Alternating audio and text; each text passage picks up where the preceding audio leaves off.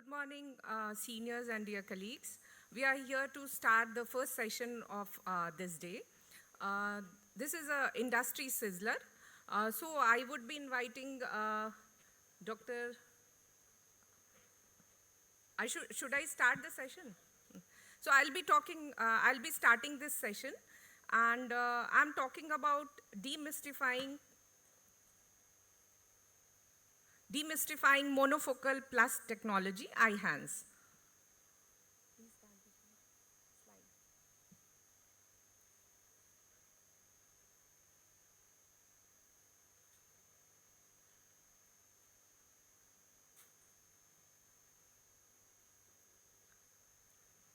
Cataract surgery is the most commonly performed surgery throughout the globe. Today we have a vast range of intraocular lenses with us, which are ready to deliver the quality as well as quantity of vision to our patients, making it more difficult for us to decide what and when to use. When we come to pseudophakic IOLs, monofocal IOLs have been the standard of care till now. They provide very good distance vision, and in addition to distance vision, the contrast is too good, and they are very less photic phenomenon. Now, but with the evolving technology, we are being demanded more and more presbyopia correction during the time of cataract surgery. And for this, we have multifocal trifocals with us, extended range of vision lenses, and accommodating lenses with us. Now, these lenses are definitely providing quantity and quality, but compromising a little of contrast, as well as we are really troubled by the photic phenomenon that they cause. And the balance between them is monofocal plus technology, or what we call mini EDOF, or enhanced monofocal, or modern day monofocal.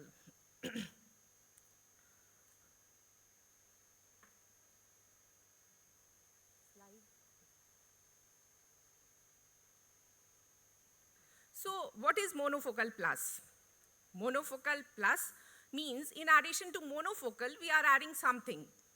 Plus, what is this plus then?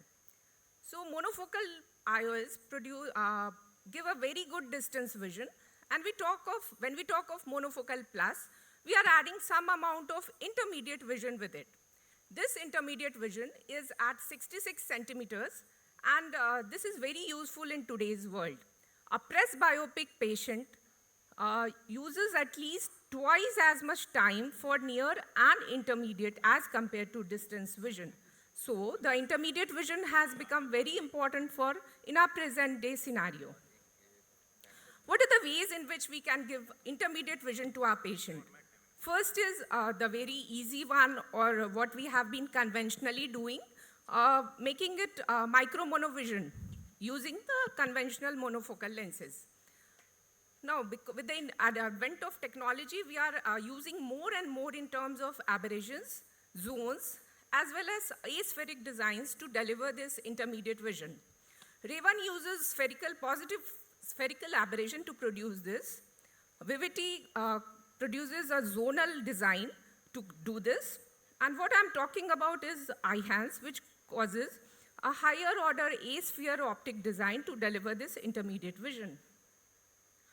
So this is the power map of IHANS, which there's a progressive change in power from periphery to the center, and the center is about 0.5 diopters more than the periphery. There is a gradual transition of power from periphery to center, so we cannot see any zones or any rings. This is the monofocal plus technology, which has been extensively used and extensively reported in literature. None of the monofocal plus lenses have been so extensively read in literature. So what does it do? It provides improved intermediate vision in comparison to a equal distance vision, delivers a dysphotopsia profile which is similar to aspheric monofocal lens, and reduces the spherical aberration to near zero. This is what it does. So the anterior surface of the lens is there is a change in radius of curvature, causing a higher order aspheric profile, and this profile is duplicated into elongated focal point which gives intermediate range. So most of the studies have shown that it delivers a 20/20 and beyond distance vision with a good intermediate vision, at least one line of intermediate vision at 66 centimeters. This is the most important feature of Technis Eye-Hans. It has a landing zone which is bigger as compared to Technis. So this is the defocus curve of Eye-Hans, where we can see that the defocus curve is a little broader, a little smoother, and it is a little, it is shifted a little towards the intermediate zone. So how is it going to help our patients? This broader landing zone causes, in case we are in a trouble, like there is some biometry error or so, still the patient will have a good vision. And the shifting of this defocus curve towards the intermediate zone helps us in delivering intermediate if we do a little monovision. Most of the studies have shown that it offers up to 84% of spectacle independence for intermediate vision. The difference in the anterior surface is visually non-detectable.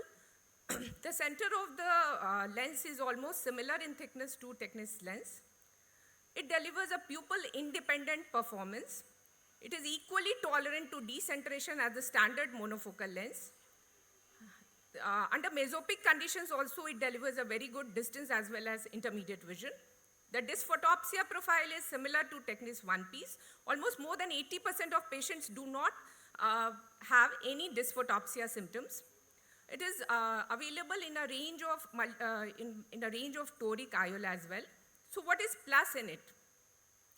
A better uncorrected intermediate vision, more forgiving to errors, affordability. There is a difference of almost only 2,000 rupees, and so it's quite affordable.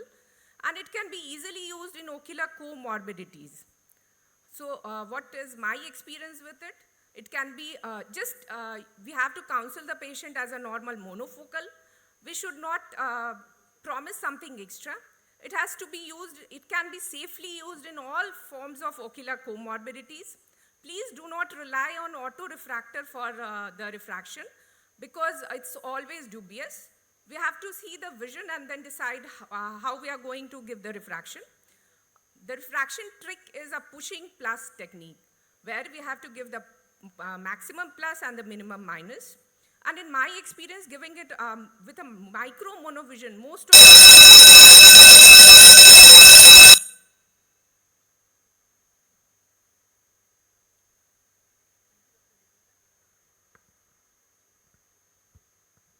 Thank you, Dr. Ritika.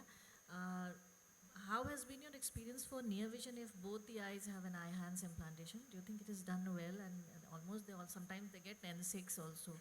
Yes. It definitely depends upon the patient profile as well. The distance at which the patient is aiming the near, when we talk of near at 40 centimeters, the taller patients may have, because their arm distance is a little longer, so they are good even with the near vision, not technically speaking at 40 centimeters, but a little farther as well. Amount of pseudo accommodation is actually coming into play, and some patients can have near vision at 40 as well, at 40 centimeters as well. Thank you so much. Any other questions from anyone? Thank you, Dr. Ritika, for those deliberations. Thank you. Next speaker is Dr. Rushmika Singla, and she'll be speaking on next-gen IOL Clarion Autonome. Dr. Rashmika is a prolific anterior segment surgeon as well as a cornea specialist, and she has a fellowship from LVPI.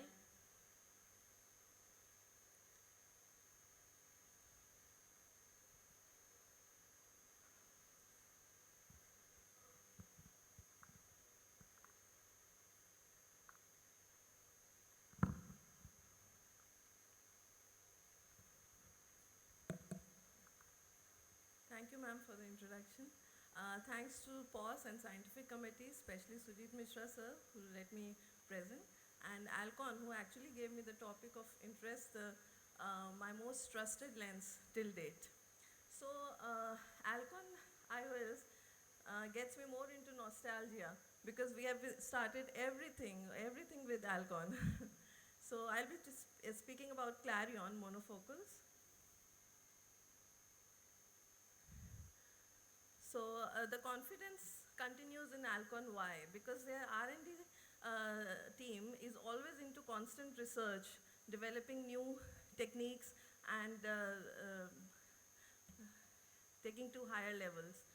Then the legacy continues. The same exceptional performance is seen in all the Alcon IOLs. They are truly pristine IOLs, premium IOLs. They have enhanced delivery experience and specially designed is for Clarion. So the material is hydrophobic acrylic and the water content is around 1.5%. Refractive index is 1.55 and UV absorbing is 10% transmission at 403 nanometer for a 20 diopter IOL. The clarity of this monofocal IOL is immense. Once you inject it into a patient's eye, you can see the reflection into the microscope so well. And it is glistening free, which was actually Alcon was suffering in IQ for some instances or in some studies it has shown. Though personally, I've never come across glistening in IQ as well. The clarity is unsurpassed and patients are actually happy with Clarion clarity. Whenever we deliver a monofocal, we are actually free from in the backside of our mind with any EDOF lenses or any multifocals. We do have a possibility of error that patient will adjust or not. But monofocal is for clarity. So this is what Clarion delivers. Secondly, the PCO rates, which is actually hanging over into patients' mind that why, if we are going for such a higher IOS, then why are we getting jilli wala problem? So those are also less because of the lens edge design. Visual excellence is very nice and the vision is sharp and crisp.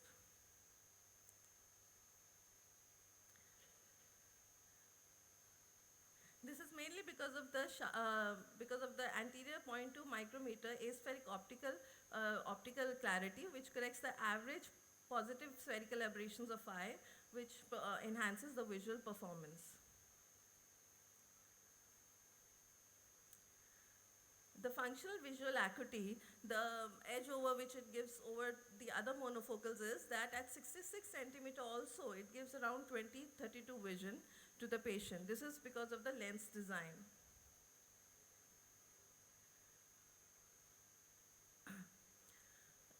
So it's consistent certainty of visual outcomes, both at distance and functional intermediate, are sharp and crisp. Refractive predictability is there because there is exceptional stability of the lens. This also helps in toric IOLs, be it Clarion or IQ in this case, because the fibronectin of the lens actually attaches to the capsule. So the stability of the lens after many years also remains the same. Same thing what I described just now. In toric IOLs also, the axis is maintained in the lens for longer durations. So the delivery system is very beautiful for Clarion. We can have a loading system also and a preloaded one. It is actually based on automated disposable preloaded IOL delivery system is there. So it is kind of intuitive control or AI control in the delivery system. So CO2 is powered delivery mechanism in which the gas, once you press the plunger, the gas pushes or delivers the lens into the eye in a very controlled way. So we come to conclusion that it is aspheric optical with a very stable force haptics. Clarion IOLs are glistening free. Proprietary edge curve is actually proprietary of the company, and the continuous posterior barrier is maintained. Thank you.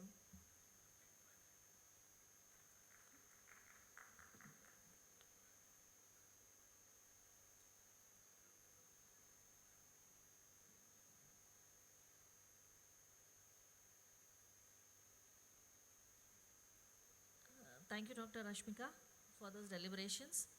Thank you. Next speaker, if anybody has any questions from the audience. I now request Dr. Sudhanshu Banka, another prolific anterior segment surgeon and a cornea specialist and absolutely the master of his craft. He'll be speaking on Hoya Vivinex Impress, the enhanced monofocal IOL.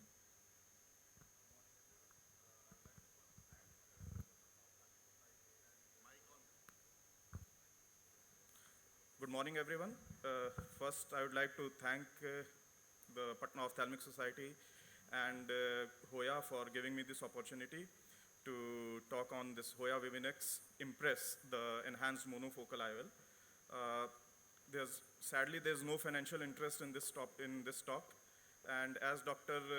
Ritika has already said that we have got variety of IOLs, monofocals, EDOS, multifocals, trifocals, their toric variants. But what we are going to discuss now is on the enhanced monofocals. The enhanced monofocals are those lenses which can give us both good distance visual acuity and a bit of intermediate visual acuity. Many lenses like iHands, Rayner EMV, AdTech, Eichel Search, Swissfob are available, but the newest kid on the block is Vivinex Impress, on which I'm going to share my experience. Vivinex Impress gives us both intermediate and far vision. And I've operated around 30 eyes of 18 patients, with 12 patients undergoing bilateral implantation. And almost 80% of the eyes have got, 80% of the eyes have got 6:9 or better uncorrected distance visual acuity, whereas binocularly it was almost in 92%.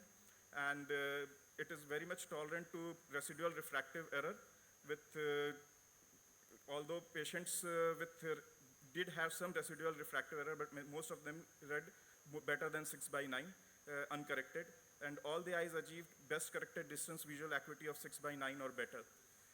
The main thing which we are going to discuss is the intermediate visual acuity. Almost 70% of patients got an N8 of intermediate vision at a distance of 66 centimeters. When we saw them binocularly, almost 90% patients had a vision of intermediate vision of N8 at 66 centimeters. Although near vision is a problem, none of the eyes read better than N12, N8, and all of them required almost up to +2 diopter of near correction. There was no incidence of glare and halos. Now coming to the IOL itself, the IOL is available in a range from +6 to +30 diopters, and the material is a hydrophobic acrylic based on the old trusted Vivinex platform, which is glistening free and doesn't have any calcification history. The haptics are C-loop, the overall length being 13 mm and full optic of 6 mm, and the PCO rates are very low, and there is outstanding rotational stability. The optics are, as far as optics are concerned, these are aspheric with spherical aberration correction, tolerant to coma, and it is tailored to improve intermediate vision. Distance visual outcomes that are more tolerant to residual refractive error than a standard monofocal IOL. It is available in a preloaded multi-cert injector, which can be used both as a single hand push or a two-handed screw injection system. And the preloaded delivery system of Hoya are, I think, the best of all others available in the market. How does Vivinex Impress impart us that intermediate vision? Actually, what the company has done that the central 2 mm has been provided an even order optics over a standard aspheric surface. Now, what does this even order optics means? That means that the central part is almost similar to what a free-form lens is, that they have provided alternate zones of concavity and convexity in the central 2 millimeters of lens, the concavity being the inflection points, and the concavities will provide a focal point which is a bit farther away from the actual focal point of the lens, and the convexities will provide a focus at a point which is before the base curvature or base power of the lens, thus giving us a range of focus. In the peripheral region, the profile converges to that of a standard aspheric IOL to provide good distance vision, while the transition between the regions are smooth and the surface looks like that of a standard monofocal IOL. Even under the microscope, one is not able to make any difference on the surface whether there have been any convexities or concavities imparting that intermediate vision. The defocus curve of the lens suggests that it has the same best corrected mean distance visual acuity as a standard monofocal, whereas it improves intermediate visual acuity at 66 centimeters by more than one line. As far as contrast sensitivity is concerned, it fares similar to all the monofocals for distance vision, whereas at intermediate vision, the contrast sensitivity is better than a standard monofocal lens. To conclude, the Vivinex Impress provides us a novel aspheric design tailored for improved intermediate vision, and it provides, without compromising distance vision, enhanced monofocality also mitigates the impact of residual refractive errors with no compromise on contrast sensitivity. Thank you. Any questions?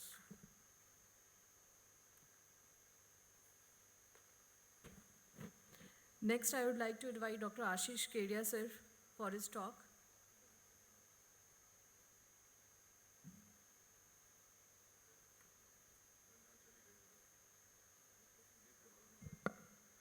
Very good morning to everyone. I would like to thank Patna Ophthalmological Society for giving me this opportunity to speak on this topic called Blink. Myself, Dr. Ashish, and as the topic suggests, it's Blink. It is something related to dry eye, which we are going to learn in the next 5 minutes. So the overall prevalence of dry eye disease ranges widely throughout the globe, approximately 50% in different population-based studies. It is more commonly seen in mobile users and the computer users, which accounts for 90% of the patients, and it also seen, it's more prevalent in diabetic patients, close to around 75%. Dry eye disease is likely to increase by 1% annually to 45% on nearly half of the India's urban population by 2030. There are different subtypes of dry eyes. The most common is the evaporative dry eye. The second most common is mixed type, and the third type is aqueous deficiency dry eye. Aqueous deficiency dry eye is basically due to decreased lacrimal secretion, either due to some of the pathology of the lacrimal glands, and evaporative dry eye is due to decline in the tear quality due to intrinsic or extrinsic factors causing increased tear evaporation, mostly due to a deficiency of the lipid layer. And mixed dry eye has components of both the aqueous deficiency and the evaporative dry eye. As the disease progresses, it is more likely that both the components will become apparent clinically. So four out of the 5 dry eye patients have some form of evaporative or lipid deficient dry eye. Aqueous deficiency dry eye accounts for around 15%, and almost half of the cases of dry eyes are evaporative, and the rest has both the components. But yet, we don't have any lipid-based artificial tears still in the market, except one which has come recently, which is from the Alcon. So some of the risk factors for evaporative dry eyes can be categorized into 4 different types. The most common is meibomian gland dysfunction, which could be due to anterior blepharitis, obstructive meibomian gland disease, meibomian seborrhea, and meibomian gland disease itself. It could be lid-related. Then ocular surface-related diseases like iatrogenic diseases, vitamin A deficiency, or allergic eye diseases. It could be due to systemic disorders like psoriasis or atopic dermatitis, rosacea. Some of the other causes could be blink-related lid disorders. It can be seen in Parkinson's disease or contact lens wearer. So how does poor blink rate and incomplete blink can lead to increased tear evaporation? The mechanism is quite simple. When the upper lid doesn't meet and overlap the lower lid, less force is exerted on the glands, resulting in reduced meibomian expression into the lower lipid reservoir. This leads to uneven distribution of the lipid layer across the ocular surface, which leads to instability of the tear film and the lower tear breakup time and increased tear film evaporation. Risk factors could be blinking. Blinking can be affected by different risk factors, which could be again categorized into internal factors and external factors. Internal factors could be due to age. It could be age-related due to decreased corneal and lid margin sensitivity. It could be due to a tear film breakup time. It could be due to mental disorders, emotional state, or mental fatigue and anxiety. The external factors could be the change in the environment, could be due to decreased temperature or increase in humidity, could be due to also air movements, could be due to noise. So how does digital eye strain and evaporative dry eye disease are related? So basically, due to digital eye strain, there is an increased incomplete blinks and the decreased blink frequency, which leads to almost 4 to 5 times of increase in tear evaporation, which ultimately leads to hyperosmolarity, which causes inflammation, and the inflammation leads to ocular surface damage, which produces tear film instability, and the cycle completes. As I mentioned, it is also more common in diabetes due to certain lipid changes which occurs in the tear film in the diabetic patients due to decreased corneal sensitivity, which reduces the blink rate, leading to destabilization of the lipid layer of the tear film and resulting in increased excess evaporation. Also, it has been found that in diabetic patients, there is a mammalian gland dysfunction is there, which leads to evaporative dry eyes. So World Council of Optometry has come up with a very simplified test for screening and detection of evaporative dry eye disease. For differentiating between aqueous dry eye and evaporative dry eye, some of the things which can, some of the pointers which can be there in our mind while seeing any dry eye patients, like if the patient's Summers is 0 or less than 5, most likely it's a case of aqueous deficiency dry eye. If the tear meniscus height is less than 0.2 mm, it is most likely a case of aqueous deficiency dry eye. And rest of the cases can be classified as evaporative kind of dry eye. Some of the tests which are commonly performed in the OPD is like Schirmer's test, fluorescein tear film breakup time, fluorescein staining pattern on the cornea, or a non-invasive TBUT, or lissamine staining of the conjunctival staining. Some of the higher advanced dry eye diagnostics has come up, like imaging of the mammalian gland or LipiView, which can actually give you an objective way of measurement of lipid layer thickness. These are expensive but can be quite useful in evaluating some of the difficult cases of dry eye disease. So the management, since we are talking of evaporative dry eye, like I said, there's only one brand available in the market which actually is a lipid-based therapy, and thereby emollient eye drops have been developed to take care of evaporative dry eye. So what are the benefits of lipid-based artificial tears? These are, I'll just take a couple of, half a minute.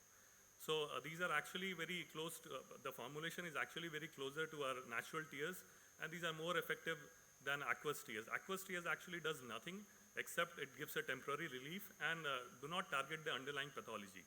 So Sustain Complete has this HP gore, which forms a hydrophilic meshwork and cross-linking within the mucous aqueous layer, creating a protective elastic matrix. It also has nano-sized lipid droplets which migrates to replenish the top lipid layer of the tear film, repairing gaps and providing complete coverage of the lipid layer. Thereby, Sustain Complete hydrates and protects the mucous aqueous and the lipid layer. So apart from the other tears in the market, Sustain Complete offers increases lipid layer thickness. It also has phospholipid and mineral oils. It contains HP gore, and it has a drop tainer technology which is not there in any of the above tears which are mentioned here.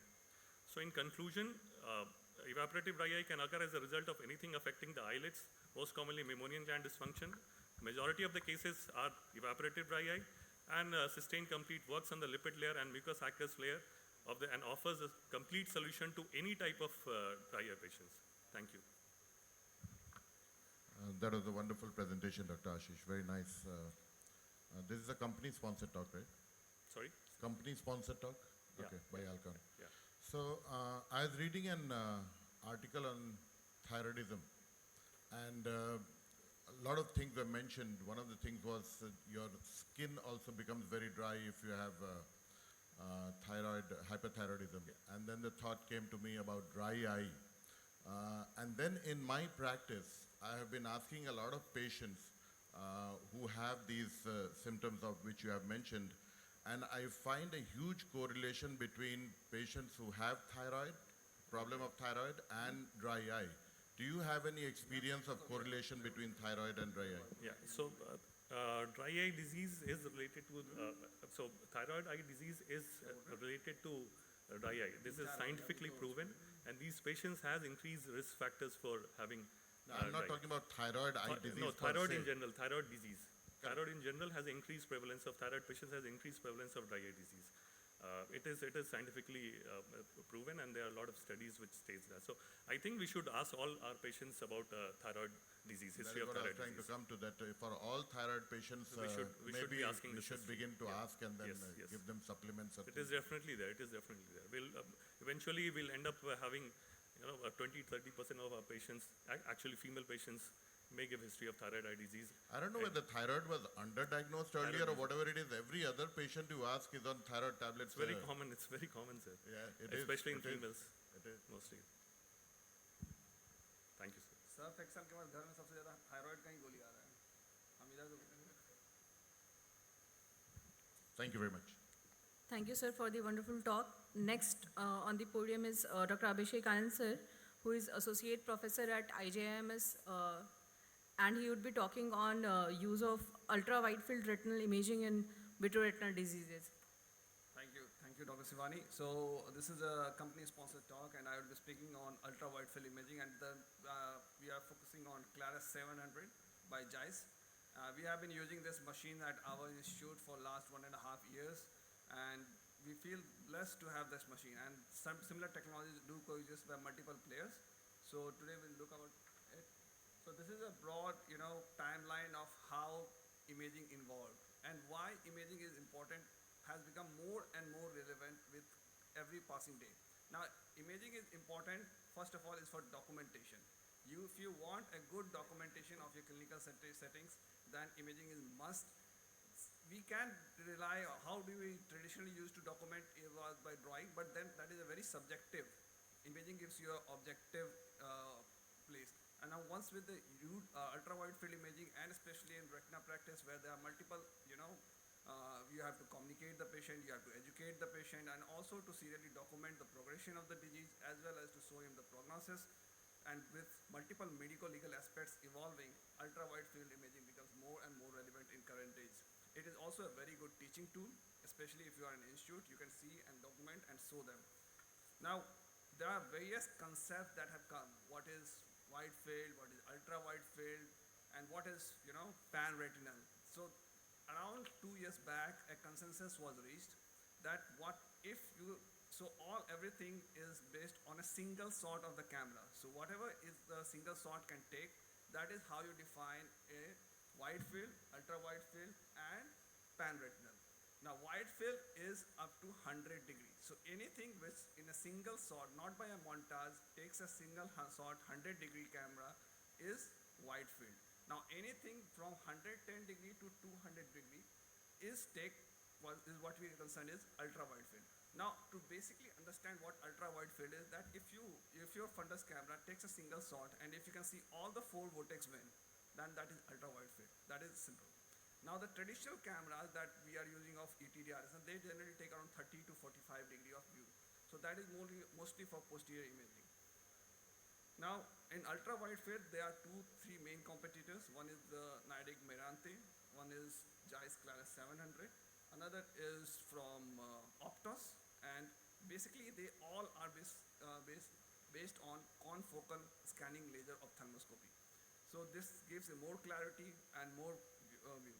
Now look at this on the left and the right side. On the left side you have the Optos view, and this is right you have the Claris 700 view.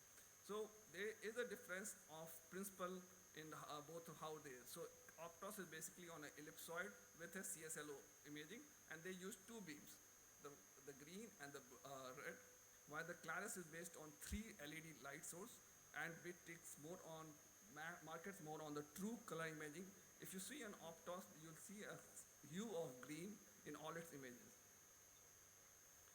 Another this is the right side is the Claris image, and on the left side is the Optos. There is no doubt that Optos is the true wide field imaging. It is a 200-degree view compared to around 120 degree of Claris 700. But then it compromises on other things. Basically, what is that? If you see that Optos, what it is doing is that you can even see the eyelashes. So every point of focus is always at focus. It doesn't seek elective point. So if you blow out the picture, if you magnify the picture, the resolution of the image decreases comparatively a lot in Optos as compared to a Claris. If you can blow out, magnify anything, and you can see the details in clarity, which we'll see. Also, based on the ellipsoid principle, there is a different magnification at different aspects. So if you see, the periphery appears to be blown out. You can see the things more big. So the breaks can appear bigger, the lesions can appear bigger. While in based on Claris, which is based on a more advanced technology of deep learning, it images every point and it adjusts the focus as well as the point of interest according to the different aspects of the eye. So this is the Claris 700 has right now FA. It has three autofluorescence. One is the blue, green, and near infrared red autofluorescence. It also gives you a stereoscopic view. So if you are a glaucoma person and you want to see the disc in a stereoscopic view, it is very much important. And it gives you a true color imaging as well as this. Now look at, these are the two which we are going to talk about and we are going to compute. Now there is also a very important concept of true imaging, true colors that needs to come out. Now because of these, most of these are pseudo colors because they use the different combination of the light. So if you use they are basically three lights, the red, blue and the green, and they differently enhance the different aspects of the eye. Like the blue is more for the choroid and the green is more for the epiretinal surfaces and the red is more for the retinal surface.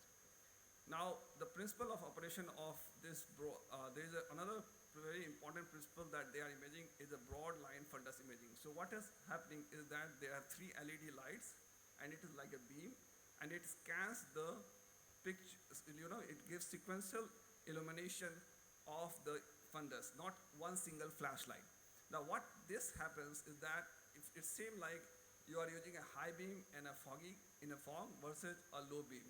So if you are using a very small broad slit to illuminate the parts of the retina, so if you have vitreous opacity or something, so there are higher chances the clarity of the posterior fundus of the image will be more clear with the Claris 700 versus an Optos or other cameras. I was told it was 10 minutes. So this is the basic principle of broadline fundus imaging. And there's another principle of auto adjust. So if you, like in traditional FFA, what we used to do is that you used to adjust every image. What does is that there's a deep learning algorithm in Claris 700 which will adjust all the picture brightness according to the overall sequence of images, how it has been taken, and it will auto adjust it. Just like that. You don't need to go and adjust the brightness of everything. Just to tell you what is the importance of an ultra wide field imaging is mainly in the what are the diseases which are going in the far periphery, especially in diabetic retinopathy, that you can see out multiple diseases which are happening at different levels. Now this is if you see this picture on the right, this eye we might call it very normal, right? But if you see at the autofluorescence, and there is a difference between, there is a new concept of blue, which were predominantly being used traditionally, but now there is more concept of green autofluorescence.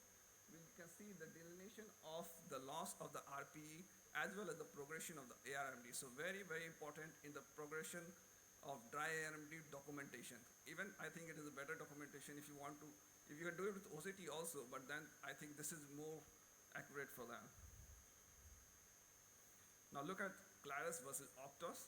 Once you blow out at the posterior pole, the clarity with Claris is way higher. So you can see the basic differentiation is Optos is more for the periphery, but Claris is more for if you're interested both in the periphery as well as the posterior pole. And so once you start looking at the posterior pole pathology, then somehow Optos comes down.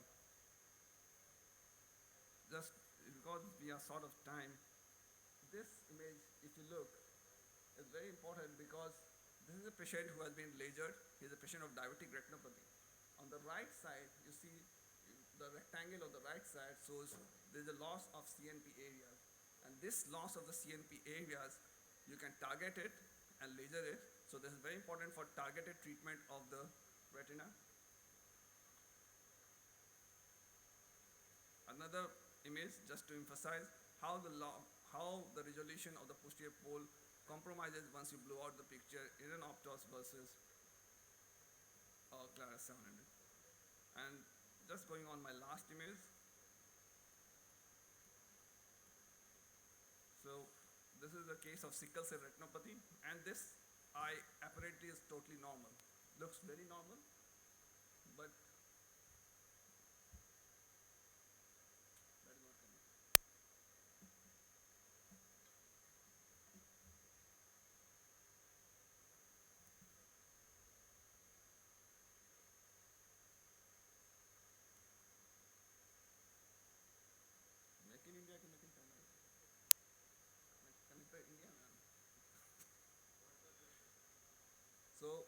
this is looking apparently normal, but once we go in the periphery, we can see broad areas of, capillary non-perfusion and fan-shaped neovascularization, which might be missed if you are using traditional cameras or other ways.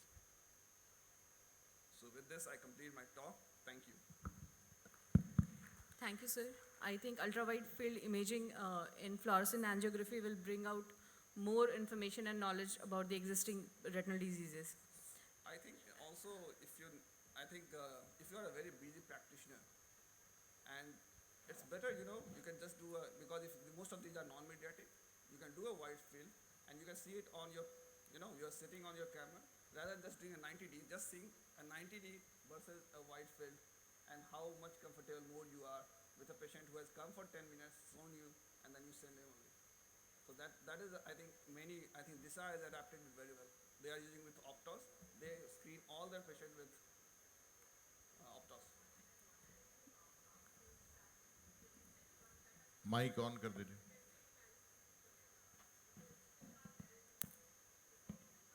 No doubt about it. But, FFA and ICG together, when that will come in Claris, that will be the perfect machine, I think. Yeah. So As of now, Aptos latest model yeah. does have. I saw that in the RP center when I had gone there just now. So basically, there are different machines and different users. Different advantages. So and what different- suits best for you, you have to adapt. Right. Like how do you want it? So the issue with Optos is it is very uncomfortable if you are taking the pictures because you have to adjust it, and the superior and the inferior field is compromised because it is focusing at the same time every point. So even the eyelashes come and the eyelashes are also come. So that is the issue with Optos. Dr. Abhishek, nice presentation. I'm an anterior segment ophthalmologist, as would be 90% of the people here.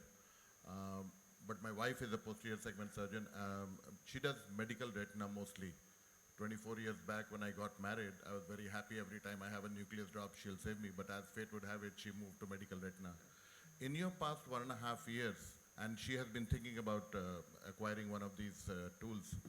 In your 1.5 years of experience, did you feel that if this was not there, I would have missed something, and this is such a blessing that we have now, and it's an absolute must for everybody, at least who is doing medical retina, or you could still... So it depends on your usage, right? As an anterior segment, you might think it in a different way.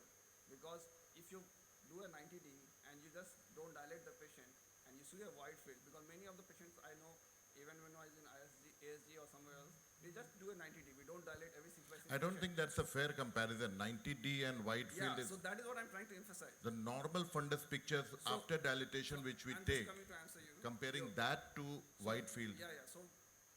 So there are, you'll not encounter it in every patient, but out of 10, every one patient you see that you'll feel, okay, I have this good machine. This is a good machine. So something like that. So like just recently we had a patient of fever.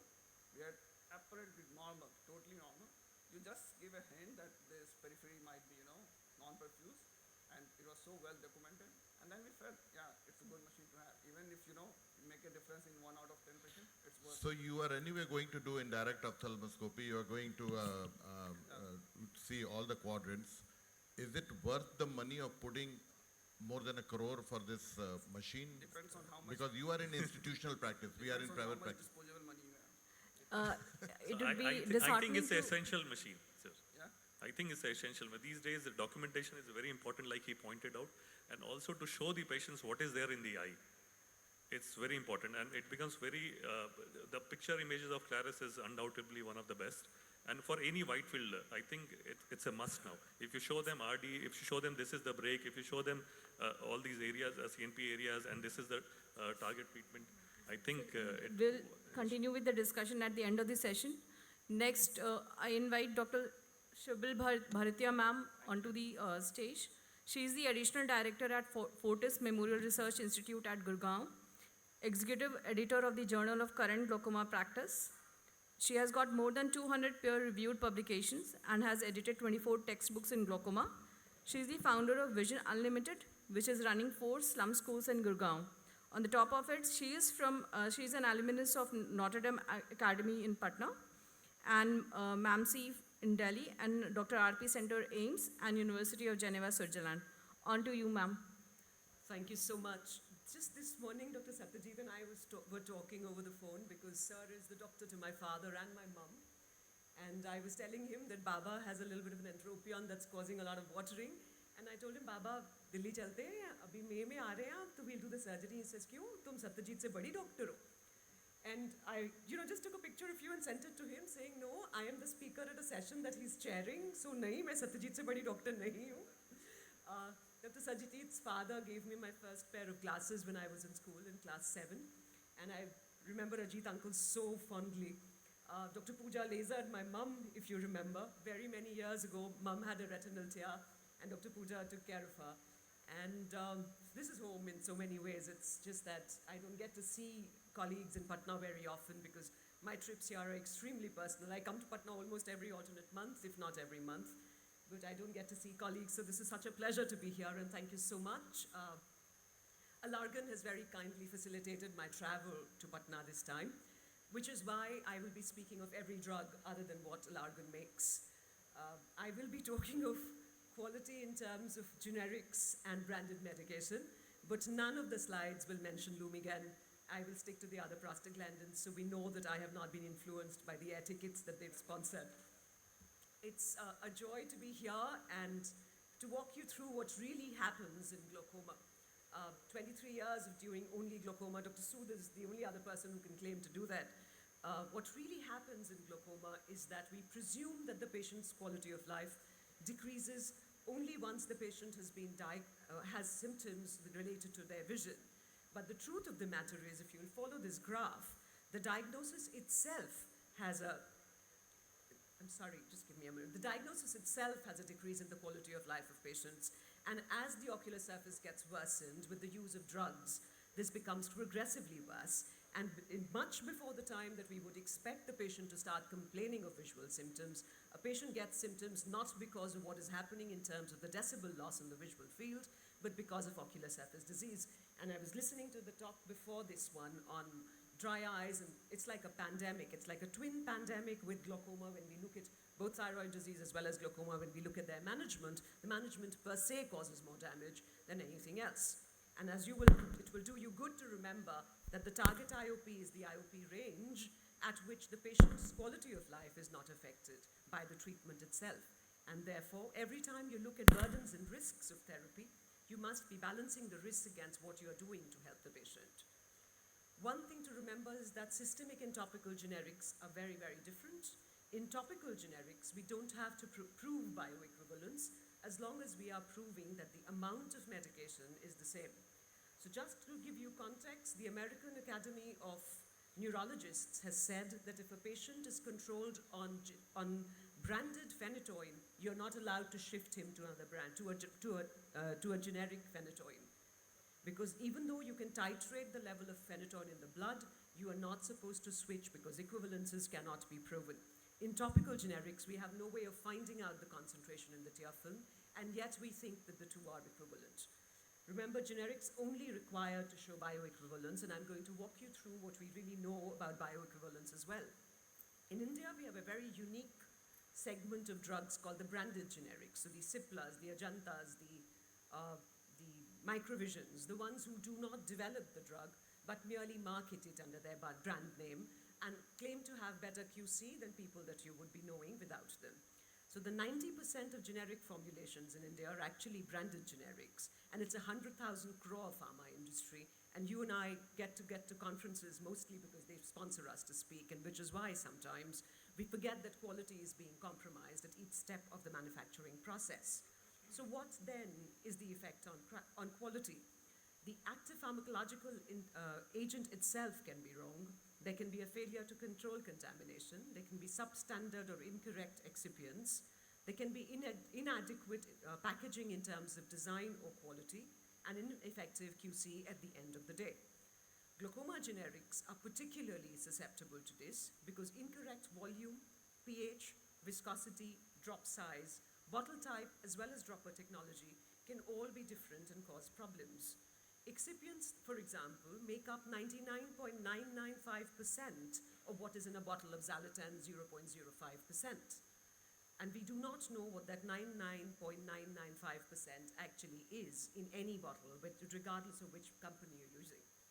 The formulation for timolol is very, very different from prostaglandins, which is why I'll keep talking about prostaglandins. Timolol is water soluble, so if you use one that is not branded, then you're probably not going to be in so much trouble as compared to prostaglandins, which are very difficult to keep in solution.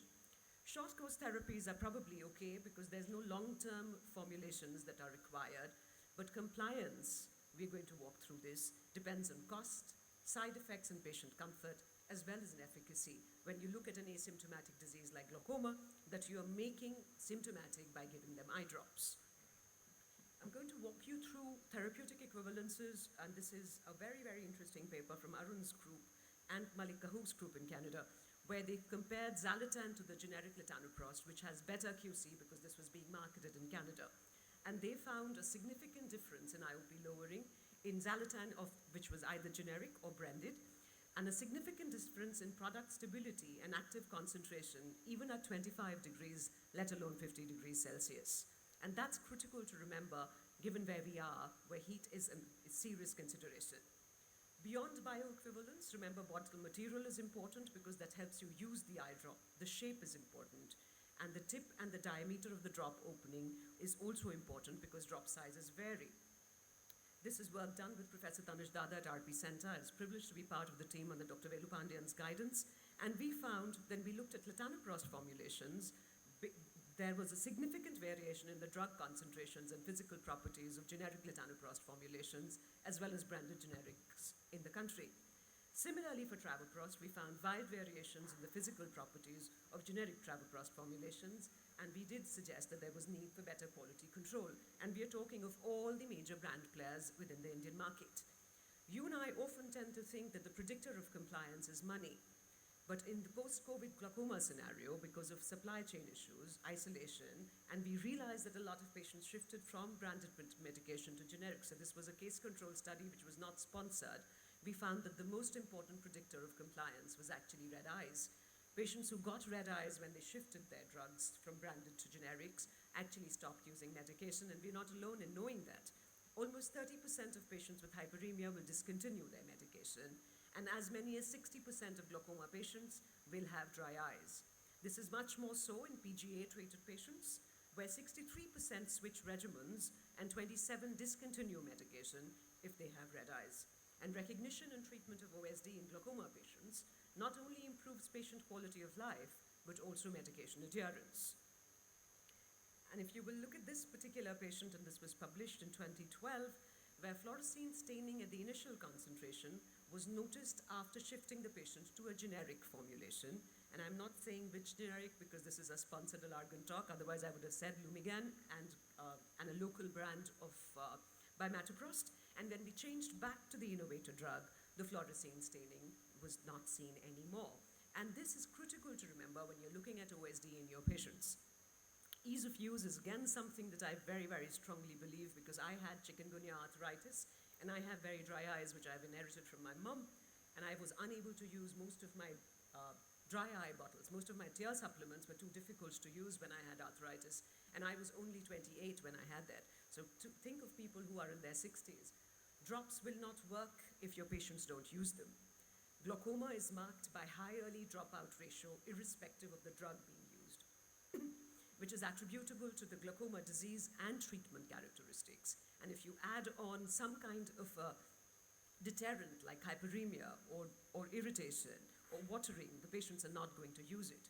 And for a chronic disease like glaucoma, persistence and patient cooperation is so critical to disease management because it is the only way to prevent disease progression. And both you and the patient have to be happy with the drug-related outcomes, which means you must have good IOP control and the patient must have comfortable eyes. Dr. Sood is here, and I am so happy to quote from one of his works, where the cost minimization with generic drugs was not found to be significant if you shift from a branded to a generic. Now, because the cost and the number of bottles number of days a bottle lasts, if you compare over long-term use, generic medications do not minimize the cost of glaucoma therapy. And that is something so critical to remember every time you say, "Mera mareez ghareeb hai, isliye mujhe use ye wala koi particular drop dena hai, kyunki wo branded afford nahi kar sakta." Sir is here, so this is so much easier to do. Dr. Murli and I worked on this particular study in 2018, and this is also not on PubMed, just like Sir's study, because nobody apparently wants to publish these papers. We found that the maximum cost of annual PG monotherapy, depending on which brand you're picking up, ranges from 2,500 to 6,000 rupees. While we understand we are a poor country, these are the 2022 income tax assessments of the country, and I don't see why people cannot be explained to do a 6,000 per annum cost of prostaglandin therapy if we are looking at shifting to a branded generic. This is how much big pharma spends on sales and marketing and R&D. So the hosts for me are spending $2.9 billion on R&D and 4.3 on marketing. None of the Indians are here because we're not spending anything at all on research and development, and that's something we need to understand every time we say that we are promoting somebody who's doing that, because all their spend is on marketing and not on QC. Generics have a much higher profit margin, and this was published in TOI at a time when Amir Khan was crusading against doctors and saying, "Hum dawaein likhte hain, mareez ke paise kharch hote hain." And this was for something as small as cetrizine. So the manufacturer's price was 27 rupees for the generic, for the branded cetrizine, and 2 rupees for the generic cetrizine. And the patient price was 35 and 25, but the margins, as you can see, were only 8 rupees for the person who had invested in marketing and research and development of the drug. And the generic retailer actually got 22 rupees out of the 25 that the patient was actually spending. So what we have to understand is that it's the middlemen who are doing this business and not the doctors and not the pharma companies. So what you have to remember, I think this is critical, is that communication is key. There has to be more activism around timely access to quality, affordable medication. We must hold the drug companies that come and tell us that our drug is as good as the branded, as the innovator molecule, to say, show us that, promote economic dynamics of markets, an intellectual property framework that will balance the innovation and robust generic competition. And every time you look at costs, remember that quality of life is the most serious cost there is, and you are responsible. So every time you switch a patient to a new generic, ask them to come back to you sooner, so you can look for side effects, and you can also look if the eye pressure is as well controlled. And if you see any issues arising when a patient switches to a generic, make sure you report it. And if a patient doesn't do so well with generics, make sure you switch to branded drugs. Treat the patient and not the IOP. That's something that almost every glaucoma surgeon will tell you. The guidelines recommend that you assess the patient as a whole and individualize the treatment. Remember, the treatment should provide effective IOP reduction, and effective IOP lowering relies on patient cooperation, and patient adherence relies on safety and tolerability. Thank you so much for having me here. It is just such a privilege. I was supposed to do this in 20 minutes, but I was told to do it in 10. Have I done it in less? Good. Yeah, so always a Patna girl, and always a privilege to be here. Thank you so much for having me. And I have to go home to have lunch with my mum, but I'll be here for most of the glaucoma session. So thank you very, very much. Thank you so much, ma'am. Next, we will be starting with the keynote address. Next, we will be starting with the keynote address, and Dr. Devinder Sood, sir, would be speaking on pediatric glaucoma. Sir needs no introduction. Currently, he is the director of the glaucoma services at Indira Gandhi Eye Hospital, Gurgaon. For the last 25 years, he has been exclusively practicing glaucoma. He has been a former president of Glaucoma Society of India. He has fellowship in clinical glaucoma from Glaucoma Imaging Center at New Delhi. Former glaucoma fellow at LVPI, Hyderabad. And he has a fellowship in general ophthalmology from Aravind Eye Hospital, Madurai. Over to you, sir. Good morning, and thank you for the opportunity to be here. So, pediatric glaucomas, often called as developmental glaucomas, are broadly classified as primary glaucomas, but there is no associated ocular or systemic anomaly. Or then you have the secondary developmental glaucomas, where there is an associated ocular or systemic anomaly. The basic pathology in the primary congenital variety is at the level of the trabecular meshwork. Now, based on clinical features, traditionally, primary congenital glaucoma, the experience as in Indian eyes has been classified into the newborn variety, which is present from birth to 1 month, and typically you have the corneal clouding, blepharospasm, photophobia, and watering is absent, which is present more often in the infantile variety from 4 weeks to 3 years of age. And then you have the juvenile variety, which is more like the open-angle glaucoma of adults that we see. And this has been documented and published in the early 80s. The problem in the neonates are actually easier to examine as compared to those in the infantile group, because the child is crying and intraocular pressure, and a clinical examination is difficult, and often we have to resort to an examination under anesthesia. We look for the corneal edema and the HAB striae, and very often the HAB striae runs through the pupillary area, but remember that a corneal diameter, horizontal corneal diameter more than 11 millimeters at birth, 12 millimeters at 1 year, and 13 millimeters at 3 years is diagnostic of congenital glaucoma, and it's an important criteria to use to assess the response to treatment. Intraocular pressure is usually difficult to assess. The normative data is also not known. There's an effect of anesthesia, and it's usually not the criteria to diagnose these pediatric glaucomas. Ultrasonography can be used to assess the increase in the axial length because of the raised intraocular pressure. As I said, the juvenile variety is more like the open-angle glaucomas that we see. Typically, the juvenile glaucomas will present with open angles. You'll have iris processes and a high insertion of the iris. There'll be prominent iris processes. There'll be a thickening of the trabecular meshwork and increase in the pigmentation of the angle. Even the insertion of the iris shows a concavity.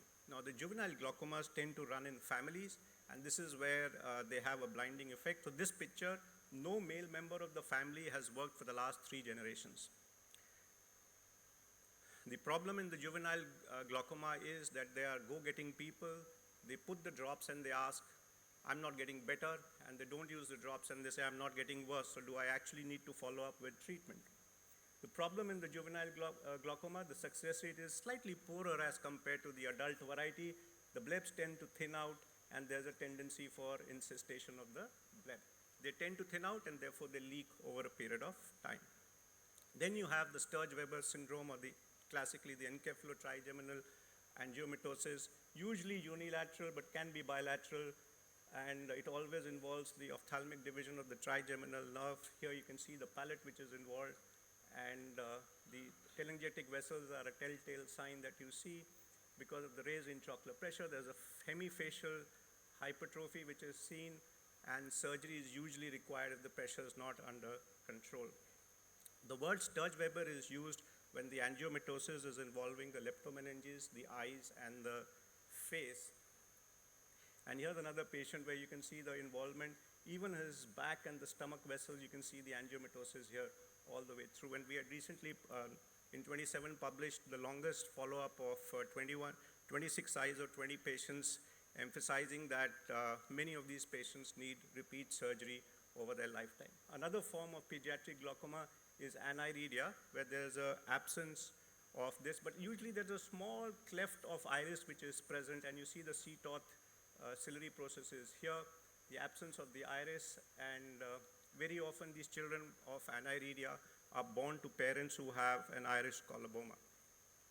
There's a corneal involvement and a posterior subcapsular cataract. The lens is often subluxated, and gonioscopy will show you a stump of iris. Now remember that these children usually develop a rise in intraocular pressure as fibrosis brings this clump opposite to the trabecular meshwork by about the first decade of life. But most of these children don't do well, need multiple surgeries, and still are not usually happy. So this is one of our patients with aniridia who also had a scleroderma. In the pediatric variety, a posterior embryotoxon is very often seen and is associated with an axon fields anomaly. You see these cat's eye pupil, it's a Rieger's anomaly. You can see the maxillary hypoplasia here and the dental changes. So this is a part of what is now commonly called as the axon field Rieger syndrome. It's important to differentiate the broad-based synecdoche, as you see here, with the synecdoche that you see in angle closure. Another form is the iridocorneal endothelial syndrome, which has a silver beaten appearance to the cornea. because of changes. So here again, there's a progressive atrophy of the iris. And here this patient, the broad-based synecdoche were accidentally mistaken to be primary angle closure, and the patient has had multiple laser iridotomies to prevent. So these patients actually, though they have synecdoche, they're broad-based developmental synecdoche and don't need a laser iridotomy. The best in this category with the best prognosis is actually Chandler's syndrome. Another patient with a Cogan-Rees syndrome. You can see there's small nodules here again for a Cogan-Rees syndrome, and this is part of our series of eye syndromes that we have been following. See this patient in 2007, 2010, 2014, went on to develop progressive changes, raised intraocular pressure, and a cataract by 2018. Nevus of aorta when the ophthalmic division of the trigeminal nerve is involved, Krukenberg spindle, and heavy pigmentation in the angle as you see here. Peters anomaly. This is my only picture, though we've been following up 7 patients for the last 15 years plus. So again, to emphasize, primary developmental glaucomas actually refers to the primary congenital globe. The raised intraocular pressure is not associated with any ocular or systemic anomaly. Then you have the secondary developmental glaucomas where there's an associated ocular or systemic anomaly. The primary goal in these patients is to preserve vision. So medical role is only till the time, and primary congenital glaucoma is essentially a surgical disease, and medical treatment has a role only till the time you can get these patients to be medically fit. Several surgical procedures have been tried. All I want to tell you is that trabeculotomy ab externo with trabeculectomy is the best in the Indian scenario, identifying Schnell's canal and cannulating it. So again, published in 1883, the comparison drainage devices have also been used. Overall prognosis is not very good. Now look at this scleral thinning which has happened after the use of transscleral cyclophotocoagulation in these children. In 2017, we published the longest series of trabeculotomy ab externo with trabeculectomy in Indian eyes. The minimum follow-up was 20 years, and most patients required an additional surgery just to be able to give them some sort of functional vision. So all I want to again say is, in your busy clinics, you're going to see these developmental glaucomas. But the variety is so large that an ophthalmologist will not see the entire spectrum. It actually takes 3 generations of glaucoma specialists to look after one child. And the surgery itself is a challenge because the orbit is small, the tissue is very thin, and all the surgical landmarks are obliterated because of the rise in intraocular pressure. But the key again is to recognize the situation. Here's a child who's actually had multiple glaucoma surgeries, and you can see that vision is still limited because of the HAB striae running through the pupillary area. But the best outcome is with the trabeculotomy ab externo combined with the trabeculectomy. Thank you very much.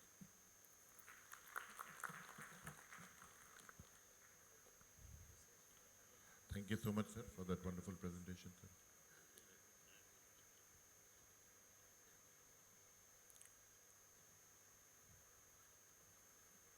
Thank you. Any questions? So are these the broad-based synechia that we talked of, are they progressive with the disease as well? So yes, they are progressive with the disease, but again, the nature of the synecdoche is very different because you'll have those very fine synecdoche of angle closure with a broad base, and you'll often find that there's a high insertion of the iris. The high insertion is not typical of angle closure. Okay. Sir, one question, sir. Sood, sir. Sir, thank you, sir. Thank you for such a comprehensive presentation, sir. Sir, now some studies are coming from India also about goniotomy in pediatric glaucoma, sir. What is your take on this? So it will all depend on the presentation. If you see the presentation, there's a consensus that most of our patients have very large corneas. There's a corneal clouding which is present. In those situations, it's very difficult actually to do a goniotomy. And so that's one of the patients present very late. There's a corneal clouding, so goniotomy is technically difficult. And our observation is that most of these patients have corneal clouding. I will go back many years to 1984 when the RP Center group had a thesis where they did goniotomy, trabeculectomy, and trabeculotomy ab externo. And while the study was ongoing, they found that a certain group of patients were not doing well. That was the goniotomy group. They had to abandon that particular arm of the study, and when they looked at that arm, they found it was the goniotomy group. The reason was very simple. patients presenting very late, corneal diameters large with a corneal clouding. These were risk factors that they found out and published in literature. And this is what you will see. Larger the corneal diameter, poorer the prognosis in congenital glaucoma. Larger the corneal diameter, the more the need for additional surgeries after the primary surgery. So remember that always in a glaucoma surgery, the first surgery usually carries the best prognosis. Yes, thank you, sir.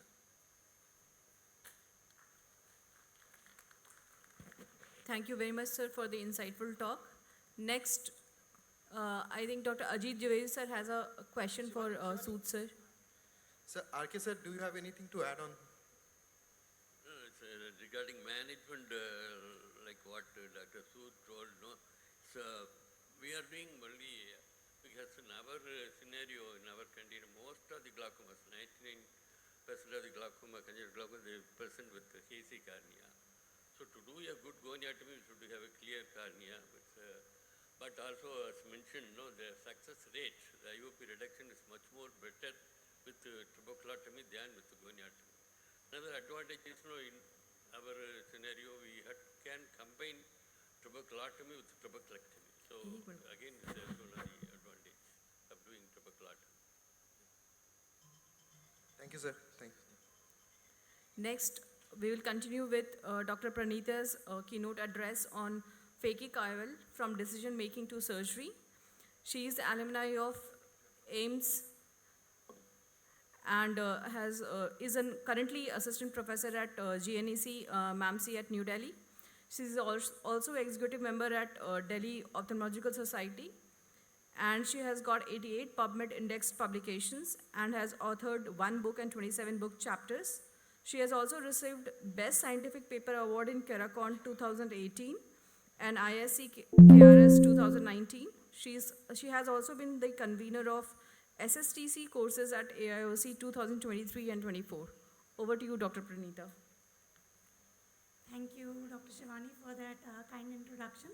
At the outset, I would like to thank all the members of Poscon, and especially Dr. R.K. Tiwari sir, Dr. Gyan Bhaskar sir, and Dr. Sujit sir for having me here at my hometown, my birthplace, and giving me this opportunity to present here in Patna. Thank you, everyone. So I'll be talking about phakic IOLs, decision making to surgery. So as we all know, phakic IOL has undergone a dramatic shift from the initial models of the angle supported and iris fixated IOLs to the current generation of posterior chamber phakic IOLs. The indications are now not just limited to myopia, hyperopia, and astigmatism, but there has been a recent addition of stable keratoconus in the indications for implantation of phakic IOL. While initially we all know that Star ICL was the only phakic IOL that was available in market and is also US FDA approved, recently a lot of indigenous phakic IOLs in the form of IPCL, RIL, and the ICRL phakic IOLs are also available. The ICL family we have seen a dramatic shift in the last 3 decades from its introduction in the 1997 to now current generation of 2024. Initially, we had the ICL V4 model, which shifted to the V4C, where there was a centraflow, which avoided the need for a preoperative peripheral iridotomy, and to the current version of EVO Plus, which has an increased optic dimension size to reduce the risk of glare and halos that we saw with the previous models. In addition to the ICL, the other commonly used phakic IOL is the IPCL, the major difference being in the material which is used. While the ICL is a Collamer based, the IPCL is acrylic.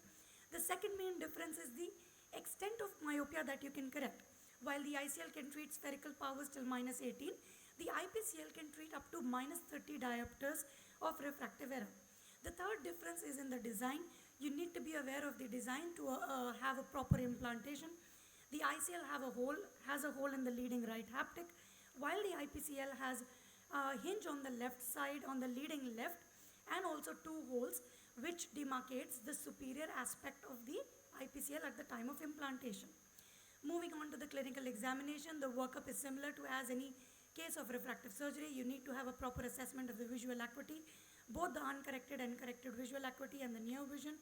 You do a manifest encycloplegic refraction for all cases. You want to assess the power of glass with a phosimetry so that you are able to assess whether the refraction is stable or not, which is determined by difference being within limits of plus minus 0.5 diopter between the power of glass and the refraction. Only if the refraction is stable that you proceed with phakic IOL implantation planning in these patients. Another important aspect is assessing the near point of convergence. Since most of the patients where you implant phakic IOLs are myopes who also have convergence insufficiency, a pre-op assessment of the near point of convergence is important so that you advise them convergence exercises so that the patients post-operatively do not complain of near vision problems after the IOL is implanted. Next, like all routine cases, you do an external examination to look for phorias, entropias, and ptosis. Important in slit lamp examination is to do a dilated slit lamp examination to look at the status of lens. You do not want to miss any case of lens subluxation or early cataract which can progress or worsen with your implantation of phakic IOLs. Another very important aspect, as we have been discussing glaucoma since morning, is the assessment of the optic disc, the angles, the anterior chamber depth, which is a very important aspect when you're considering any patient for phakic IOL implantation. And a dilated retina examination for the screening of the periphery to treat any peripheral treatable lesion is also very important. Next, what you want to look at is the corneal topography, which will give you an idea of the keratometry, pupil diameter, anterior chamber depth, and white to white. However, it is not essential that you have a topography system essentially in your practice to make you a suitable surgeon to do phakic IOLs. You can even do surgeries without a corneal topography being available in your practice, because what is important is to know the anterior chamber depth, white to white, and refraction, which are the three most important parameters for planning or ordering a phakic IOL. Pupil diameter obviously is important because you don't want to implant IOLs in pupil size more than 4.5 or 5 millimeter, as the patients will have symptoms of dysphotopsias. So when to go for phakic IOL is patients who are not suitable for corneal laser-based refractive surgery. The three most important parameters with which you can decide whether the patient is not suitable for cornea-based surgery is the residual stromal bed thickness, which if is less than 280, or the percent tissue altered, which is more than 40%, or the post-op expected keratometry with laser correction being less than 34 or more than 48 are the three important parameters that we usually consider in excluding corneal laser-based refractive surgery or going for phakic IOL. So as I told you, next what you need to do is, when you have chosen a patient who is planned for phakic IOL, is the ICL sizing. ICL sizing depends upon two most important parameters, that is the white to white and anterior chamber depth. ICL is usually contraindicated in patients whose white to white is less than 10.5 or more than 13, and anterior chamber depth which is less than 3 millimeters. So these two important parameters you need to assess very well.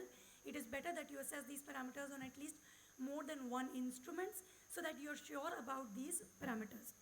While the white to white can be, you have objective methods to assess on the OpScan, Pentacam, and ILMaster.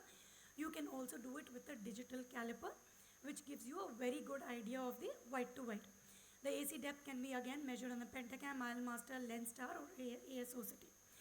Now this is how an ICL planning sheet looks like. On the left, what you look at is the pre-operative data. That is what you send to the company. That is the refraction, white to white, AC depth, and the keratometry, based on which the company generates this summary report. They give you a size dimension and also the power of the ICL and the residual spherical equivalent that you are going to expect in the post-op period, based on which you confirm the findings, and then they deliver the lens to the patient after obviously the cost is paid. Sometimes you may have a refractive cylinder which is more than one diopter. In such a situation, you will end up having a toric ICL for these patients. So again, phakic IOL planning depends upon which equipment you have in your setup, but you do not require expensive equipments like a topography system. Even if you have instruments with which you can measure your anterior chamber depth well, you can go ahead and plan for a phakic IOL implantation. Moving on to surgery. So this is a video where we can see the phakic IOL implantation. This is how the cartridge looks like. First you fill slightly with the BSS and then coat with the OVD. Now the ICL comes in this glass vial, fluid-filled vial. With the help of the sponge which is available, which is supplied by the company people, you gently take this off and place it on the cartridge. You can see that the size of the ICL is bigger than the size of the cartridge. So you gently tuck in the edges of the ICL with this sponge that is provided, so that both edges are tucked into the cartridge side grooves. Now this is a special ICL forceps that you need to have in your practice, with which you hold and pull in the ICL into the cartridge and leave it just 2 to 3 millimeter behind the edge of your bevel of the cartridge. Now this same sponge is applied onto this injector system, and this cartridge is then gently pinched and loaded onto this injector system, and your ICL is now ready for implantation. Now this is a short clip where we can see implantation of the ICL. Now you need to make two side ports, and the side port entry, based on your comfort, you can have it at the 6 and 12 o'clock position, gently filled with a visco-cohesive OVD, and a 3 to 3.2 millimeter entry is sufficient for your ICL implantation. To begin with, a 3.2 millimeter incision is safe. It's so that your cartridge is embedded or is in the anterior chamber when you are injecting. The injection has to be very slow, and do not hurry and inject the ICL in one go, because you need to give time to the ICL to open, so that you are sure that your opening is not inverted and the leading haptic has a hole in the right. Only when you see the leading haptics, both haptics getting opened, that you inject your ICL completely and you have a complete control, because sometimes the ICL can flip just after your initial injection, and if you have not completely injected it, you still have time to manipulate, rotate, or explant it out and then inject. Then the tucking of the haptic is done gently with this manipulator, blunt tipped manipulator. With the blunt tip manipulator, you just retract the haptic and press it down gently so that it is tucked beneath the iris. It is important that both the haptics on one side are tucked in before you move on to the opposite side, because this lens is bulky. If you do one haptic on one side and the other haptic on the other, implantation becomes difficult. So in such, as I was discussing, you sometimes end up having an inverted ICL. It is important that you do not have a sudden injection of the ICL. Controlled injection is very important, and in case you end up having an inverted ICL, do not try to flip the ICL in the anterior chamber. It is always good to explant the ICL, reload it, and then inject it. You can see almost 80% of the ICL was injected, and in the end the ICL just flips. But that is nothing to worry. These lenses are very soft. Explant is not something which is very difficult.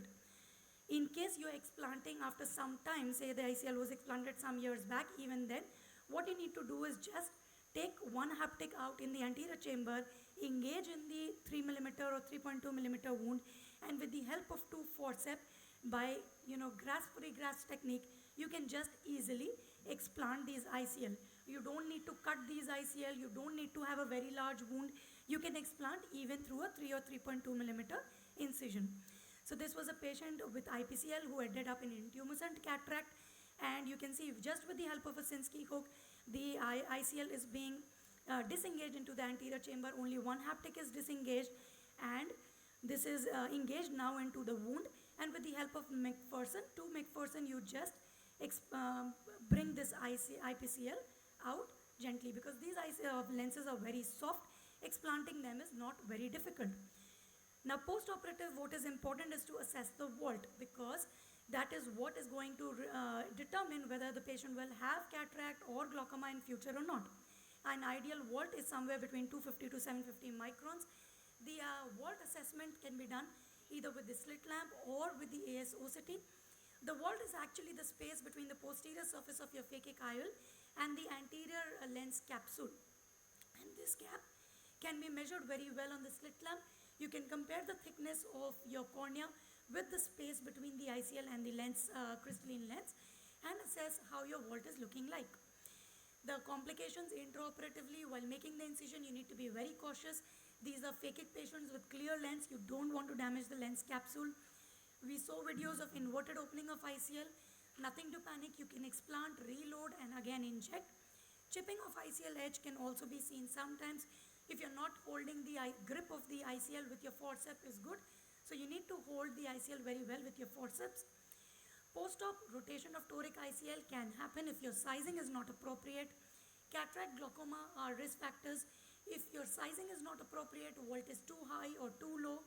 Uveitis and pigment dispersion can also be seen as but is rare with the current models of ICLs that we are using.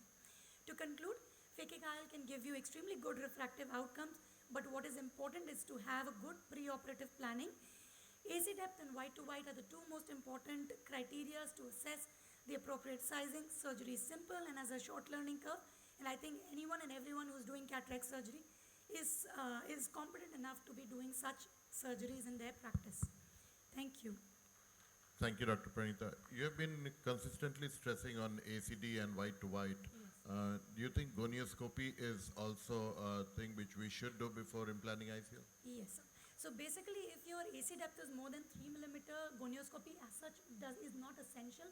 But now with the recent studies, even at an AC depth of 2.8, and some people even at an AC depth of 2.65 are implanting phakic IOLs. In such situation where the AC depth is less than 3, definitely a gonioscopy is mandatory in these cases. Or if you want to go for a non-invasive assessment, you can even do ASOCT and do an angle assessment. Even the pentacam can give you a value of the anterior chamber angles. Most of all, first let me congratulate you on becoming an executive in Delhi Ophthalmic Society. Heartiest congratulations from everybody in Bihar. Thank you so much, sir. Thank you, Pranita. It is always a delight to hear you talk, be it our iFocus lectures or in the conferences. Due to lack of time, we would not be able to take more questions. Meanwhile, we would like to felicitate Dr. Sibyl ma'am because she has to leave for her commitments, prior commitments. Ma'am, please. We invite Dr. Sunil sir, Vice President of Poscon, Dr. Satyajit sir, Dr. Sujit Mishra sir, and Dr. Gyan Bhaskar sir for the felicitation.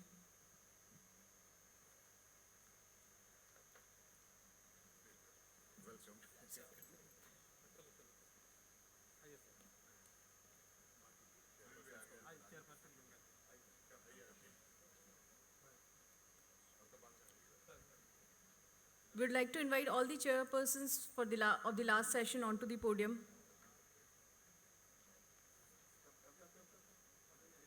Ranjana ma'am.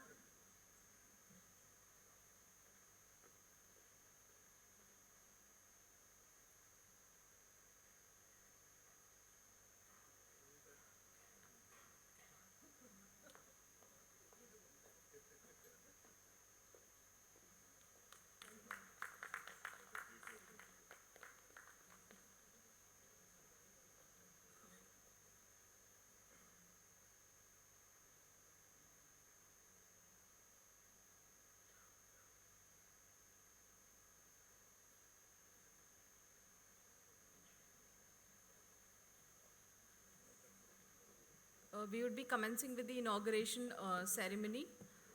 While we make the arrangements for the same, kindly be seated. Good morning, everyone. Now we are into the most important session of our conference, and that is Dr. Ranjan Akhori oration that is to be delivered by none other than Dr. R. Ramakrishnan, who doesn't need any introduction.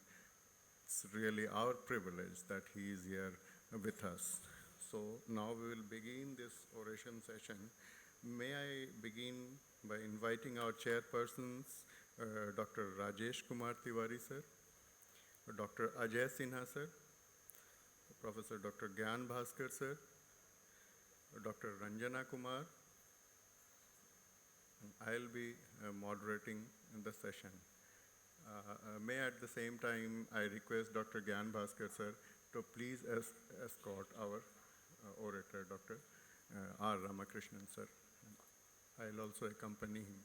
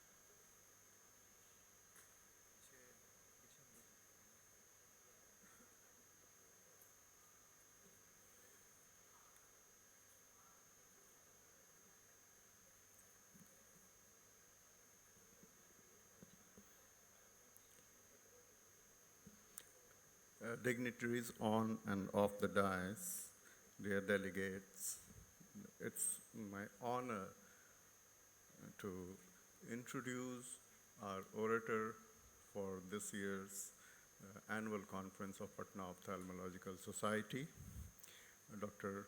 Professor R. Ramakrishnan sir. Our R.K. sir, an iconic figure in the world of glaucoma, a teacher and an academician par excellence, a lovable human being, a pioneer name of Arvind Eye Care System, mentor to many ophthalmologists sitting in this hall. We fondly call him R.K. sir, our R.K. sir.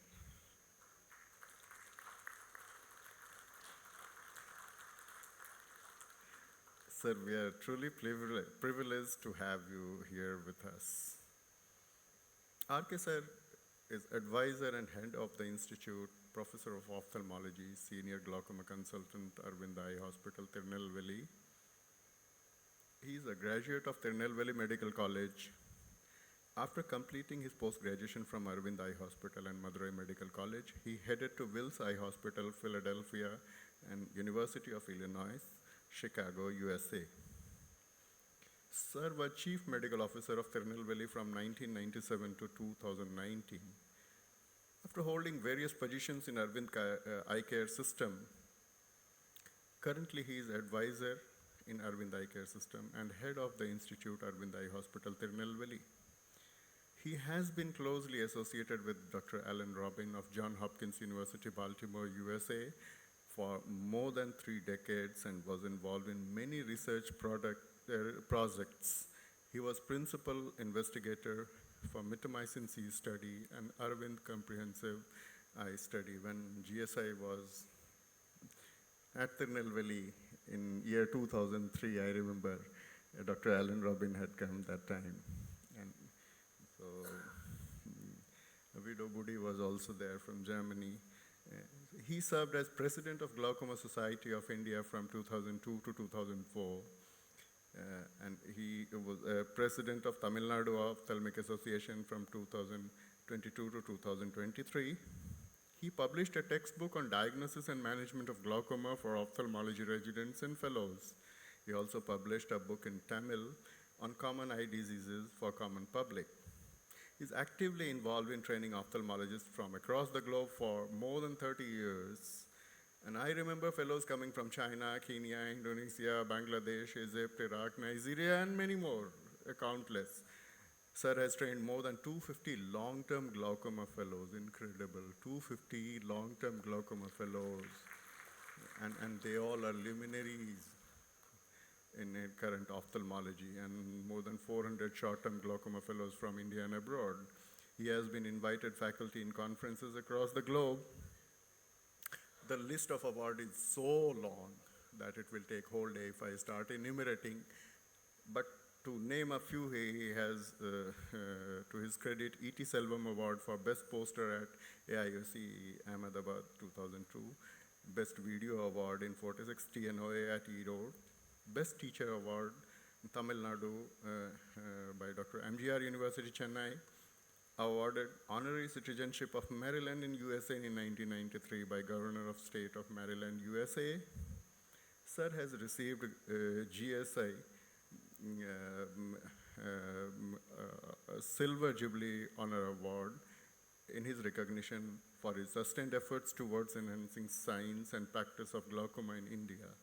Way back in 2015, he has received Dr. Anand Sood Oration at 32nd GSI conference in Pune and Professor Anand Sood Lecture Award at 57th RPC Foundation at AIMS, New Delhi in February 2024. He has around 200 indexed publications, of which around 70 being in international publication journals of repute like AJO, Archives of Ophthalmology, Investigative Ophthalmology and Visual Sciences, Ophthalmology, BJO, and many more. So this is about our RK sir, our RK sir. So with that introduction, may I invite you, sir, for your oration lecture.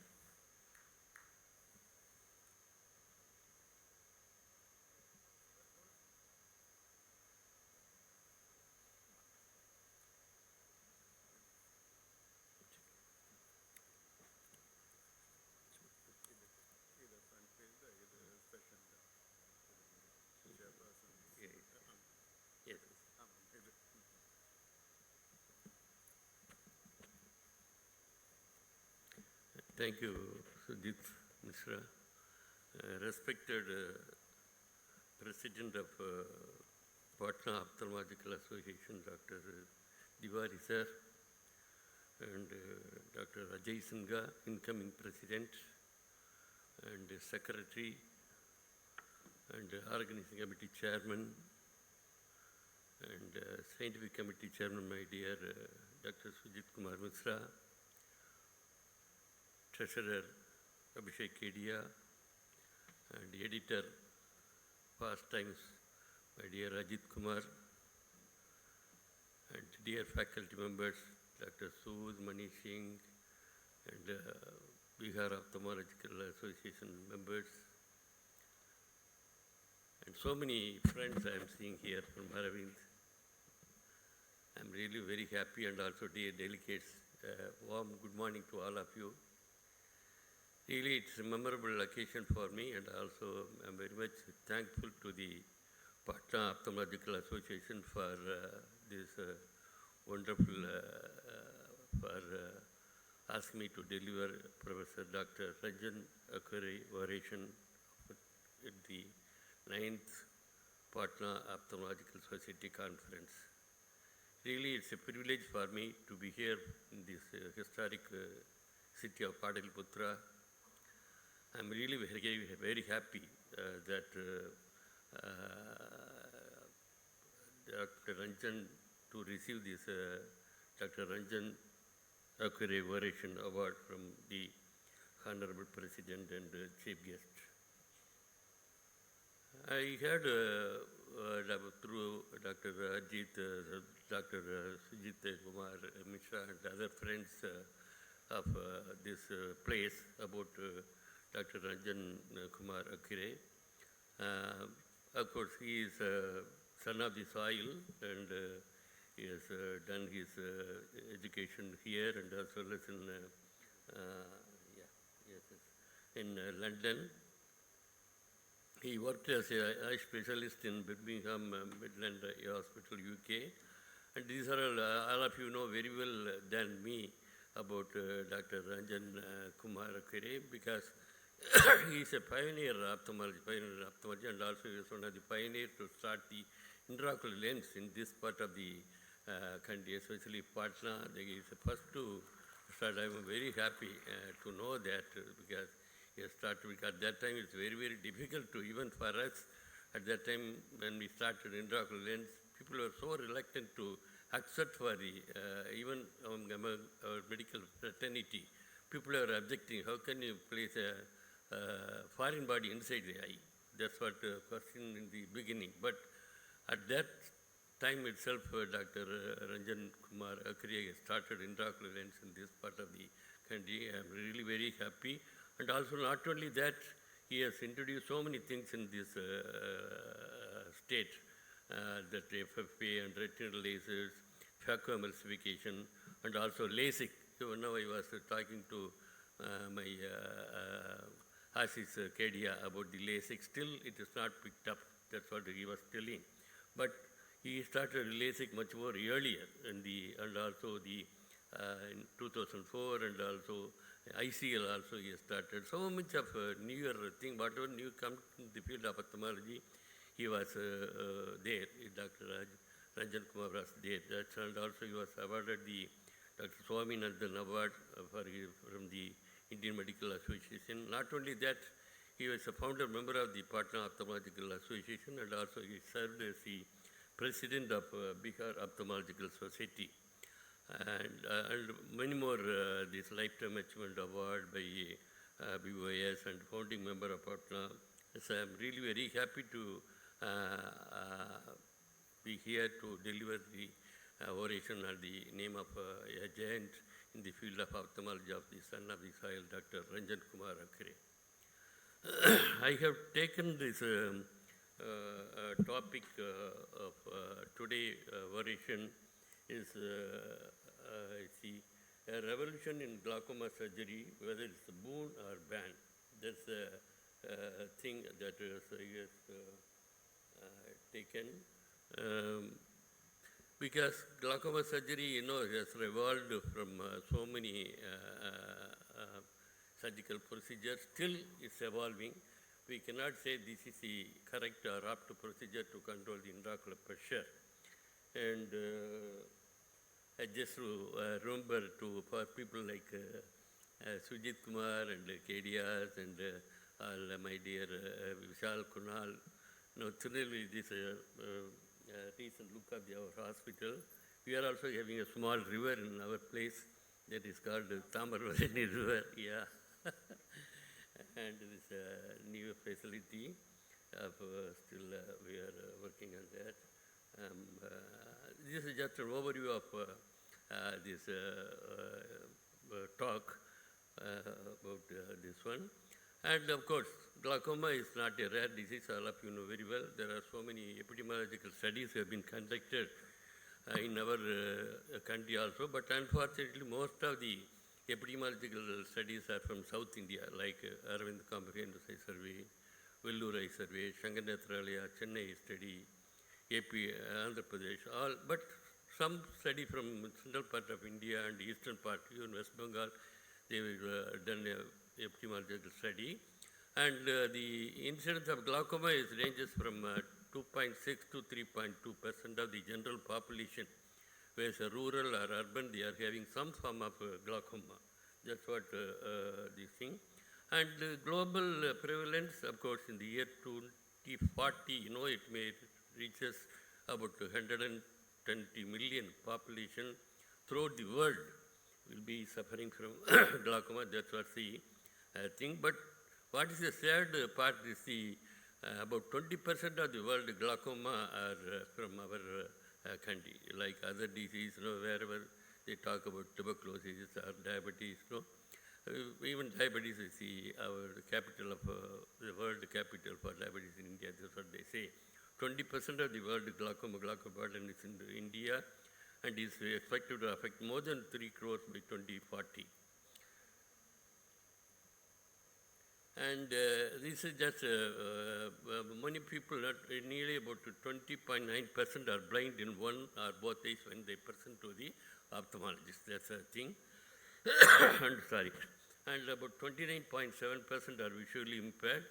And the saddest part again is 50% of them had seen an ophthalmologist 1 year before, but none has diagnosed that patient is having glaucoma. This is mainly because of the lack of a comprehensive examination. So even in our own population, only 7% of the patients with the glaucoma they know that they are having some type of glaucoma.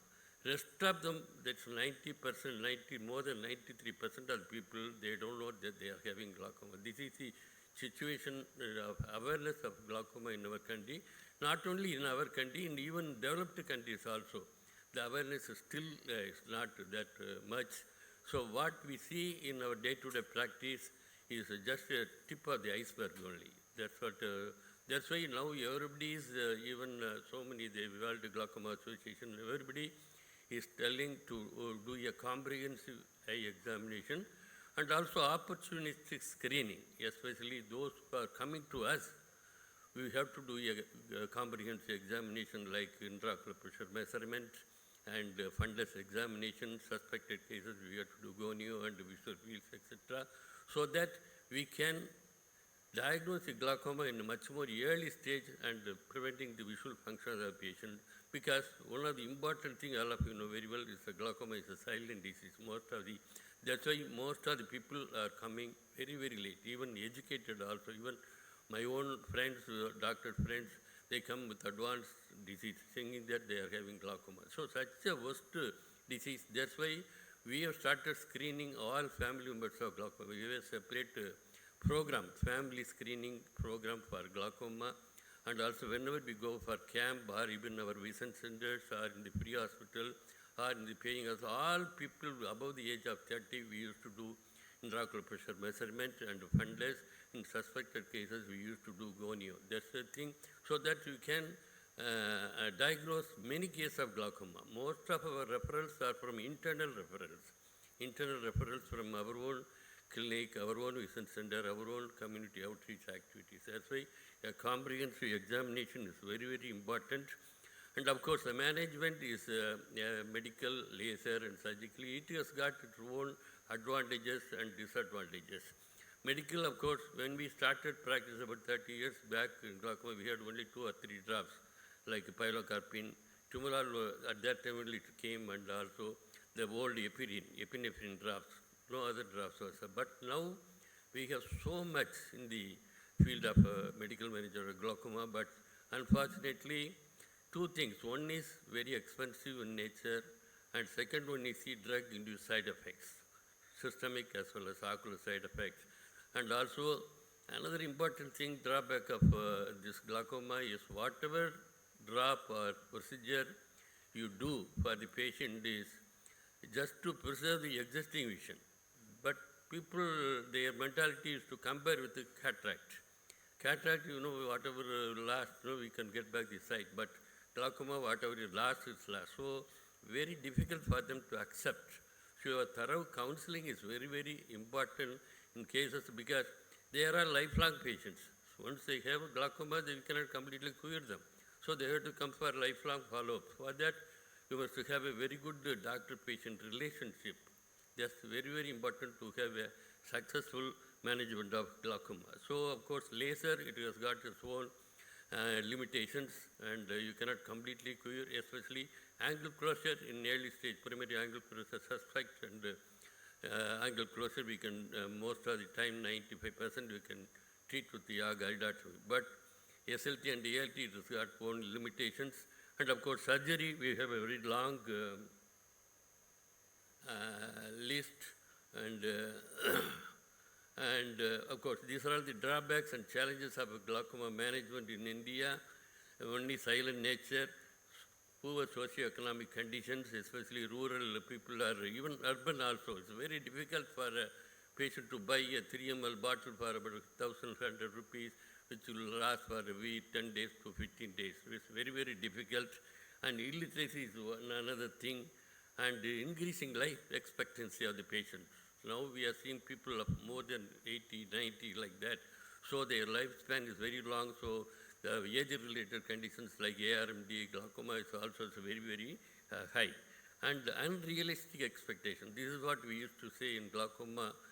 They may expect, suppose if you give a very expensive drug, now the patient will see, will expect next week or next day they expect a dramatic improvement in their visual functions. But before that, we have to counsel them. This medicine is only to prevent, to control the intraocular pressure, not to improve their sight. That's what we have to counsel them. And of course, poor compliance, all of us are facing this problem because of so many factors, and of course, the cost of the medications. And these are the other same thing. And of course, management, one of the other important thing in drawbacks is the inadequate eye care facility as a whole. Many of the periphery, there is no instrument or no, even ophthalmologists are not available in the rural setup. Most of the ophthalmologists in India are just put in the metropolis, bigger cities. So poor in the rural India, rural people, rural places, there is no ophthalmologist, and also the lack of resources.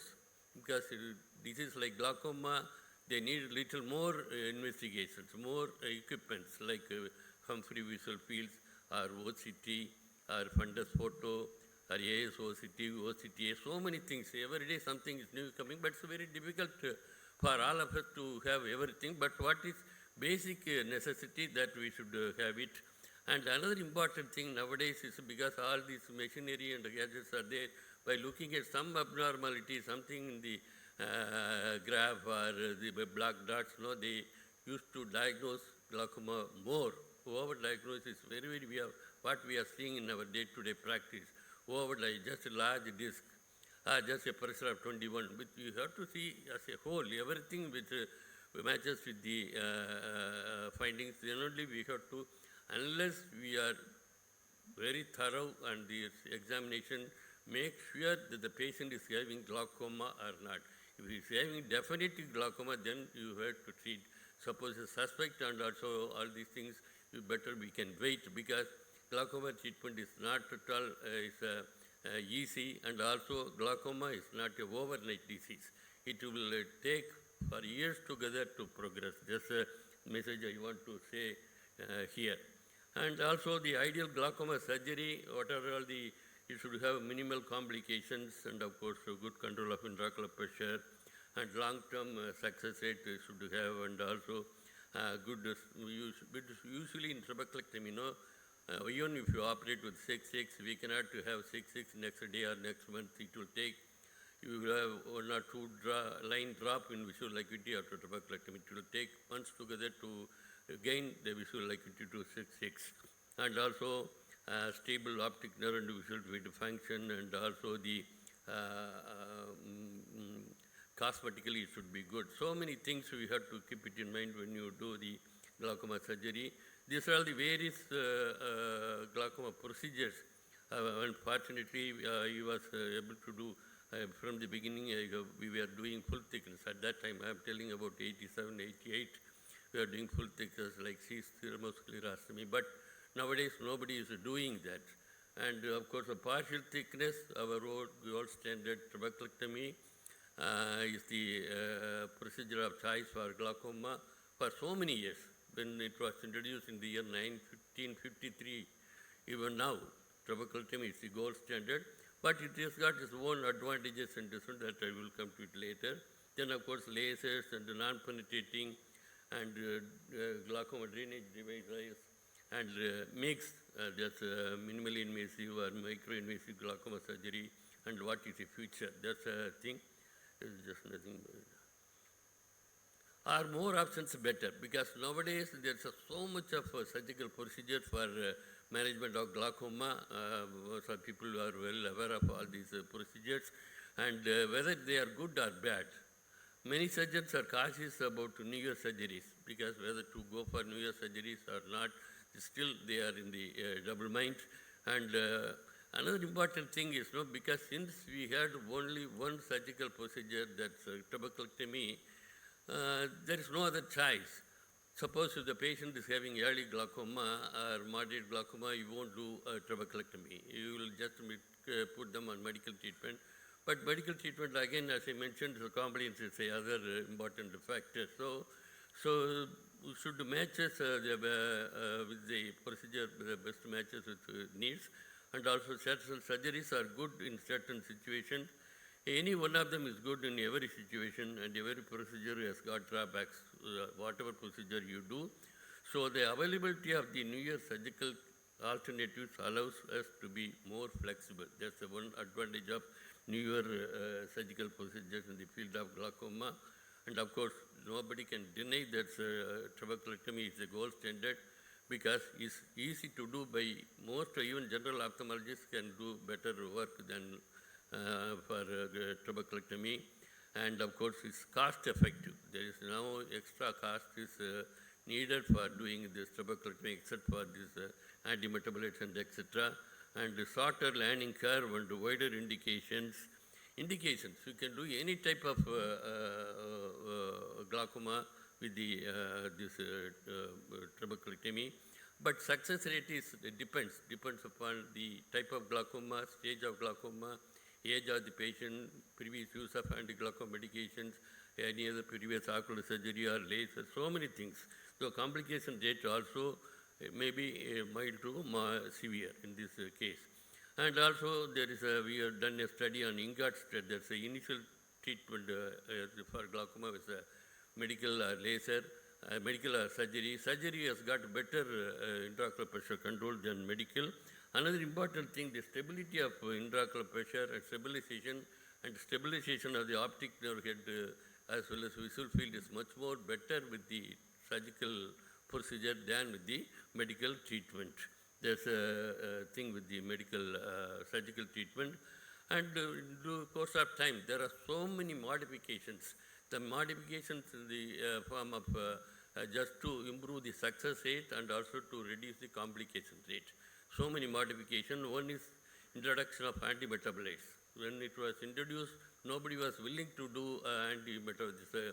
antimetabolites in glaucoma filtering. So how can you use antimetabolites for glaucoma in the eye? That was the question when we did in 1990. And also there's, initially we were doing limbal-based, which is more of us are more familiar and more easy for us at that time. To Sparnic space, because we had an impression that Sparnic space had got a lot of wound leak and closure is very difficult. That was our impression. And of course, mitomycin we have initially we were using as a sponge application, but nowadays most of our cases we have started using mitomycin injection. And of course, introduction of releasable suture has also revolutionized the success rate of filtration surgery and laser suture lysis, and of course blood needling and revision, and of course Moorfield's modification also to some extent helps to improve the success rate of the. I'm very happy that we are one of the earlier to use mitomycin in our country. We have done a study about with the Johns Hopkins University, the Alan Robin and other things. We have done a long-term dose response study, about 300 cases we have done with the different strength of mitomycin comparing with the placebo. Definitely mitomycin with low concentration, but all the dose of mitomycin is not is constant for all patients. It is each and every patient is different. It depends upon the age of the patient, type of glaucoma, is a primary or secondary, the patient is on any other anti-glaucoma medications, the nature of the TNF capsule. So many things are there to titrate the dose of the mitomycin. And this Moorfield system, of course, is very, very important. All of you know very well. I am not going to detail. Because one of the important problem with the limbal-based is the blood will be localized. The localized, you will have localized blood. And what you call as a ring of steel will be there in the around the blood. So this is more common in limbal-based conjunctival flap. So what they have done is they have done a Fornix base so that you can atomerize the conjunctiva much more posteriorly, so that you will not have a localized bleb, and you will have a diffuse bleb which will be up to 8 to 10 millimeter posterior to the limbus, and also the posterior direction of aqueous flow is more important than just pulling of aqueous at the limbus itself.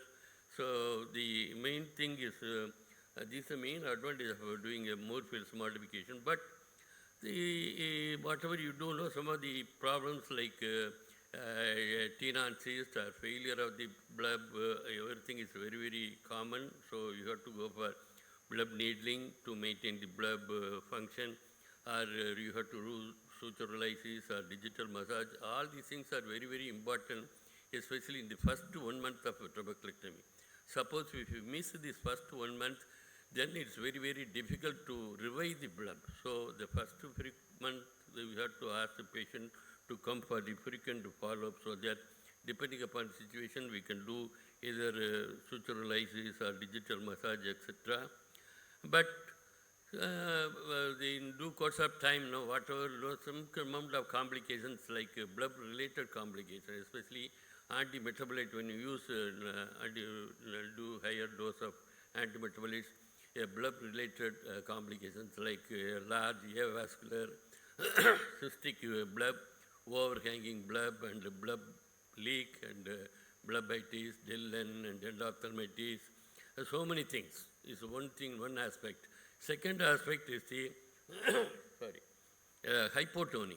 This hypotony maculopathy is one thing which is very, very common with the use of anti-metabolites, especially in cases with myopia, younger individuals, pseudo-exfoliation, pigmented glaucoma. In that case, we have to be a little more cautious in using this mitomycin, and the steps to be taken to have a tight closure of the scleral flap, so that you will not have any more leakage. And depends upon the intraocular pressure and blood, we have to do suture lysis in a stepwise manner. You should not really lyse a suture, all the suture at a time. Do one suture at 1 week, and then depending upon the pressure, you can do next suture in the next week. Once the patient there is hypotony maculopathy, then it's very, very difficult to manage. There will be a sudden drop in visual acuity, you will have disc edema, macular edema, choroidal folds. And that's one thing we have to keep it in mind. Any thing, hypotony, we should be very, very careful.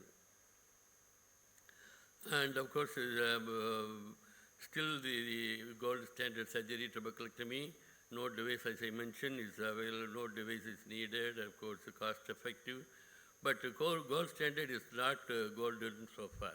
That's a thing many, we are just, it may be good for some type of glaucoma where advanced form of glaucoma or repeat filter, it may be useful, but not for all types of glaucoma. That's what, because of the disorder is less standardized. This was less standardized, and the complication rate are very high, up to 40%.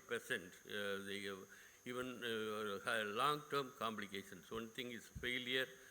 Second one is the cataract formation. The kids are nearly about 50% of the patients in 5 years they will develop failure, and other complications, like as I mentioned, the blood-related complications are also very, very high.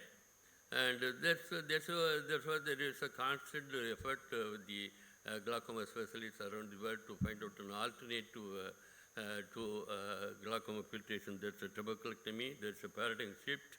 It's when non-penetrating glaucoma surgery came into picture. When it was introduced by Dr. Robert Segman from Africa, there was so much of expectation for this type of procedure. And but main thing here, is technically little difficult, non-penetrating. We have to make two scleral flaps, superficial scleral flap and deep scleral flap, and you have to access the deeper scleral flap. And the main mechanism of drainage of aqueous humor is through the Descemet's window, what we are making. But one of the drawback of this procedure is this fibrosis, thickening of the Descemet's window, which will not allow the aqueous to percolate from the antechamber to the scleral lake. That's a complication, and they may need a repeat gonia puncture with the laser. So common may not come quite often for this type of a procedure. And whatever you do, whether it's viscocanalostomy or canaloplasty or deep sclerectomy, these are some of the important non-penetrating advantages there. You are not entering into the antechamber. There is no shallow chamber, nothing like that, and visual acuity also preserved. There is, and quicker visual readability, everything is there. But all these complications make it now people have started slowly forgetting about the non-penetrating filtering surgery. And now everywhere there was a talk, whichever glaucoma meeting you go, there was a talk about the minimally invasive glaucoma or micro-invasive glaucoma surgery because of so many advantages. The main feature of this minimally invasive glaucoma mix is the safety. It's very, very safety profile, and precisely you are incising the anatomical, whatever thing you want to do, you can easily do it. And also good control of intraocular pressure. And another important thing is it can be done in early to moderate glaucoma. These are some of the important, and the complication rate also is very, very less. And also another important thing is blood independent surgery. There is no question of blood in this minimally invasive glaucoma surgery or bloodless surgery. And these are various, I am not going to the detail about it, can either trabecular meshwork or Schlem's canal, and all this pathway of the aqueous humor. And as I mentioned, extremely safety profile is one of the important hallmark of this minimally invasive glaucoma surgery. And this, of course, as I mentioned, is a luxury of choice. These are various procedures available. And it can be introduced so many subconjunctival, the Zen implant, but I will not say all the procedures are good. Especially the Zen implant is, they say it's very expensive, but we have no experience with the Zen implant. Main advantage is very, very simple to use it. Or it can be a suprachoroidal space like supra, extend supra and all these things. But mainly the trabecular meshwork based and Schlem's canal based surgeries are much more efficacious and safety than with the other minimally invasive glaucoma procedures. And of course the eye stent, all of you know very well. They say it's work, but not to that extent. 4 to 6 millimeter of reduction will be there. But one of the important drawback is the cost. It's very, very expensive for our patient to afford all these, expensive devices like iStent. And of course, some of the other procedures like GAT, gonioscopy assisted transluminal tuberculotomy, or bend needle abduction or internal needle goniotomy and tuberculotomy. These are all not very expensive. We can do with whatever devices we have, and that's also very well suitable to our type of patients. And it's readily available and much more economical.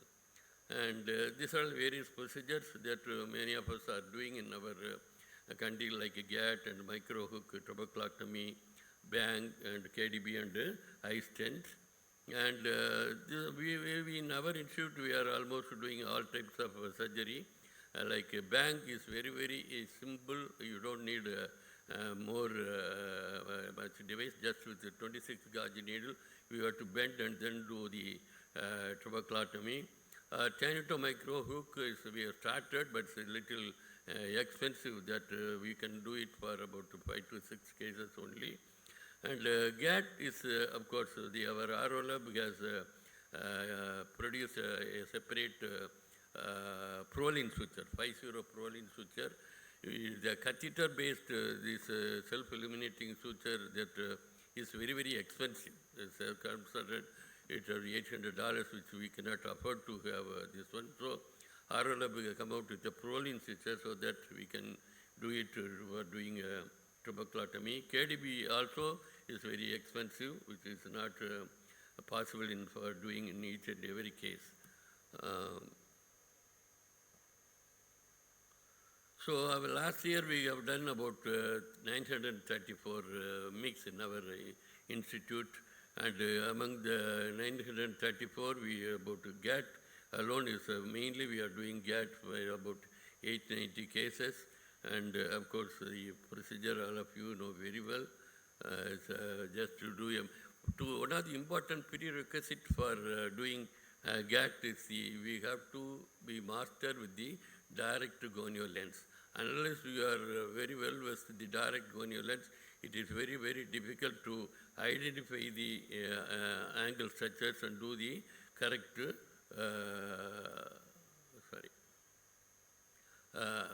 tubercular meshwork, and to cannulate the Slem's canal. So you have to, whenever you do a cataract surgery, just to put the direct lens and look at the angle very well, so that you should, that's mainly you have to get used to that. Otherwise, when you use both the hands, it's very, very difficult. That's what we teach our fellows and junior consultants. And of course, as I mentioned, it's very, very cheap. The suture GAT is very cheap. Overall, it comes to about $75 US. But when you use the micro catheter, it's very, very expensive. As I mentioned, it's about $750 US cost. And when to do GAT, you can do for open angle glaucoma mild to moderate stages, and with or without phaco. But mostly we combine with the phaco, and because the success rate is very good. And secondary open angle glaucoma like pseudoexfoliation and pigmented glaucoma, and also Avastin-induced glaucoma, they do very well with the GAT. And of course, steroid-induced glaucoma and all these things we can do it.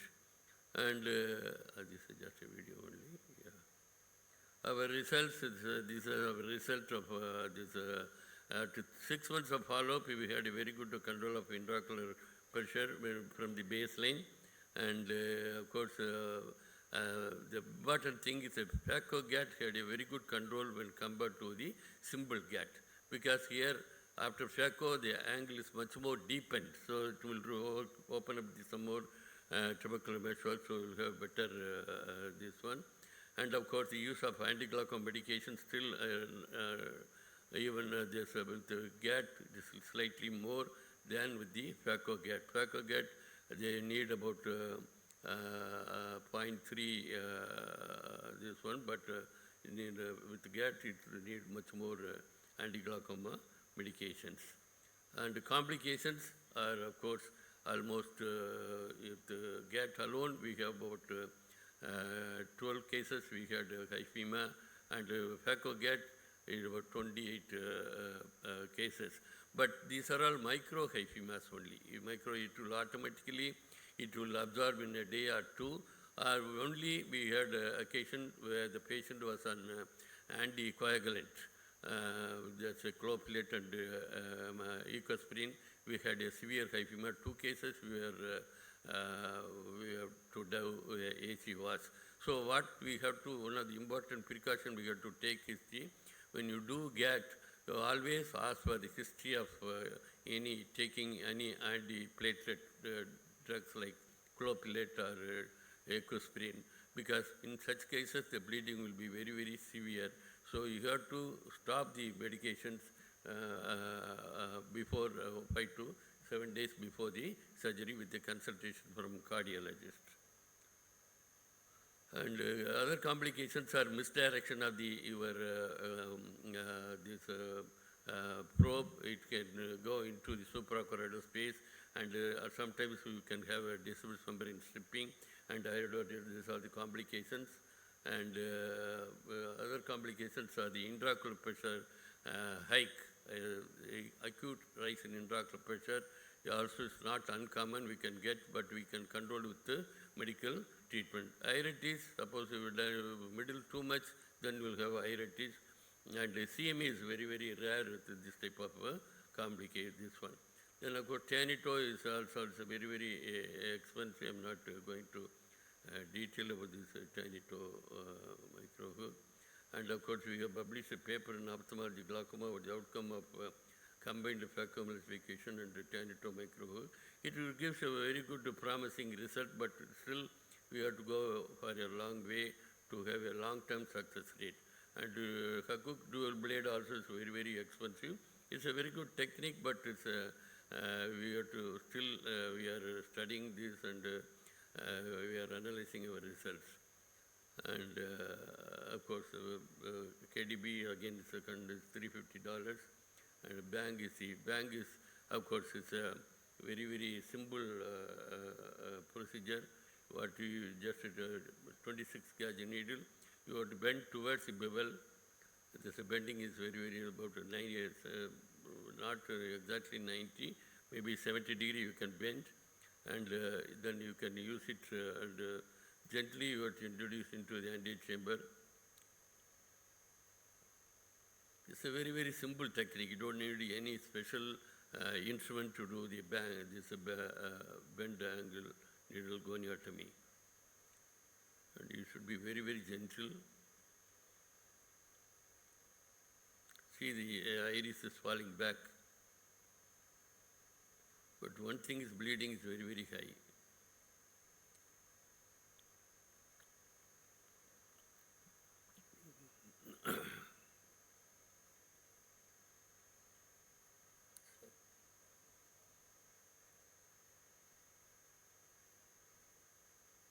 I stand, of course, I'm not going to detail. Again, it's a very, the incision is slightly tricky. We have to identify the Slem's canal. When you put the direct Golian wells, you will be seeing the blood in the Slem's canal, so that it will be easy to identify Slem's canal and introduce into the. Then these are all recent epsilon tuberculotomy is still picking up, and this epsilon this probe, which is again is very, very expensive. It's done by only 2 companies in the world. Is from Japan. Is popularized this technique, and also the newer invention is the IVENT. This interventional valve enhancing tuberculotomy is also picking up, but it is very difficult to do this type of procedure. We have to have a special instrument and for doing all these things. And so neurosurgeries, of course, the advances in the technology and technique definitely helps to have a safer procedure, and also the outcome is very much good. And safety is another important thing which is more common with the neurosurgical procedure with minimal complications. Another important thing in what we see in our case is, early visual rehabilitation. It's a really, because follow-up is very, very less, 4 to 5 weeks only. If you do a trabeculectomy, the patient has to come for about nearly for 3 months, and also to get stabilized the visual acuity, to give glasses, it will take 2 to 3 months. But here, the patient can go for work in 3 weeks' time. That's one of the important advantage, and the complications are also very less. Another important, one of basic important advantage is there's no question of blood. So we don't need to worry about the blood. No blood needling, no massage, no suture lysis. And so ultimately, better quality of life. But another, we have to see on the other side of these newer techniques, because the limited indications we cannot do for all types of glaucoma. That's one of the important things. Of course, now we have started doing angle closure glaucoma, but we have to wait for the result.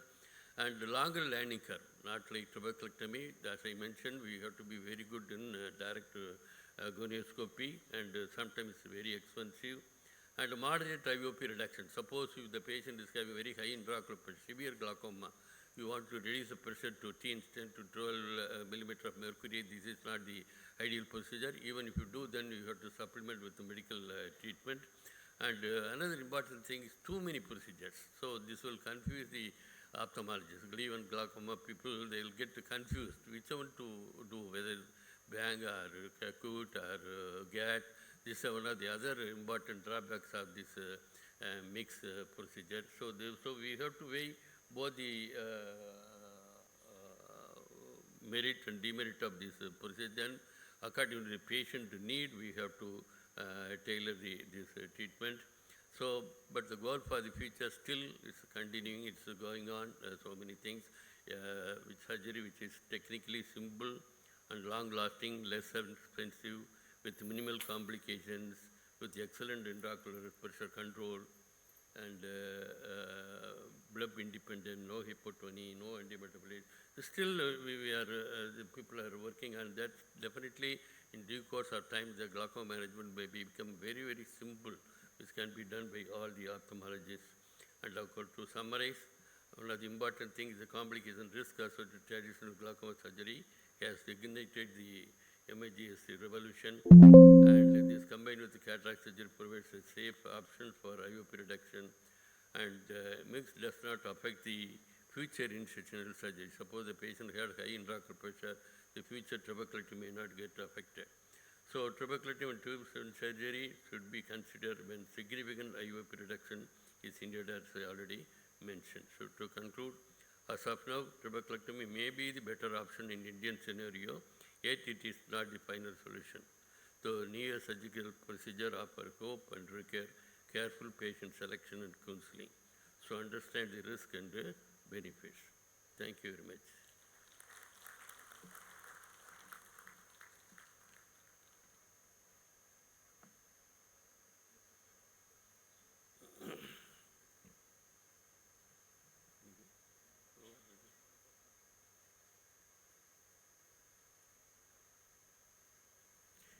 Actually, when RK sir has presented, and I know how people would be keen to discuss so many things, but in our tradition, sir, for oration, we are here to just listen to you. We cannot question you. So you are the authority, and we are. So you just saw me rushing to our seniors because the tradition we follow. We just listen to you and learn when we try to impart it in our life. You know, you all might have seen what he presented, the kind of dedication, the passion, and perseverance you need to reach up to this level. It's incredible. And for the younger generation sitting over there, you know, it's a milestone to be reached. And how many will succeed, I don't know, because it's incredible. It's incredible, not ordinary. So now we will felicitate Sir, RK sir. So may I request all our chairpersons, President sir, Dr. Tiwari sir, Dr. Ajay Sinha sir, and Dr. Ranjana ma'am, Dr. Gyan Bhaskar sir, to please come forward. And now we will felicitate our RK sir. Sir, please.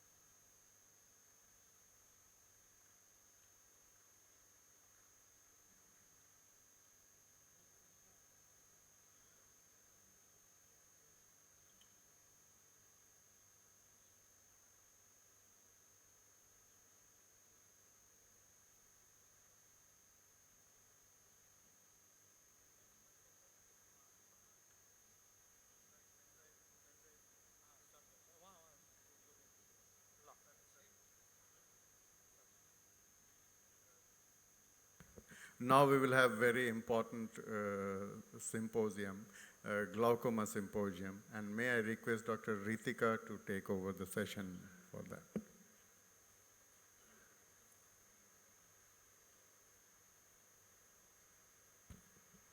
Thank you, Sujit sir, for believing in me. In presence of such great glaucoma experts of the country, it's my honor to proceed with this NVG symposium. Neovascular glaucoma is a potentially blinding disease and is almost an emergency. So, to start with it, we have I would invite the panelists for today's session. Dr. Devendra Sood, sir, please. Sir is a director, Glaucoma Services, Indira Gandhi Eye Hospital, Gurgaon. He has been practicing glaucoma for the past 25 years. He was formerly President Glaucoma Society of India. He has a fellowship in clinical glaucoma, Glaucoma Imaging Center, New Delhi. He is a glaucoma fellow, LV Prasad Eye Institute, Hyderabad. He has a fellowship in general ophthalmology from Arvind Eye Hospital, Madurai. And I'm sure that he needs no introduction for us. I also invite Dr. Manish Singh, sir. Since morning we have been talking about him, and he has always been our guide for all the glaucoma symposiums. Manish Singh, sir, please. He has completed his MS in ophthalmology from the Regional Institute of Ophthalmology, Kolkata, and with a university gold medal. He did his long-time fellowship in glaucoma at Shankara Netralaya, Chennai. He was a consultant in glaucoma and cataract services, Shankara Netralaya, from 2007 to 2012. He received Best Consultant Award in Shankara Netralaya in 2011-12. Currently, he is working as a Senior Consultant and Executive Director Netralayam, the Super Speciality Eye Care Center in Kolkata. He has been the Eastern Zonal Representative of GSI from 2010 to 2012 and East India Zonal Coordinator of Glaucoma India Education Program from 16 to 18. He is the Scientific Committee member and Executive member of Ophthalmological Society of West Bengal. He is presently the Honorary Treasurer of Glaucoma Society of India. He has published numerous articles in peer-reviewed national and international journals and made more than 200 presentations at state, national, and international meets.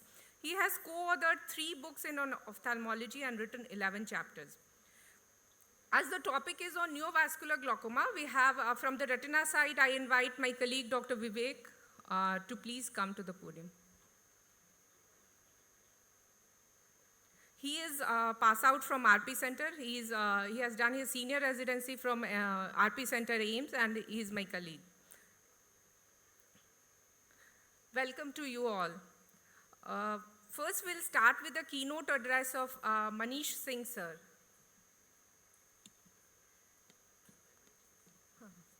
Yes, sir. We'll start with the keynote address of Manish Singh, sir. This will be followed by the NVG symposium.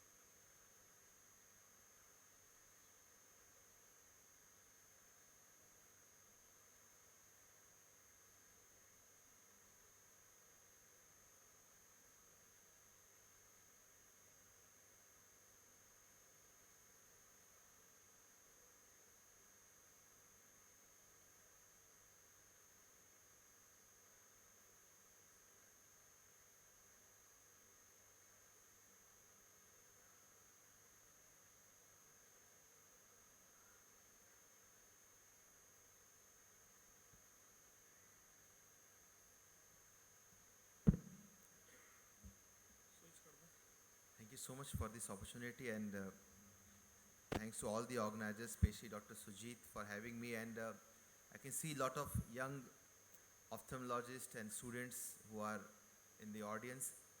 I can tell you it's a great honor to share the stage with RK sir and Dr. Sood, both of whom are the past presidents of Glaucoma Society of India. And when I was a postgraduate student at RIO Calcutta, Dr. Sood had once come to RIO, and one whole day he had a glaucoma workshop. It was so inspiring that it made me decide that I want to do a fellowship in glaucoma. So it's very good and very great opportunity for all of you young ophthalmologists who are sitting in the back.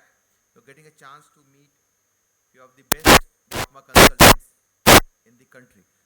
It's a difficult topic for me to present because I think RK sir has already discussed MIGS in detail. So I'll just summarize a few more points, and sir has made me think very easy.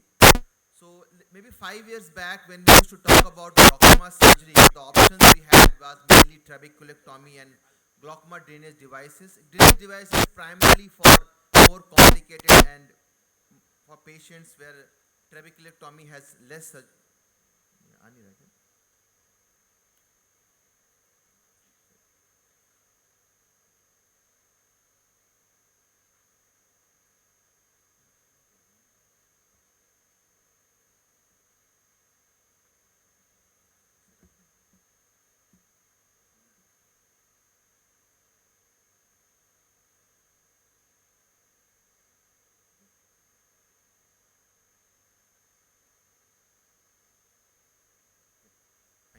So sorry for the technical issue.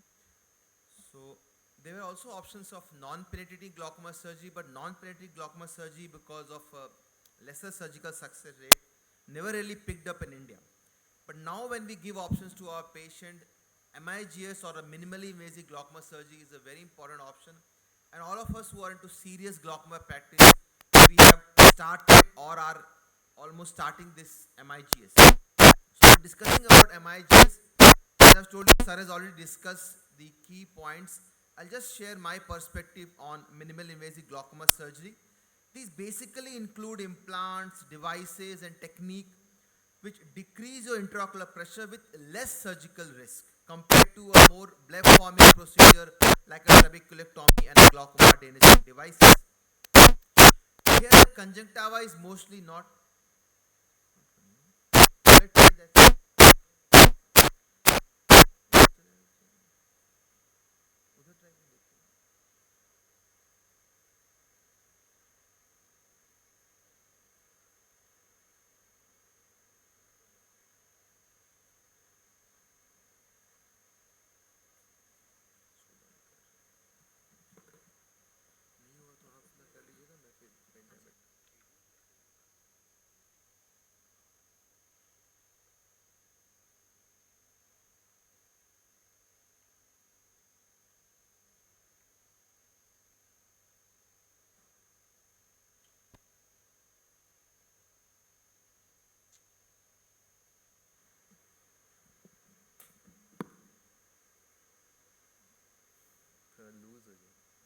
It's okay now?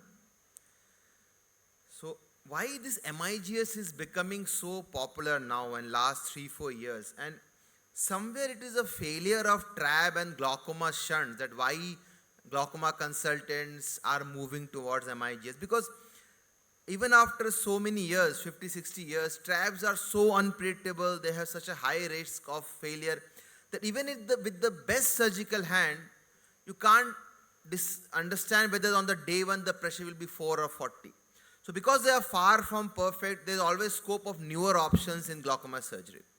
Now why MIGS is becoming popular? One, it's very quick, so you have less surgical time. So when a TRAB patient takes 1.5 month visual recovery, this recovery is like a cataract surgery. Within 7 days, your patient is fine. Quick recovery, good quality of life, much lesser complication. Cost is variable, like GAT procedure or bang, there's hardly any cost, less than 500 rupees. But again, with minimal complication, they also have minimal effect. So we have to understand these are being promoted only for mild to moderate glaucoma and shouldn't be used for advanced glaucomas or more severe types of glaucoma like neovascular glaucoma, uveitic glaucoma, and secondary glaucomas. So good for mild moderate glaucoma, good only for open angle, not yet recommended for angle closure, but people have started doing it for angle closure also. Mostly you will do a MIGS for a patient where you can control glaucoma with 1 or 2 medication, maximum 3 medication. You are not going for TRAB, you think cataract surgery is not good enough, so you want to add an extra MIGS procedure to give a extra IP reduction to your patient. So mostly they are combined with cataract surgery. Why? Because alone the efficacy is not as good a trab like a or as a AGV or Ahmed glaucoma. So there are multiple options. I'll just highlighted the red ones because they are the ones which are currently available in India. The trabectome, the Kahug dual blade, the bang technique which is done with a 26 or 25 gauge needle, the gonioscopy assisted transluminal. We'll just go into a little bit detail of these, and then the iStent. These are the ones which is currently available in India. Now, efficacy wise, what happened, I don't know, you must have faced also, a lot of time now, people are coming from different company and they'll tell you, okay, we have this mixed procedure which is giving us 30% IP reduction, 40% IP reduction. So this is a very beautiful article. If you are really interested in MIGS, you should read this article. It is an ophthalmological technology assessment by American Academy of Ophthalmology, and they have summarized the data available in MIGS. It's a very recent article. And what they've shown that yes, MIGS definitely have an extra IP reduction over just cataract surgery. But the word is minimal IP reduction, and at max 1.6 to say 2.3 millimeter of extra IP reduction you can expect with the MIGS procedure.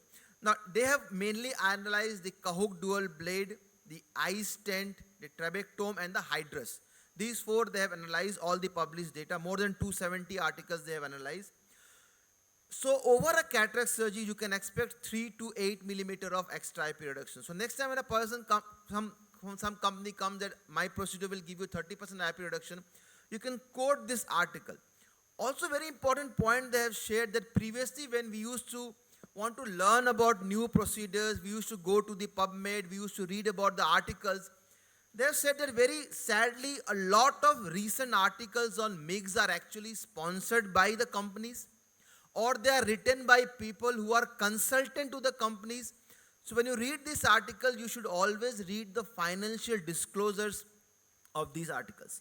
And because of that, they have the potential bias, and the data what you are presented is not always accurate.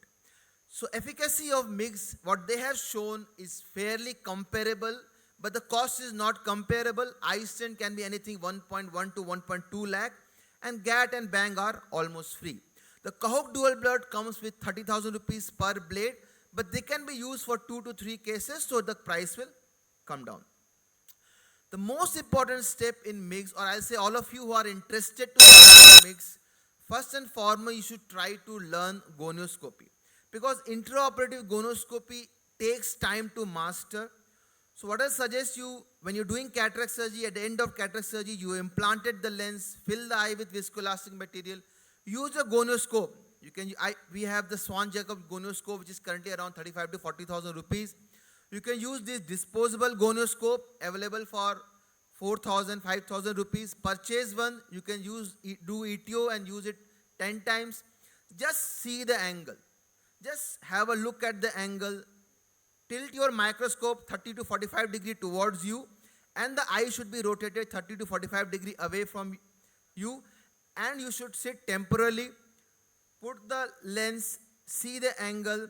There are some apps also available on iPhone where you can actually measure the 30 and 45 degree. What we have done in our microscope, we have highlighted how much microscope needs to be tilted, so that every time you are tilting, you are not wasting your precious time in the OT. This small video, fill the eye with viscoelastic material. Preferred is Helon. You can use even a methyl cellulose. The basic idea is just learn gonioscopy. Put a Swan Jacob lens. We are sitting temporarily, tilted, eye has been tilted, and sorry.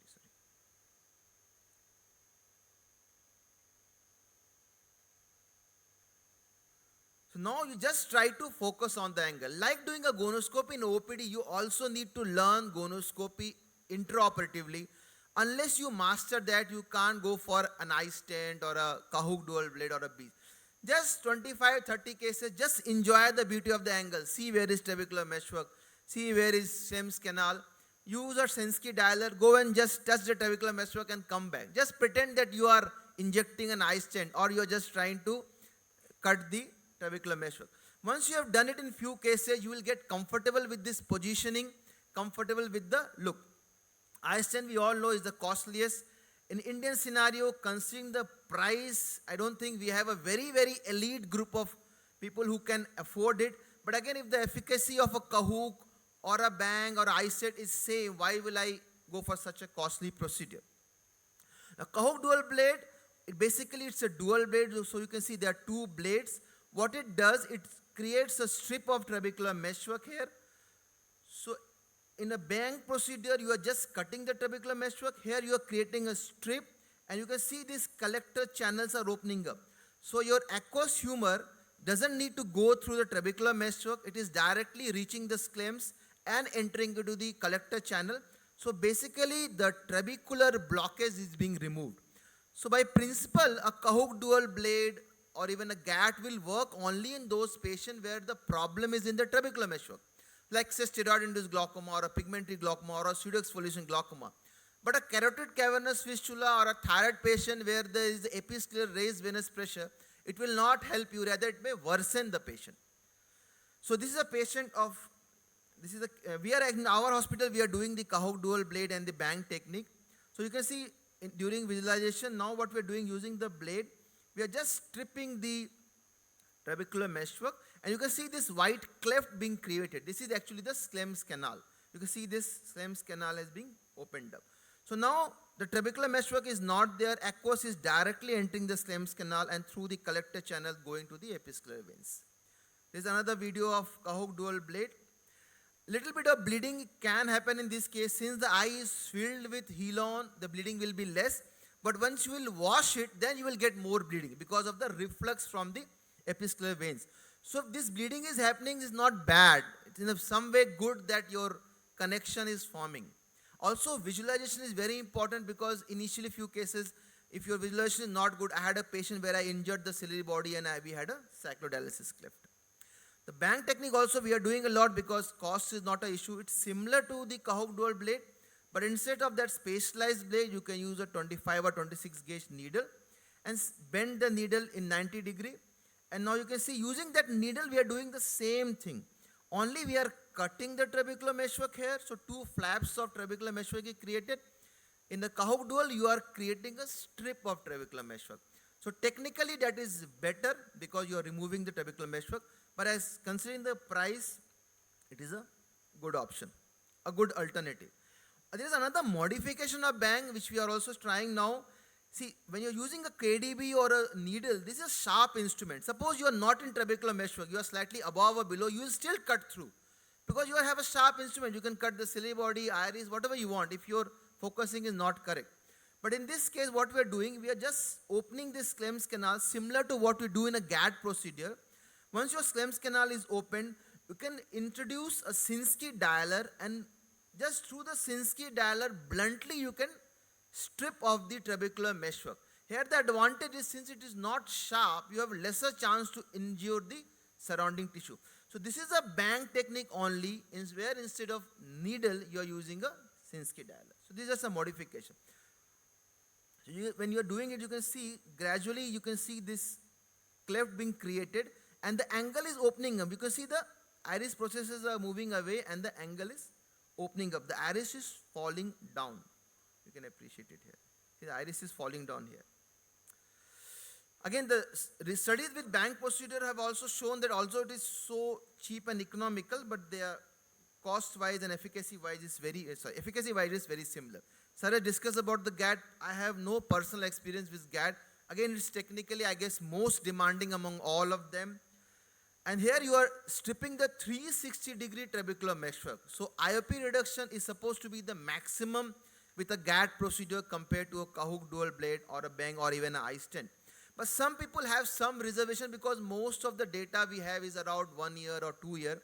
So suppose 2 year, 3 year down the line, if there is a fibrosis and whole of trabecular meshwork gets fibrosed, then there are studies which are showing that there is a rebound IOP increase.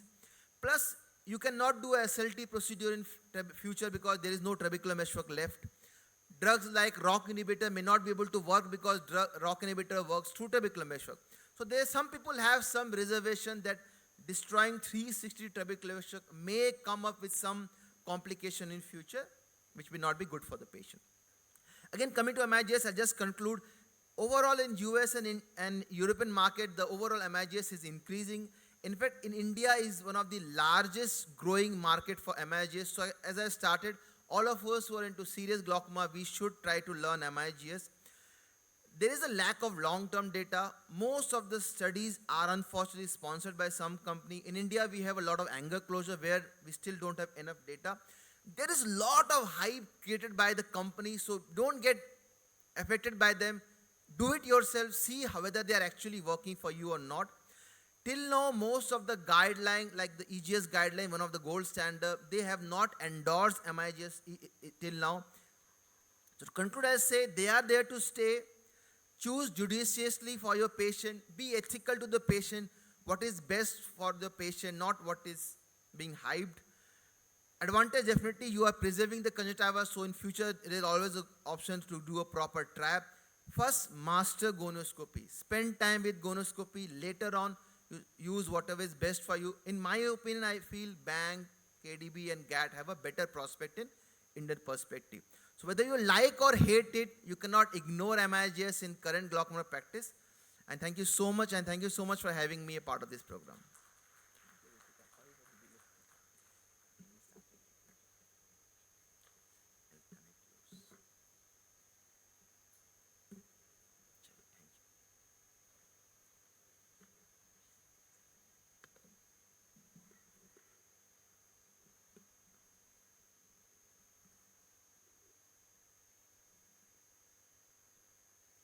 The Neovascular Glaucoma Symposium, we have tried to divide it into stages of neovascular glaucoma.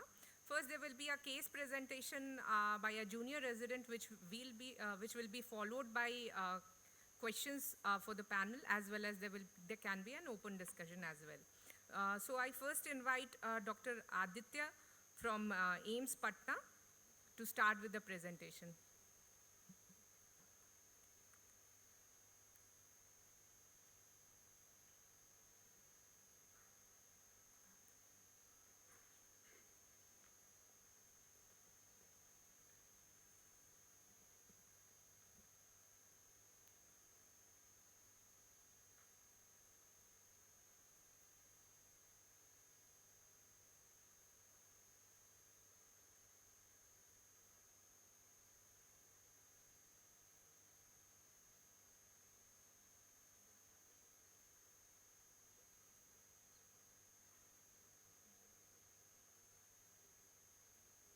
Thank you, ma'am, for giving me this opportunity.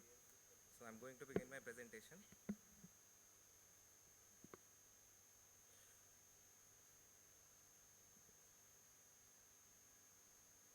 A 56-year-old male hailing from Patna, teacher by profession, presented to our OPD with the complaints of diminution of vision in both eyes, left more than right, for the past 6 months.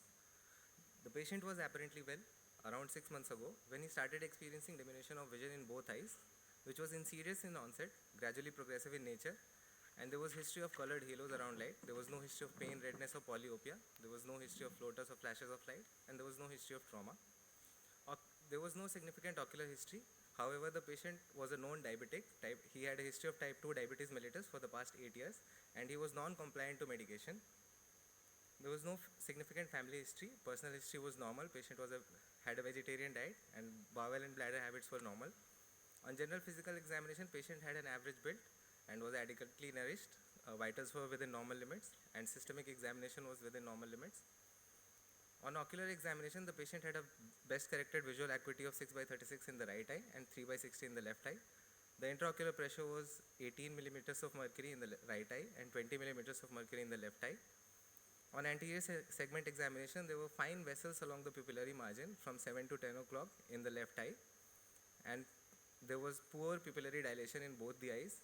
There were small paracentral PSC in both the eyes. Rest of the anterior segment examination was within normal limits. On fundus examination, there was proliferative diabetic retinopathy in both the eyes, and there was tractional retinal detachment threatening macula in the left eye.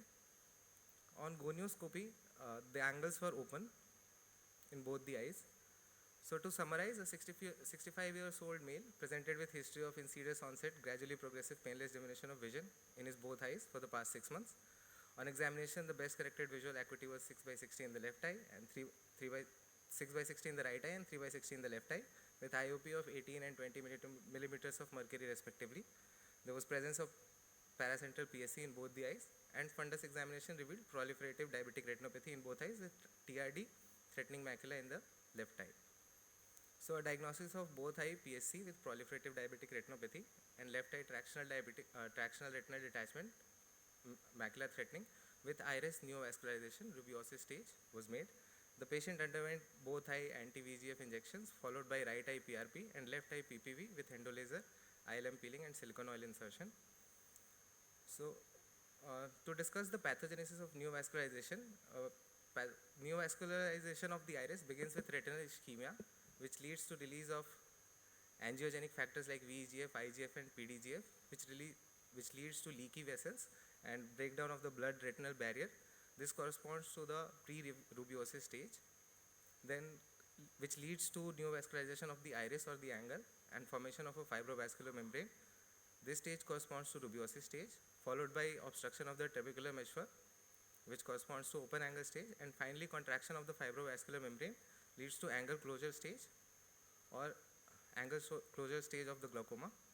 And the predisposing conditions are retinal ischemia, particularly diabetes mellitus and CRVO, irradiation, tumors, and ocular inflammatory diseases. Thank you.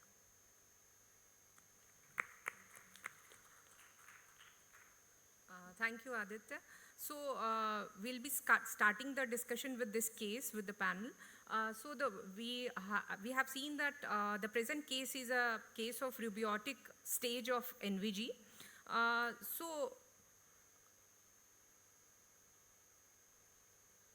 The first case question here comes.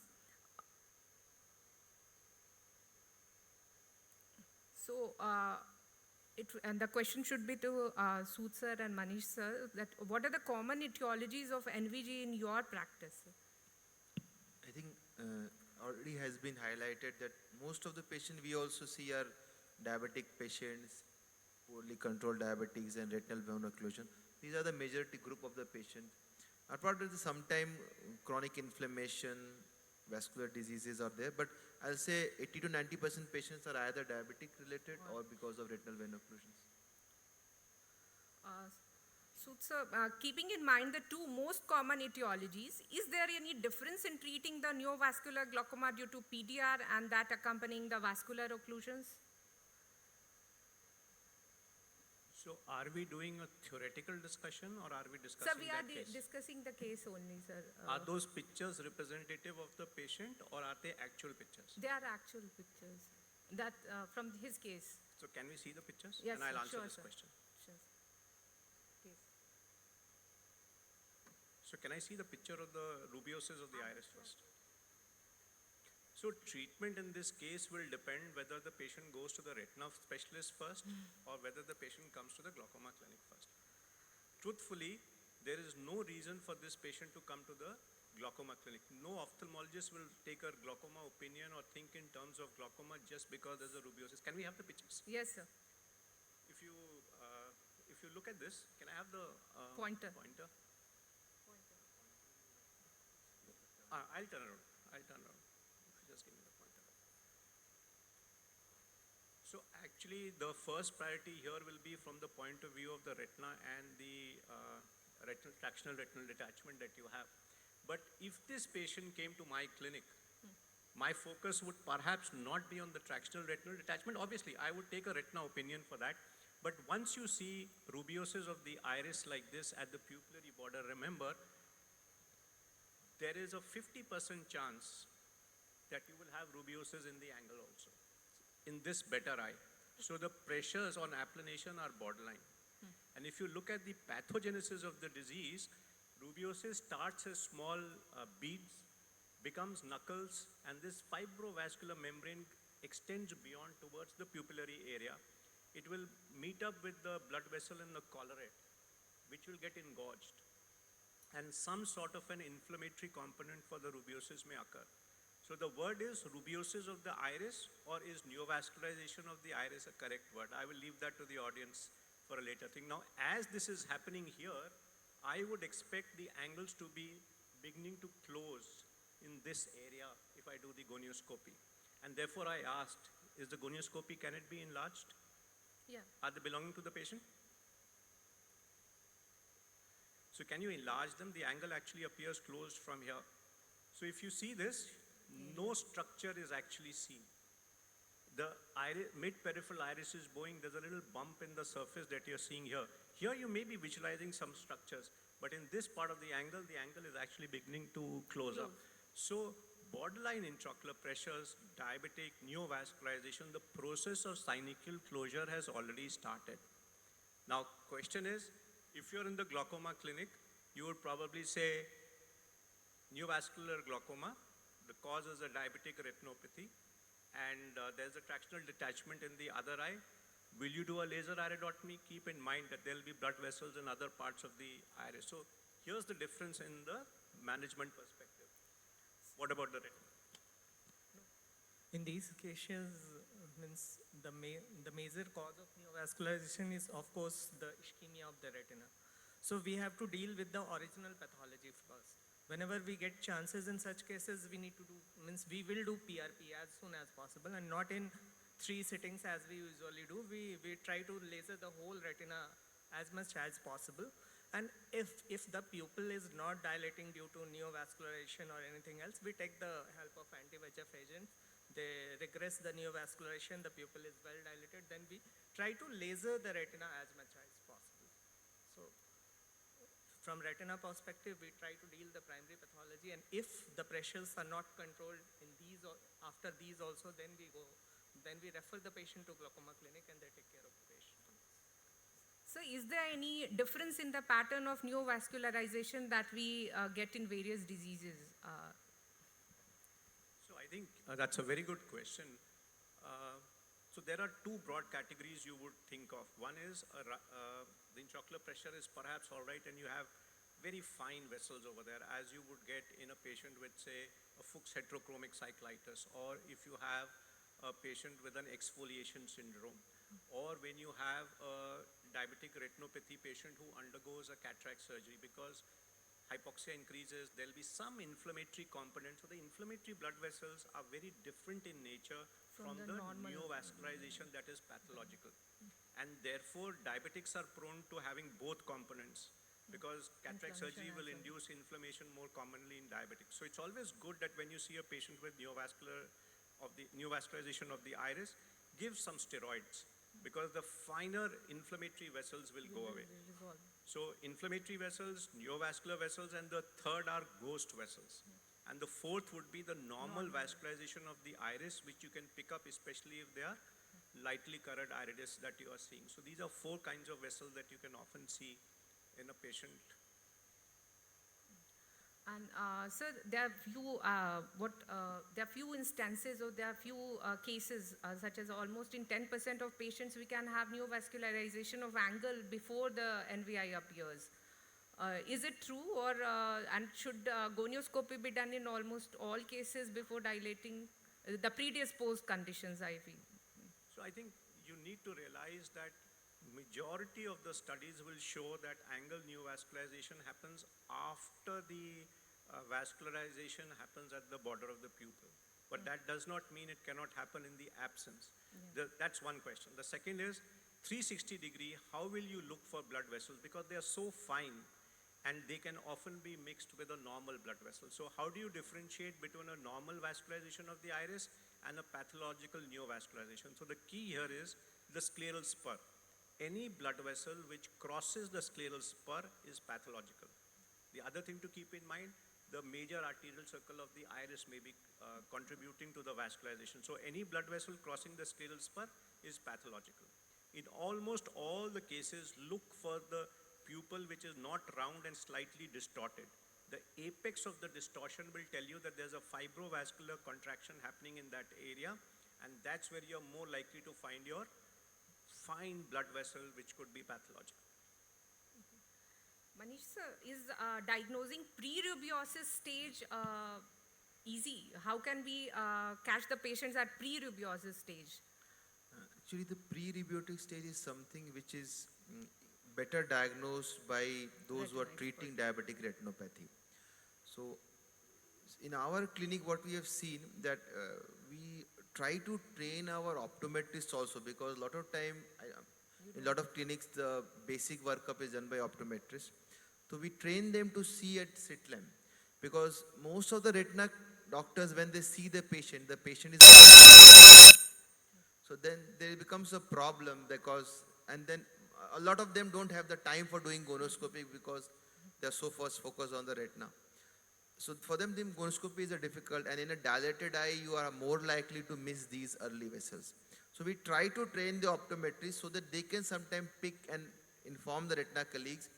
But in a glaucoma clinic, we have a higher chance to detect them because you will always be doing gonoscopy, you will be doing undilated septum evaluation. But the best time is to detect in the pre-rebutic stage because at this stage, your pressures are normal, your angle has not closed. So if you can do a proper aggressive PRP, as he was mentioning, aggressive is also very important. It's not like you see a pre-rebutic and give a date of PRP after 7 days.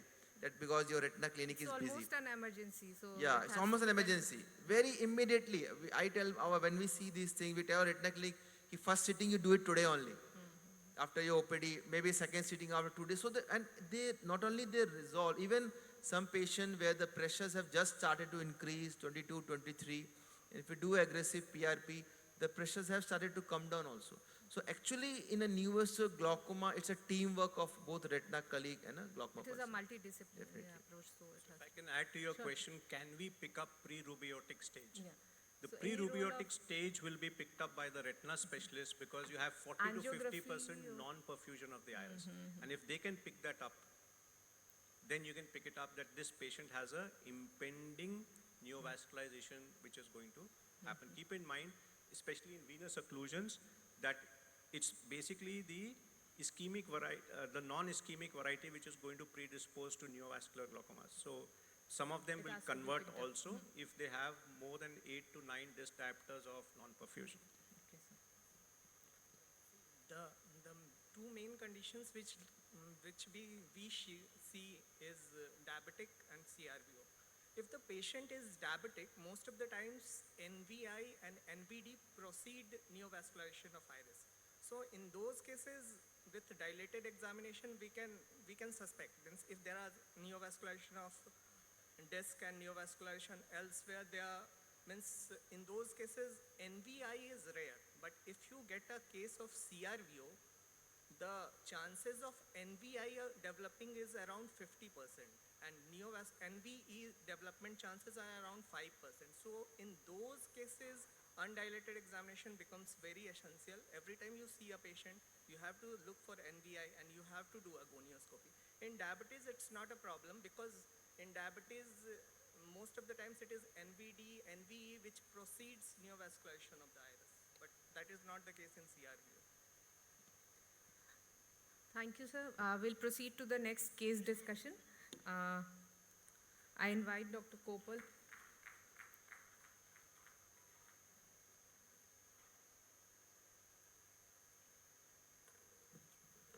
Good morning, good afternoon everyone. I am going to present a case of 51-year-old male from Bhojpur, Bihar presented to our OPD with chief complaints of diminution of vision in left eye since 6 months and pain in left eye since 1 month. Patient was apparently asymptomatic 6 months back when he started to develop diminution of vision in left eye, which was sudden in onset and progressively increasing. It was associated with ocular pain since 1 month. There was no history of any colored halos, polyopia, floaters, flashes of light, or any history of ocular trauma. He had consulted previously and he was prescribed eye drop timolol as well as dorzolamide since 1 month, and he was using it in left eye. He had a history of hypertension for last 10 years and he is very non-compliant with his medications. His general physical examination as well as systemic examination was normal. On his ocular examination, his best corrected vision in right eye, in left eye was 4/60 and in his IOP was 28 mmHg in left eye. On anterior segment examination, we saw that there was fine vessels around pupillary margin that is present in 360 degree. As we can see, there is fine lacy vessels in the pupillary border. And his pupil was 5 mm in dilation and there was RAPD, and in both eye there was cortical cataract. On gonioscopic examination, In right eye, there was open angle with ciliary body band was visible.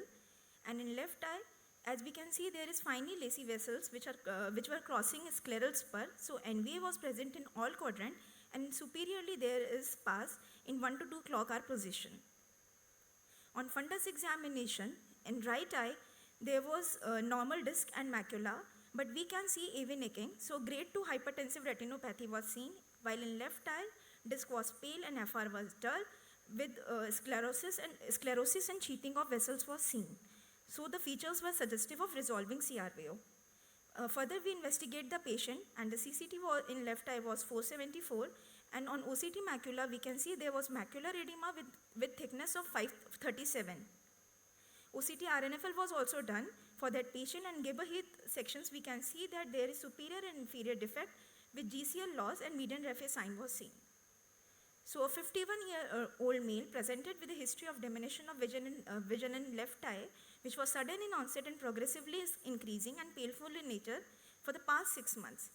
There was history of consultation, and he was started on AGM for the same. Examination of left eye revealed best corrected visual acuity of 4/60 and IOP of 24 mmHg. There was presence of fine vessels around pupillary margin with 360 degree, which was present in 360 degree. And there was RAPD also. On gonioscopic examination, left eye shows NVA in all quadrant, while the right eye was normal. Fundus examination of left eye was showing resolving CRVO changes.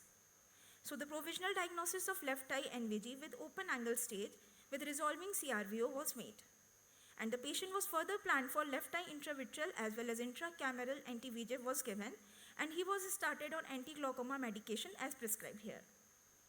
At first month follow-up, we saw that there was regression of NVI in anterior segment, as we can see here, and the OCT macula shows decrease in macular edema with 330 macular thickness, while and there was improvement in best corrected visual acuity in left eye also, but the IOP was still raised.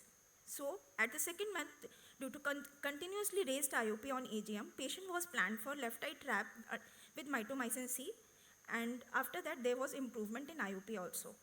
So we saw that CRVO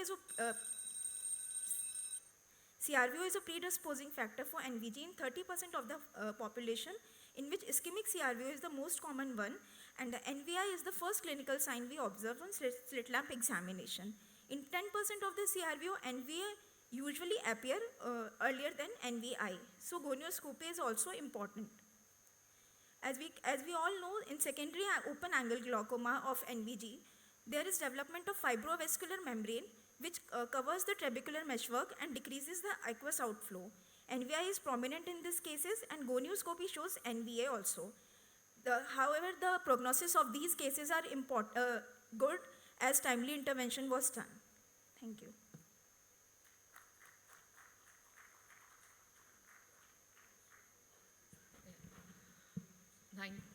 Thank you, Kopal. We have RK sir with us as expert.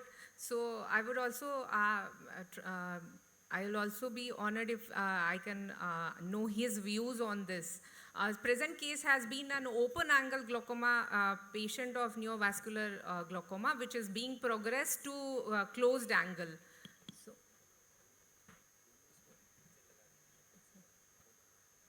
the patient had NVI all through, and NVA was there, as well as there was a one quadrant of pass. So, how to approach such patients, sir? Thank you, Doctor. See, any case of neovascular glaucoma, first we have to identify the cause for the neovasculation. As I mentioned, in this case, is there is a central retinal occlusion, and of course intraocular pressure also. So our role of glaucoma, as already mentioned by Sudh, is just to reduce intraocular pressure medically, just to ease the retinal surgeon to go with the either PRP or intravitreal injection. So what normally we will do is we will just control them medically with beta blockers, carbonic anhydrase inhibitors, and of course topical steroids and cycloplegics, because that's also very very important. In any case of neovascular glaucoma, when you treat, you have to, because we have to, there will be some amount of aqueous breakdown will be there, and antechamber cells, and that's the reason why they have a pain.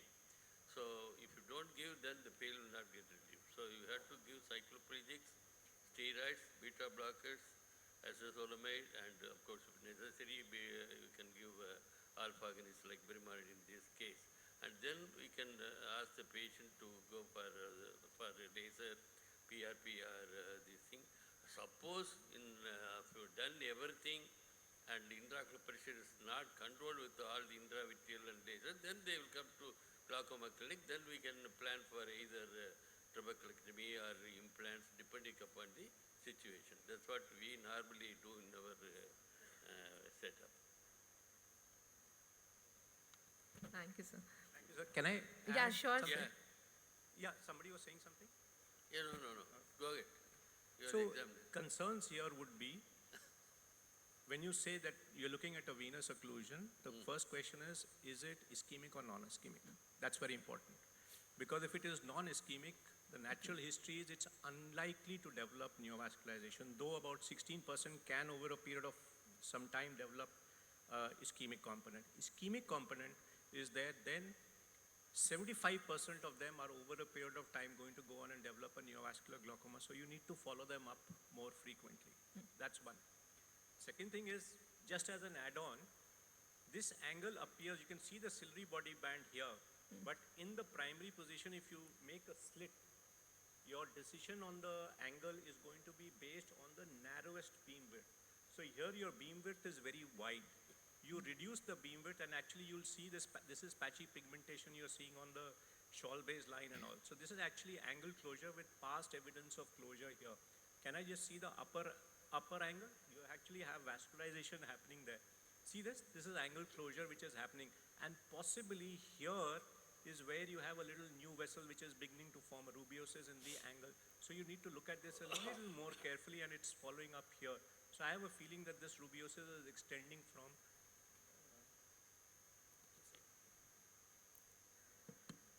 So what is your take on using prostaglandin analogs in such patients? Because inflammatory, the component in the considering the inflammatory component. I think they should always be the last option in these patients, because all these secondary glaucomas have a component of inflammation. So the preferred drugs which has been used is the beta blockers, carbonic anhydrase inhibitors, alpha agonists, bremonidine, and ROCK inhibitors also can be used. These are the preferred drugs. Pilocarpine and prostaglandin, since they may induce more inflammations, we'll avoid them. Even an oral acetazolamide can also be used in these cases. So I think there should be the last option. And sometime if there is inflammation on slit time, you can see some cells. A short course of steroid like a fluorometholone can also be given, which definitely makes the patient more comfortable. 15% of venous occlusions, central retinal vein occlusions, are bilateral. So you're seeing one eye, there's a high possibility that the other eye may be affected.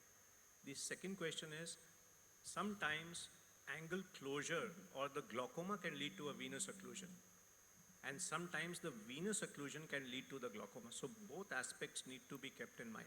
This is what we have been taught in RP center, that whenever you see a patient of CRVO or BRVO, please screen the other eye for angle closure, and you'll have some amount of angle closure. So please do an iridotomy in that eye, because that can be a predisposing factor for a venous occlusion.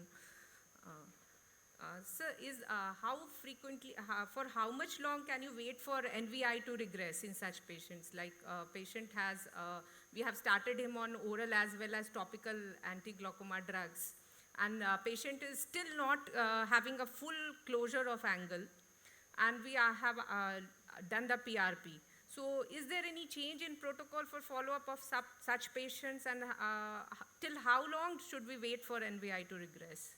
So I have a question to ask. Yes, sir. Before I actually answer. Is PRP, we have been doing PRP for so many years for diabetics. The incidence of neovascular glaucoma is not reduced. So why this confidence that I've done a PRP and the neovascularization should reduce? They need to be followed up. You may need to repeat your PRP repeatedly over a period of time. And there could be other mechanisms of angle closure. For example, a small microvascular bleed in the angle, the hyphema gets absorbed, there's a blockage of the trabecular meshwork. All these are possibilities. If you're given a little steroids, they may turn out to be steroid responders. So the natural history is that NVI will not regress, but sometimes they do. So you got to follow up the patient, and one to assess the visual potential for the eye. If the eye doesn't have much of a visual potential and you have a pressure with medication of about 24, 25 and the eye doesn't hurt, you just leave the we can patient just alone. follow up the patient. Thank you, sir. The regression of neovascularization of iris is much more faster with the anti-VEGF. You can normally suppose even if you want to do a trabeculectomy, we used to inject intravitreal and intracameral and wait for a week. Sometimes you can have a very good regression of new vessels. PRP, of course, you need multiple It will take time. sittings. 2 or 3 sittings you may need to take little more time. Thank you, sir. Next, I invite, sir, you want to add? I think we have short of time. Next, I invite Dr. Akansha for the closed stage of neovascular glaucoma.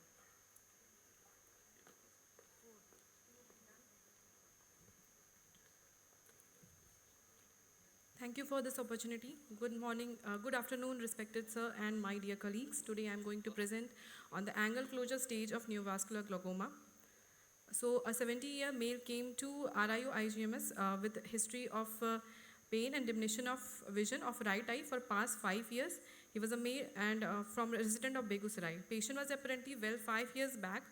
Then he developed right eye diminution of vision, which was sudden and progressive in nature. He went to a private clinic where right eye retinal detachment was subjected, but due to financial reason didn't underwent any surgical intervention. He developed pain and redness in the past 2 years. Positive history of colored halos and negative history of headache, vomiting and fever were given. He had no past ocular history of surgery or trauma and no history of any systemic illness or oral medication. He was vegetarian by diet, bowel bladder habits were normal, sleep appetite was normal. He gave a history of consumption of tobacco for last 10 years. There was no family history of similar complaints, and due to long history of the patient, he was on multiple drugs which included combination as well as single drugs that included bimatoprost, brimonidine plus timolol, dorzolamide, nitazoxanide, eye drop homide, nepafenac, predford and tablet acetazolamide. On general examination, patient was conscious, cooperative, well-oriented, time, place and person, was average build and all systemic parameters were within normal limit. The visual acuity of patient was, right eye was PL positive and left eye was 6/9 parts. On 80, pressure of right eye was 16 and left eye was 32 mm of Hg. And anterior segment was shallow with von Herrick's grade 1 in right eye and 3 in left eye. Pupils were, NVI was noted in right eye 360 degrees and atrophic patches with posterior synecdoche was seen in left eye, and pupils were fixed in right eye and dilated in left eye, and lens showed cataract nucleus sclerosis grade 4 in right eye and grade 2 in left eye. On posterior segment examination, the right eye view was hazy, so ultrasonography was done which shows the presence of retinal detachment, and left eye was within normal limits except it showed increased CD ratio. Further OCT RNFL was done of left eye as the view was hazy in right and no other investigation could be done. Left eye showed a CD ratio of 0.9, vertical CD ratio 0.9. Further HFA showed generalized depression of the visual field. On gonioscopy, it showed angle closure in all the 3 quadrants with presence of pass with NVA in one of the quadrants. So the diagnosis of right eye angle closure neovascular glaucoma with NS4 cataract was done along with retinal detachment, and left eye angle closure glaucoma with nucleus sclerosis grade 2. So the medication that was started as we, the main neovascular glaucoma pathology, we have to give aqueous suppressants that included brimolol, dorzox and acetazolamide tablet along with syrup potlor, and left eye was planned for phaco plus trap in future, and right eye was considered for cyclodiode therapy. So moving on to discussion, neovascularization of retina and iris and resultant neovascular glaucoma is a common consequence of chronic retinal ischemic diseases. NVI and NVG can develop due to peripheral retinal capillary obstruction and retinal ischemia even after achieving reattachment of the retina. Other conditions of retina that could lead to this neovascular glaucoma includes long-standing retinal detachment, PVR, Coats disease, retinoschisis, detachment associated with intraocular tumors. So the take-home message would be more successful neovascular glaucoma treatment is preventing neovascularization from occurring in the first place. That's all. Thank you.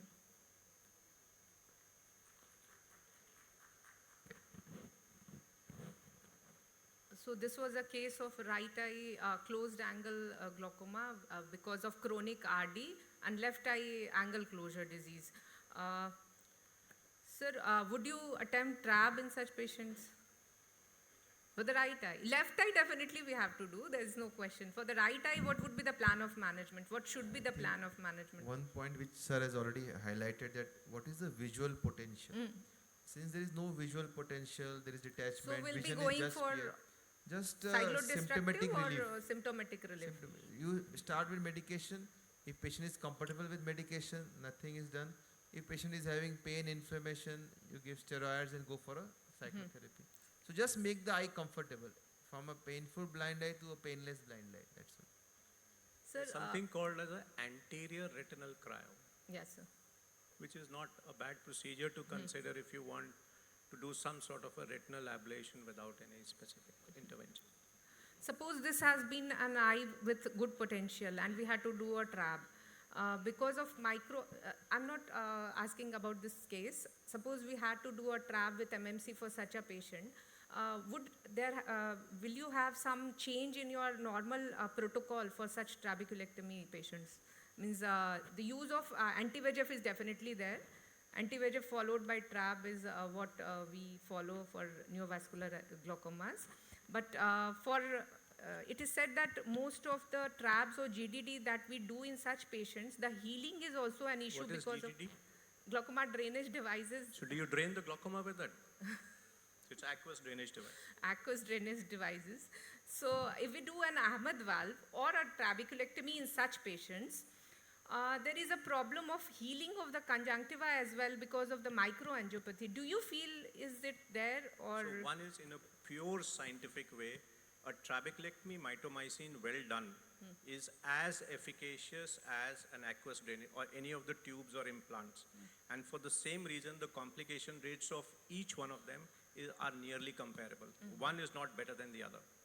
The important thing here, and this is a generalization, before you jump to a glaucoma surgery, make sure that the retinal treatment has been done.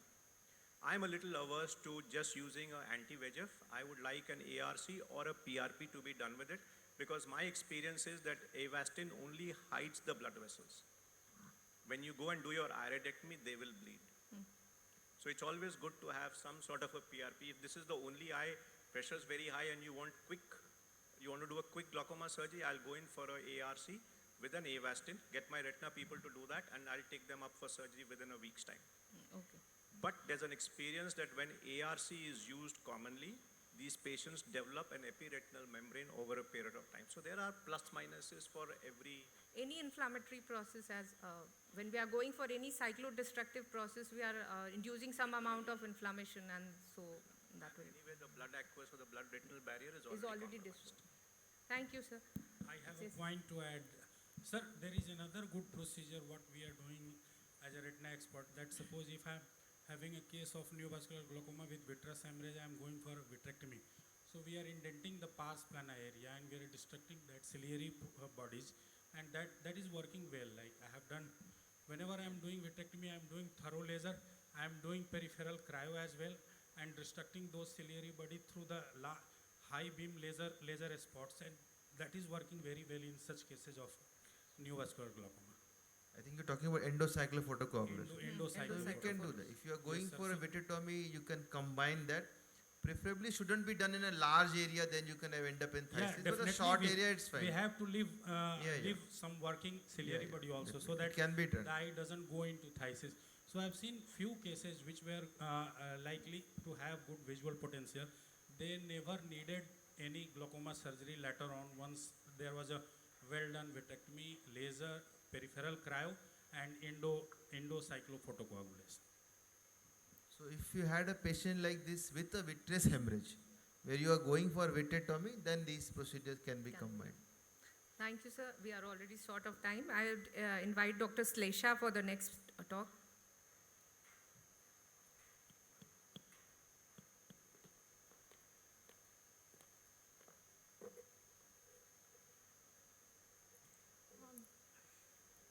Good afternoon, everyone. This is a case of a 86-year-old female who presented with complaints of profound loss of vision in her left eye since 1 year, which was insidious in onset, gradually progressive, associated with mild degrees of pain. She had a history of cataract surgery in both eyes 8 years back. Also, the patient was a known case of diabetes mellitus and hypertension on medication since the last 30 years. She had a history of frequent episode of redness in the left eye for which the patient took treatment at a local center. No history of any previous ocular trauma, not any other significant past history. There was no significant family, personal and obstetric history. The general physical examination and systemic examination were all within normal limits. Coming to the ocular examination, the visual acuity in right eye was 618, best corrected to 612. In left eye, NPL was there. Pupil in the right eye was central round reactive, whereas in the left eye, occlusio pupillae was present. Intraocular pressure in the right eye was 28 millimeters of mercury, and in the left eye, it was 50 millimeters of mercury. Eyelids and edenexa were within normal limit, conjunctiva normal. Cornea was edematous in the left eye.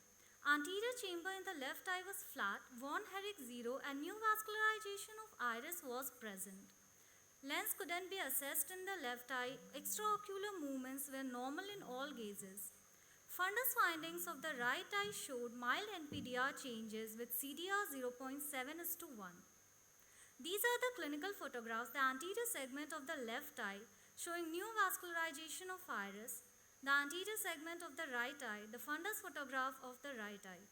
These are the other relevant investigations. The gonioscopy revealed angle closure in both the eyes. These are the gonio images. On doing the ultrasound B scan of the left eye, it revealed vitreous hemorrhage, whereas all Doppler parameters were within normal limit. So, coming to the provisional diagnosis, for the left eye, we made a diagnosis of absolute stage of neovascular glaucoma, whereas for the right eye, it was angle closure glaucoma. These were the management options which we had for the left eye, but the patient was in denial for any kind of procedure, so we resorted to minimizing pain and IOP control. For the right eye, laser PI was done along with regular follow-ups and monitoring of intraocular pressure. Discussion. Neovascular glaucoma is a severe form of secondary glaucoma characterized by proliferation of fibrovascular tissue in the anterior chamber angle. Its potentially devastating sequelae of underlying ocular or systemic diseases. Clinically, the three most common conditions responsible for NVG are diabetic retinopathy, CRVO, and carotid artery obstructive disease. The progression of rubeosis iridis to advanced NVG can be broken down into 4 stages: pre-rubeosis, rubeosis, open angle glaucoma, and angle closure glaucoma. Diagnosis is primarily clinical. Awareness of risk factors and early detection of retinal ischemia can minimize subsequent anterior segment neovascularization or expedite treatment leading to vessel remission. So, hereby we conclude that managing neovascular glaucoma in an absolute eye present significant challenges primarily focused on pain management and IOP control. A multidisciplinary approach is essential to address the physical and emotional needs of patients in such cases. These are my references. Thank you. Thank you. So one last question. Is there any role of DLCP in patients unconducive for surgery, for glaucoma surgery? Is there any role of diode laser cyclophotocoagulation in patients with potential vision and unconducive for surgery? So I don't like a cyclodestructive procedure in eyes which have a vision potential. I'm strongly against it. I feel that in a glaucoma clinic, if somebody does that, they don't want to tackle their glaucomas properly. And any role of micropulse laser? it's some sort of a cyclodestruction only. So you may change the laser name and or the type of laser, but cyclodestruction is cyclodestruction. So if you want to work seriously and you want to help your patient, cyclodestruction is your last resort, especially if you want to improve vision. Manish sir? Similar to what Sir has said, we don't use it for patients where vision is the criteria. We want to save the vision. But then there are certain desperate situations where surgery is technically difficult or patient is not willing for surgery, patient has very high pressure, a lot of inflammation. You want to buy some time. We have done a limited 90-degree diet cyclophotocoagulation to just reduce the pressure, make the eye comfortable and plan a proper surgery, say a glaucoma shunt after 2 weeks or 3 weeks, or because sometimes 40-50 pressure doing a glaucoma shunt or a trap can become very difficult. So but then mostly like it can be a good alternative to cyclocryotherapy. So like we had both cyclocryo and that. So if I just want a symptomatic relief, just want to reduce the pain, then a diet cyclophotocoagulation is better than cyclocryo, because cyclocryo is really painful. And micropulse have been promoted as an alternative which can be used for patients with good visual potential. But then over time studies have shown that it is not matching to its claim. We also have the machine, we tried it initially, but IP reduction is extremely variable, extremely unpredictable, and you may end up in complications like choroidal detachment, supraciliary fusion. So with a patient with good visual potential or even a decent visual potential where you want to save the vision, better to be avoided. Thank you, sir. So I think before you close, I'd just like to compliment the people who have presented and the people who planned this session, because neovascular glaucoma is commonly seen and not well managed. So you've actually had several opinions. And diabetes, venous occlusions, and the third thing is carotid obstructive disease, which is something that was perhaps not highlighted adequately by us. Very commonly seen, neovascularization with intraocular pressures which are not high. So that's where you need to look at a carotid occlusive disease. Thank you, sir. Small book release will be there. Just Can I ask one question? Yeah, sure, sir. So if there is a case of in which the people is well, so if there is a case in which there is a well dilating people and the media and the posterior segment is well visible, in a case of NVG, will you inject and then go for a later PRP, or you just go for a PRP in the first, considering the fact that PRP will take its own time to have the effect? So what will be your plan of action? In a case, to the whole panel, I mean,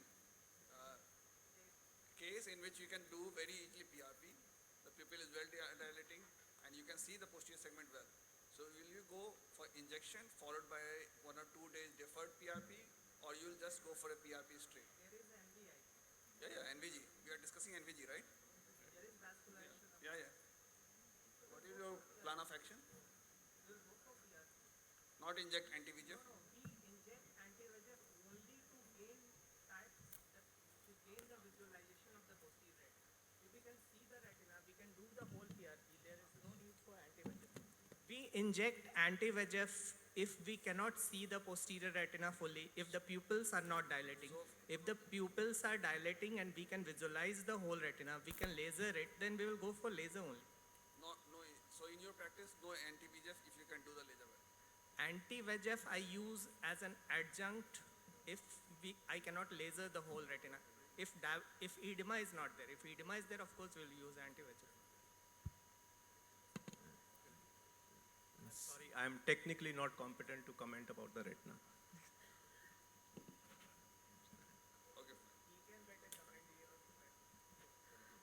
Thank you. It was a nice discussion, and I hope we all are more wiser after the panel discussion. Next, I invite Ajit Dwivedi sir for a book release.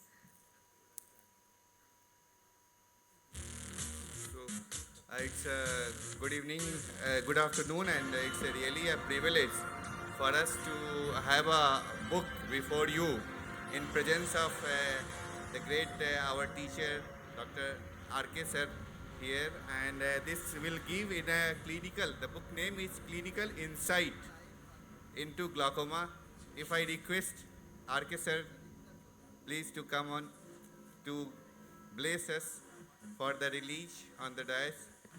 And we are really very grateful for Devan Sood sir. This book was edited by Dr. Sibal Bharatia, and managing editor is Dr. Manish Singh. We are the contributor. I have written one chapter, and it consists of the way it was written. It's a clinical insight into glaucoma. It's a handbook which will give what should be in the mind before you go to the patients. So, Dr. Manish Singh to say something.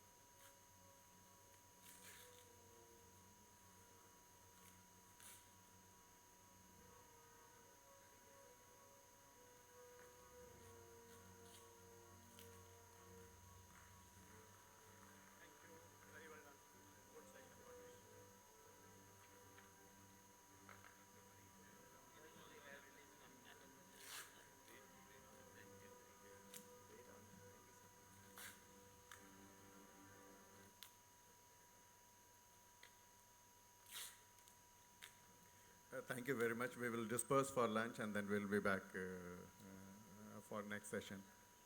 We'll take some 20 minutes break for lunch.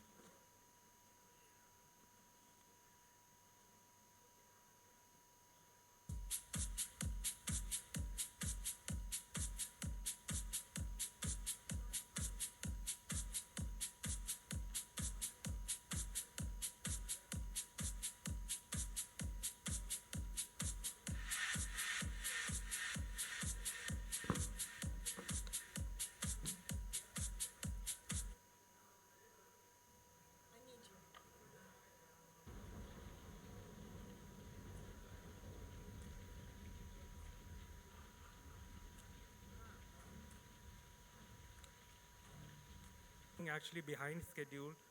So can I request the chairperson for the next session, Dr. Pranav Ranjan sir, Dr. Sunil Singh sir, Dr. Vibhuti sir, Dr. Nilesh sir, Dr. A.K. Bharadwaj sir to please come on the dais as chairperson. Amongst the panelists, Dr. Nirmala Sahai ma'am, Dr. Santosh Mishra, Dr. Shruti Priya, Dr. Vidya Bhushan, and Dr. Shilpi Kedia. Please take your chair on the dais.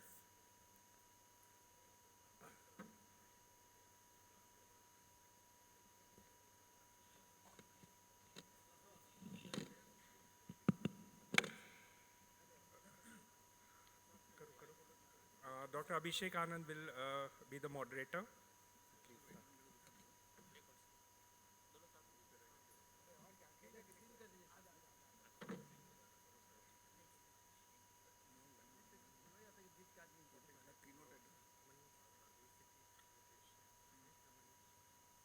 Dr. Manish sir, you have the keynote address on OCT interpretations, fallacies.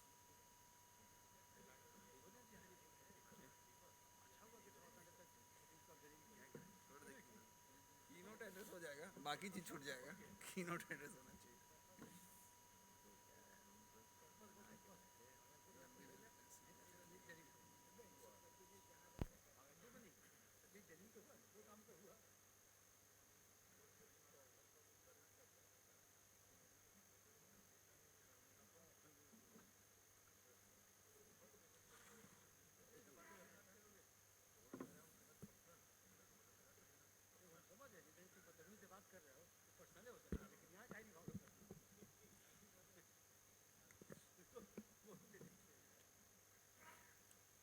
Good afternoon. So I'll be discussing about role of OCT in glaucoma, highlighting the fallacies and how to interpret. So thank you again for having me being a part of the program. And post lunch session is a difficult session because it's difficult to concentrate, especially after a nice meal. So I'll try to be crisp and short. So why OCT is so important? You know, when we were postgraduates and not long back, the very common question we had was, which is better, the OCT, the HRT or the GDX? And this was a very common question in Viva. But now this question is not relevant because GDX and HRT is hardly used and the machines have been discontinued. So OCT has evolved over time, and OCT for our retina colleagues is indispensable. So OCT has improved its software for glaucoma also. So I'll highlight a few cases where OCT is useful and few fallacies where OCT gives you a false sense of comfort. So we should know how to properly use OCT for our glaucoma diagnosis. One of the important things is a pre-perimetric glaucoma. By definition, we know the perimetry is normal, but the disc is suspicious. So you can see there is inferior thinning here. We can see the RNFL defect, but the perimetry is normal. So in this case, if I want to document the RNFL thickness, I can use an OCT. If the OCT corroborates with my disc finding, it gives me an extra evidence to treat the patient because I want to treat this patient. I know clinically there is glaucoma, but the perimetry is saying there is no glaucoma because 40 to 50% damage has not occurred. But also very important is that if I repeat my OCT after 6 months or 1 year, if I see there is gradual thinning, so OCT helps me here to support my diagnosis and also to assess progression because perimetry is not helping you in this case. But what is important is that any red area in any clock hour is of no value unless it matches with your clinical finding. If I do a OCT is showing a superior thinning, and clinically I know based on my experience that there is inferior thinning, I'll go with my clinical finding and I'll suspect that probably there is some problem with the OCT. I'll relook at the OCT. So always, whether it's the perimetry, whether it's the OCT, try to correlate with your clinical finding and don't just see the report and make the diagnosis. Second important thing is excluding glaucoma. Say this patient has gone to Subhas sir, or maybe, I'm just giving example, or to Vishal, or to Kunal, and everyone has suspected glaucoma. Looking at the disc, say I feel okay, there is a superior rim which is looking suspicious, but the perimetry is normal, CCT IOP is normal. My gut feeling says there is no glaucoma, but I'll keep the patient under follow-up. In this case, if I do an OCT also shows all green. It gives me an extra sense of comfort. So OCT also has a very important role in excluding glaucoma. So these two indications in my practice are the major practice why I use OCT for diagnosing and for excluding glaucoma. Now coming to interpretation, there are multiple machines of OCT. Like in our hospital, we have the Spectalis, we have got the Topcon. I'm sure a lot of you must be having the Cirrus, the OptoView. Every machine printout is different. So you have to read about that machine, what are the criteria for that machine, then only you can interpret the reports better. I'll give you some very basic rules which I'll request you to follow. I hope you're already following. In case you're not following, just try to go in a step-by-step manner because what happens when you see the OCT, the first thing we see is this red and the green area because they are so attractive and we are so inspired by the colors. Don't do that. First see the signal strength. Every machine has different signal strength. For example, the Cirrus, there is 6 and above. If the signal strength is there, then only the report is acceptable. If the signal strength is poor, what is the meaning of that? It means that the picture quality is hazy. If the picture is hazy, I can't see, machine also can't see. Machine can't see the layers of the retina properly. If machine can't see the layers of retina properly, machine will not be able to understand where is the RNFL, where is the GCC. So machine will assume that this is the RNFL and will give you a value which may be incorrect. So if the signal strength is poor, you may use it for retinal evaluation. Don't use it for diagnosing glaucoma. Second thing, look for the motion artifact, whether the disc is proper or not, whether there is missing areas here or not. Try to look for centration. Segmentation. What is segmentation? Capacity of the machine to delineate the layers. We'll come back to it. And at the last thing, go for the quadrants. And then obviously clinical correlation. This is a patient, you can see there is superior thinning in right eye, inferior thinning in left eye. It's a moderate myopia, disc suspect. But if you see the disc, actually it's more of a temporal slope with some inferior slope, and the left eye also is more of a temporal slope, not clearly matching with your OCT finding.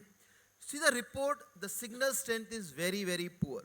So if you have a poor signal strength, there is a possibility the machine is giving you a false report. You repeat the test. In this case, we found the report was normal. So I was telling you, if you have a signal strength problem, repeat the test again. Don't use that. What are the cases we can have problem with signal strength? So I've got a patient with cataract, dense corneal opacity, vitritis, severe dry eye, vitreous hemorrhage. These cases, your signal strength will be poor. So if you have a dense cataract with glaucoma, don't use OCT for diagnosing glaucoma. You can use perimetry, or if the pressures are all normal, go for cataract surgery and then reevaluate the patient for glaucoma. That why I'm highlighting this, don't diagnose glaucoma, because the diagnosis of glaucoma comes with a social stigma. You are branding a patient for a disease for the rest of the life. So be careful when you are stamping the patient that you have glaucoma. Be careful. Another case, a disc suspect. So I used to go to Jamshedpur before COVID struck. So now, that time they had purchased a new Cirrus machine. So now this is a 50 lakh machine. It gives you a sense of comfort. Ki itna costly machine hai to acha hi hoga. So then this patient was a glaucoma suspect, not advanced glaucoma. But if you see the report, everywhere there is all red, red, red. So I felt this is suspicious. Why there is so much of red? Like, almost like the patient is having optic atrophy. If you see the report, the disc is all fuzzy. The disc margins are not clear. But the signal strength is correct. So even with normal signal strength, you can have problem in the disc margins. In these black areas means these area machine is not able to understand or capture an image. If you see the TS analytic graph, it is touching the baseline. If you see the quadrants 21, 0, 40.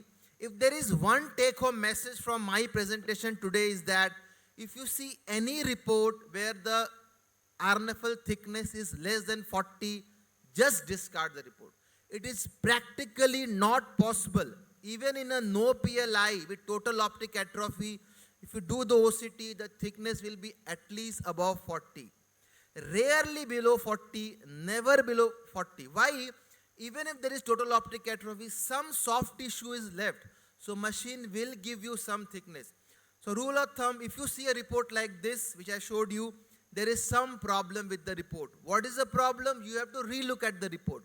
We repeated the test and the report you can see is almost normal. What was the problem? If you compare, you see the disc. This is the disc which should be, the disc has moved here. If you see the TS anatomy, it was touching the baseline. So the problem was, although the signal strength was good, patient was moving the eye so much that the image was not captured properly, and that is why the patient who was a disc suspect became an advanced glaucoma. So don't get fooled by a costly machine. Your clinical skills are any day better than those costly machines. Segmentation is the capacity of the machine to understand where is the RNFL, where is the GCC, where are the different layers. So the problem is, suppose I've got a patient with retinal pathology like say macular edema. So macular edema means whole retina has become edematous. So RNFL has got to become edematous. So there is a patient who has got glaucoma with macular edema. Machine will not be able to detect because there is edema.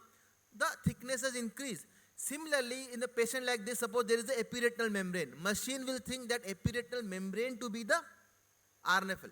So if there is a macular edema, if there is an epiretinal membrane, or suppose on the other hand there is a retinal scar, so all the layers have become thin. RNFL also become thin. So even if there is no glaucoma, machine will tell you glaucoma. This is what happens in myopia with peripapillary atrophy. So always remember, if there is an associated retinal pathology which can increase or decrease the thickness of RNFL, you can have a fallacious result because that is a segmentation error. This is a patient who is himself an ophthalmologist.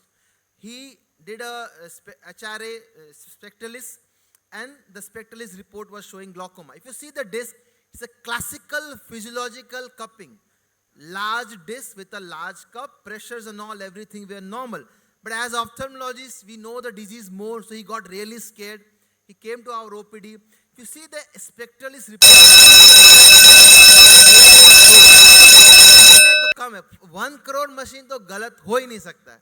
तो फिर इतना पैसा लगाए क्यों हम लोग? So now this is a machine which is showing that there is superior inferior thinning in left eye and right eye there is inferior thinning. I am seeing this patient. I am saying यार glaucoma तो है ही नहीं. Report में क्यों glaucoma आ रहा है? So that is a problem. Now you get confused. And patient is an ophthalmologist. He doesn't know whether he trusts you, who is not even. Then I saw the report. There is a problem with centration. See, machines like Cirrus, Spectralis, they say they have auto centration. आपको कुछ नहीं करना है, हम center खुद खोज लेंगे. But they can also go wrong. You see, it is decentered. We repeated the test with correct centration. The report was normal. So we were right. It is a physiological cupping. Machine was wrongly giving you as a glaucoma. Another patient I'll share you. Green in the OCT, but the patient is having glaucoma. So OCT is normal or green, but the eye is in trouble. You can see there is inferior RNFL defect, there is inferior disc hemorrhage. We know this is glaucoma. OCT में कुछ भी report आए, HVF में कुछ भी report आए, I know this is glaucoma. So when we did a OCT was normal. Why OCT was normal? Because there is thinning, but OCT gives you average. So in spite of thinning, it is still within the normative database. Maybe when the thinning will be more, there will be more progression, then you will get those yellow and red areas. Another patient, glaucoma suspect, we did a spectralis, report was normal, red, thoda mora yellow is not significant. So we have a Topcon also. So that day they were trying different machines, kuch testing chal raha tha. So they did a Topcon. Topcon was showing thinning. So this is also, remember, you can't compare. So suppose you want to see a progression of a patient, you have to do in same machine. You can't use different machine. So we thought Topcon is showing inferior thinning, spectralis is showing normal. So then we re-looked at the report. So Topcon actually has got smaller clock hours, no financial interest. But spectralis has got larger clock hours. So what happens if you have larger clock hour, you have more averaging chances. If you have smaller clock hour, you will detect those smaller changes more. But if you re-look at the spectralis and you see the TSNIT graph, actually it was going into the red area. So the point to be taken here is that while you are seeing the clock hours, don't forget to see the TSNIT graph. In any point, if it is entering into the red area, try to see whether it is matching with your clinical finding or not. Last two cases, this is a patient, pressures are normal, CCT normal, field showing advanced loss, OCT showing thinning in glaucoma, everything is bad. But to see the disc, is it glaucoma? Very important rule in glaucoma is that even in advanced glaucoma, the rim is not pale, it is pink. When you have pallor more than cupping, there is something more than glaucoma. In this case, 0.9 cupping with pallor, this is 0.6, 0.7 only. Why the field is having so much of advanced field loss? This is a case of methyl alcohol poisoning. The point to highlight here is that what OCT tells you is there is thinning or no thinning. Thinning can be because of glaucoma, thinning can be because of optic neuritis, methyl alcohol poisoning, trauma. OCT doesn't know that. OCT will tell you thinning hai ki nahi hai. Whether to understand thinning is because of glaucoma or other causes, it is our role to exclude them based on our clinical finding. Last case, we have seen, I don't know what is the trend in Bihar, but in Calcutta, a lot of doctors, they do OCT for young patient. Why? बच्चा लोग perimetry नहीं कर सकता, OCT कर लेते हैं. But then बच्चा लोग OCT कर नहीं सकता है, fine, OCT, they don't need to do it, but the OCT doesn't have the database. This is a patient, 5-year-old, pressures are normal, disc 0.5 normal, left eye 0.6, 0.7. Physiological, pressures are 10, 12.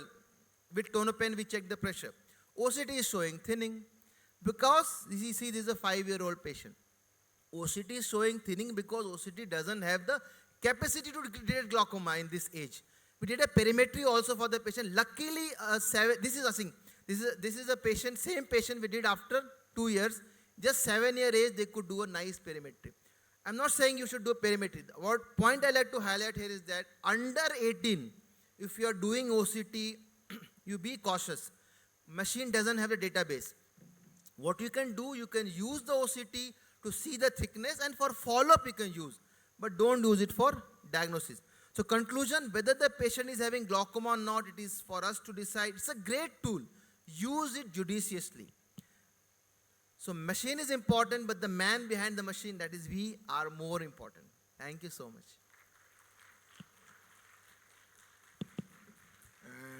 Thank you, Dr. Manish. As usual, you have been very, very clear in defining OCT fallacies.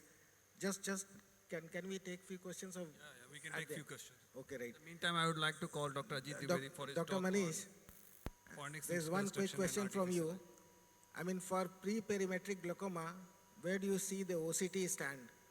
Number one. And number two, the ganglion cell complex, where does it find a place in pre-perimetric glaucoma diagnosis?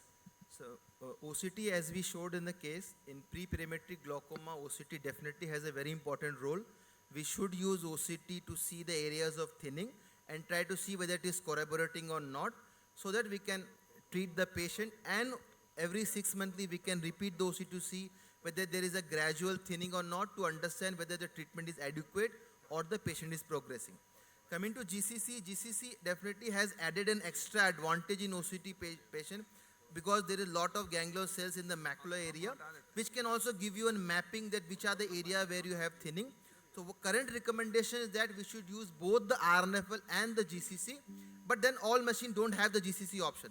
If it is there, we can use GCC as a supplement to RNFL.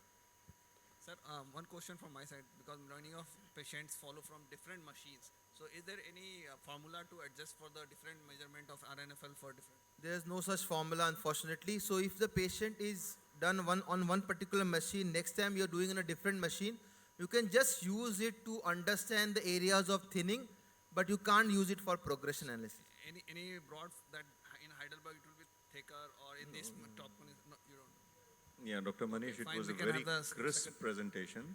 So finally, before you go, I would just ask you, what are the group of patients where you initiate treatment based upon your OCT findings?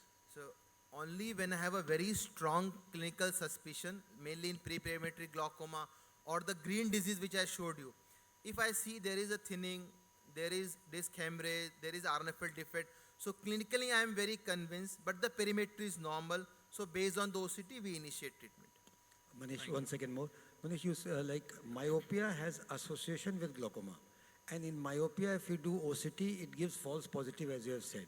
So when to feel in myopia that when you should treat and when you should not treat? Myopia is very tricky, sir, because in OCT, in myopia will almost always give you some thinning, which is very difficult to corroborate. Perimetry also will give you a lot of field defects, which again is difficult to correlate. So in myopia, we have to see the patient in totality. If the pressures are high, it's a very good indication to treat myopia. If the pressure is normal, angle is wide open, CCT is normal, disc is borderline, we can just do a perimetry and keep the patient under 6 monthly to 1 yearly follow-up and see whether the field defects are changing or not, and you can take a disc photograph and see whether there is any obvious change in the disc or not. Because if the pressures are normal, and if you are treating myopia as a normal tension glaucoma, 50% normal tension glaucoma actually don't progress. So we can very well keep the patient under 6 monthly follow-up. But if the myopia is associated with high pressure, we have a strong indication to treat the patient. It means that we have to err on the positive side. But a role of andagification is there in myopia. Since we are running a bit late, around 1 hour late, so I think we can accumulate the whole question and put it in the last. And beginning with our session for next 7 talks, I would like to invite Dr. Ajit Dwivedi sir on his talk on phonics reconstruction and artificial eyes, a boost to life. Good afternoon, and we are definitely running late. We will move on. So apart from glaucoma, Dr. Manish is here, and already he has covered, nothing to say regarding that one. Another area of my interest where I work, so there is nil financial interest. And what is a contracted socket? So contracted socket defines absence of functional eyeball from orbit. And what a patient wants when he presents with us for an ideal ocular prosthesis. He or she wants natural looking that friends and family don't know about. But the medical point is, the ideal ocular prosthesis is, eyelids should be in a normal position, the ability to blink should be there, and eyelashes should also be in a normal position, and it should be symmetrical with the healthy eye, and there will be good motility custom processes. So that processes should move. So very common scenario, usually contracted socket patients, they have this ready stock prosthesis and they look even better with certain restrictions. But there are, for the sake of convenience in management of contracted socket, there is a very small and relevant classification. Grade 0, which we see, is a socket lined with a healthy conjunctiva and has deep and well-formed formations. And there are 5 grades are given. Grade 1, where the lower fornix is limited, it's not there. And grade 2, lower as well as the upper fornix are there, are limited. And at the same time, grade 3, the horizontal has been involved. And grade 4, there is a loss of palpebral aperture 2. And grade 5 is the repeated socket which occurs after several reconstruction procedures. So what is our aim? Ocular prosthesis should be light and take its supports from infraorbital rim, not from the lead. It's very important. So always remember, there is a deeper 13 mm depth in a fornix and 9 mm depth in the lower fornix, with the 5 mm depth near around in a temporal segment. Unless it will be there, we cannot give good ocular prosthesis to a particular patient. So there are multiple surgical options. So and once we do a surgery, we provide this conformer to retain that shape and prevent the symblepharon. So my first case was in 2010, when a 67-year-old sannyasi presented with inability to use old prosthesis, which he was using previously, as it slips every time from socket and has lost many in due courses. So conjunctival socket reconstruction with buccal mucosal graft was done in 2010 by us. At that time I was in AJEH, Akhand Jyoti Eye Hospital, and he was very happy and got custom made prosthesis from Aligarh, and his look had changed. So another good orbital implant surgery. So always remember, whenever we have to do these destructive procedures, do it meticulously, because this was done in Bihar Sharif itself by a very prominent surgeon, and it was so well managed that the prosthesis was given and the eye was similar in, the child was very happy with the similar eye. So when we use fornic reconstruction with buccal mucosal graft, we take the graft from the buccal mucosa. So you see, this is the buccal mucosal graft harvesting. We usually take it from the lower lip, and patient is convinced. It's very difficult. The most important part is taking the patient in your confidence that we are doing the surgery at a different part. He or she should understand that what difficulty is going to have. So you see, this is a grade 5 socket. Superficial symblepharon was released with the initial incision, and ankyloblepharon, it was released in a manner so that we can put the speculum there, and then deeper dissection was done to deepen the socket so that we can create more space. So and buccal mucosal graft, which was harvested from that place, will be given deep enough to make a socket deep. So so this fornix reconstruction, usually when we deepen it, so that fornix reconstruction is done in a manner that whatever the conjunctiva is left, it goes towards the fornix side. Palpebral part becomes, and the graft which was harvested from the initial phase was placed in the central part. So at the end, if you see this case, and we put bolster on the lower lid and the upper lid at different places, and it takes around 3 weeks to get settled. With a conformer in place, usually it gives you a correct correct space. In spite of all our efforts, usually you will get an unsatisfied patient. So a young 22-year girl came to us for prosthesis, and once made through through, she refused to get satisfied because of her higher expectations. So right from the beginning, you have to say your patient that whatever we will make, it cannot be 100%, so that in later on you can convey her. So this is a satisfied patient. You say right eye has a normal eye, left eye, this prosthesis was made, and the eye was a bit, to us, it's the palpable aperture is narrow, but still it was acceptable to him. So this patient has come for the artificial eye, but only prosthetic contact lens has taken care of his vision at that time, his appearance at that time. This patient has come. It was the left eye already has a very difficult, even a narrow palpebral fissure as well. Grade 4 socket she has, but with the right customized prosthesis, she has a appropriate cosmesis. So this is the school. She is the school teacher, and the prosthesis rotation was there, and this prosthesis, the customized prosthesis, has given the prosthesis corrections. Rotation problems was resolved, and even ptosis was resolved. So these are the different pictures. Usually in a post-operative day, patients looks like. She must be prepared regarding that one. And these are the cases which we have done so far. In all cases, and time to time, you can see the morale, the boost morale was elevated for the patient. We have published our case series to this journal as well in 2022. This was an invention during COVID time, where I have established a lab in our CDH hospitals, and we are doing that one. So this is a recent case. You can see there is a socket with a grade 1 socket where the lower fornix is elevated, and after the construction, even on the 7th day, he is retaining the conformer.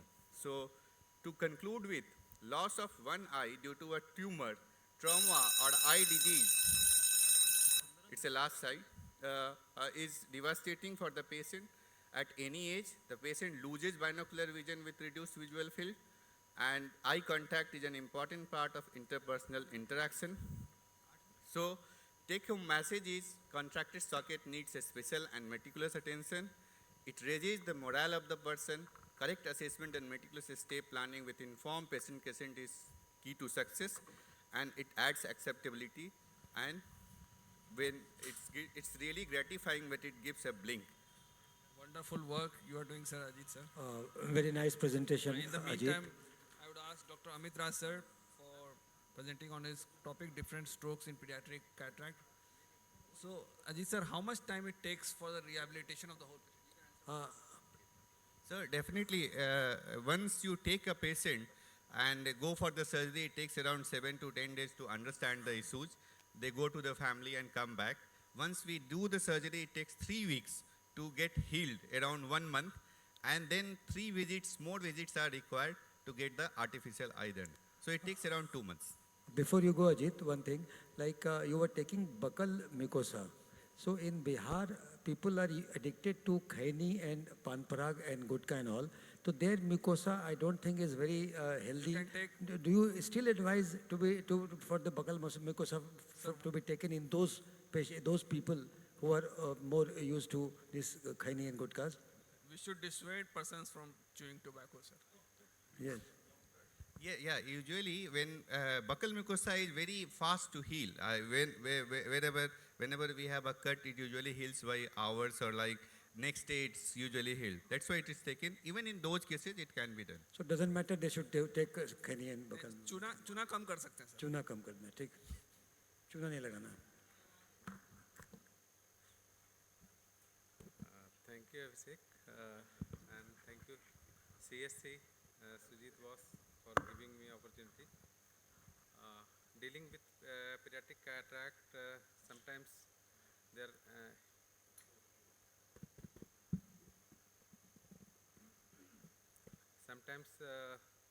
gives impression that if primary surgeon could have done better.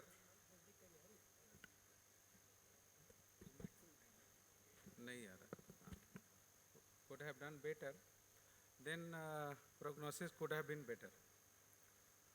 So you all know there are issues of amblyopia. Visual access should be cleared as early as possible to prevent intractable amblyopia. And due to a small size of eyeball, instrumentation and manipulation is again different compared to adult cataract. And elasticity of the capsule is higher, so chances of peripheral extension is more in cases of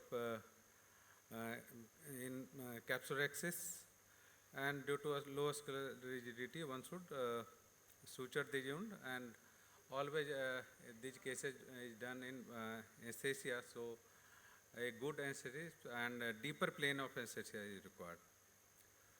So coming to case 1, in this case, this 18-year-old female, this case presented when her marriage was being planned.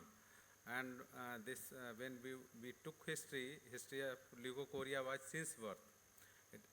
And you can see there was outward deviation of right eye, vision was finger counting close to face with accurate peer. Her father was persisting for excellent IOL so that her vision could improve after surgery.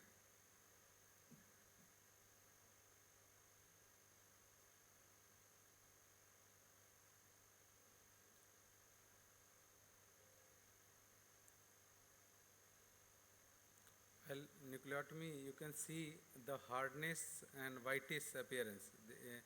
This whole endonucleus was calcified.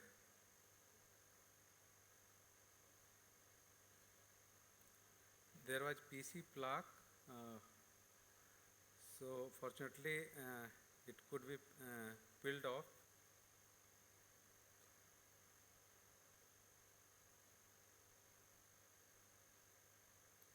And there was no PC defect. So single piece IOL was implanted.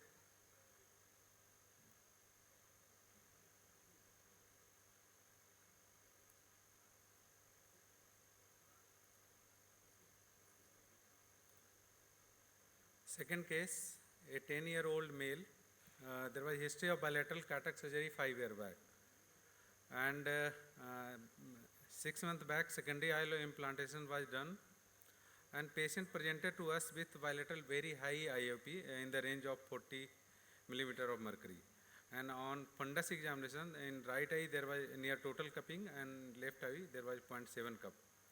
And one can see there is a ophthalmic change in the right eye. Eyeball size has been increased.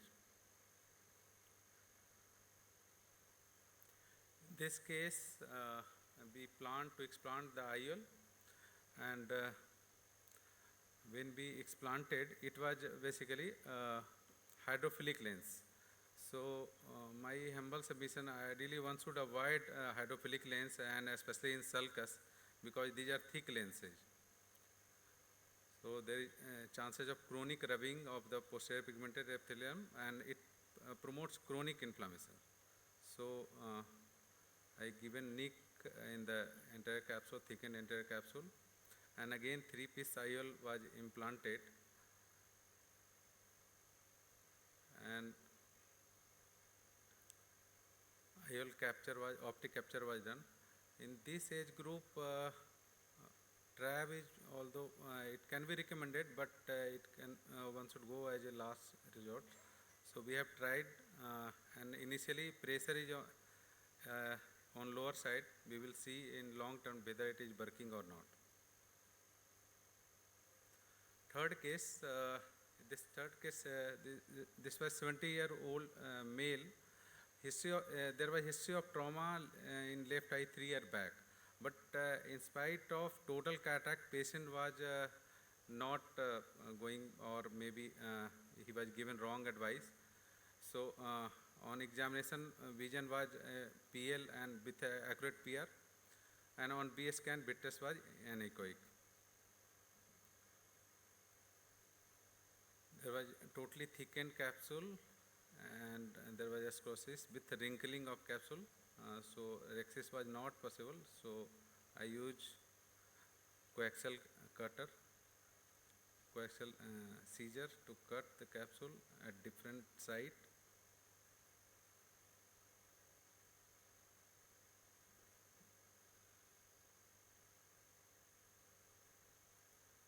I never do hydrodissection in cases of suspected trauma. Just I have done viscohydration. There was very thick PC plaque, but fortunately I could peel off just by capsular polishing it. There. 3-piece IOL was implanted and patient gained vision of 612 on next post-op day. So, in take-home message, clearing of visual axis during formative year is paramount to prevent intractable amblyopia. Capsular management in pediatric cataract determines the surgical strategy and site of IOL fixation. Deeper plane of general anesthesia preferable to reduce bitter upthrust. Long-term social and intellectual impact should not be underestimated while dealing these cases. Thank you very much. Sir? Very nice presentation, Dr. Amit. So very quickly, I would now request Dr. Abhishek Anand to move with his basics and steps of pediatric VR surgery. Just one question from Dr. Amit.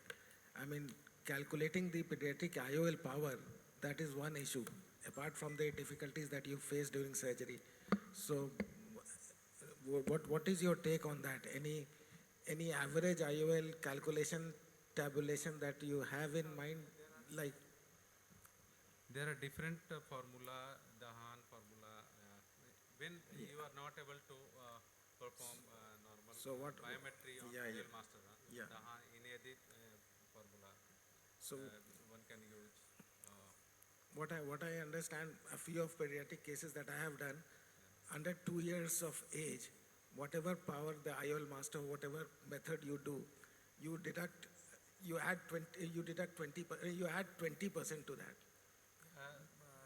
20% You deduct, in fact, you deduct 20% to that, and between 2 years and 8 years, you deduct 10% to it. But it can be basically titrated as per your experience. You basically compare the post-op result in different, basically in a series of cases. Then you can make at what age group how much reduction is required and what formula suits. Yeah. So that is one table that I have been following. Within 2 years, 20%, and between 2 and 8 years, around 10%. In some study, after 6 years, basically there is no.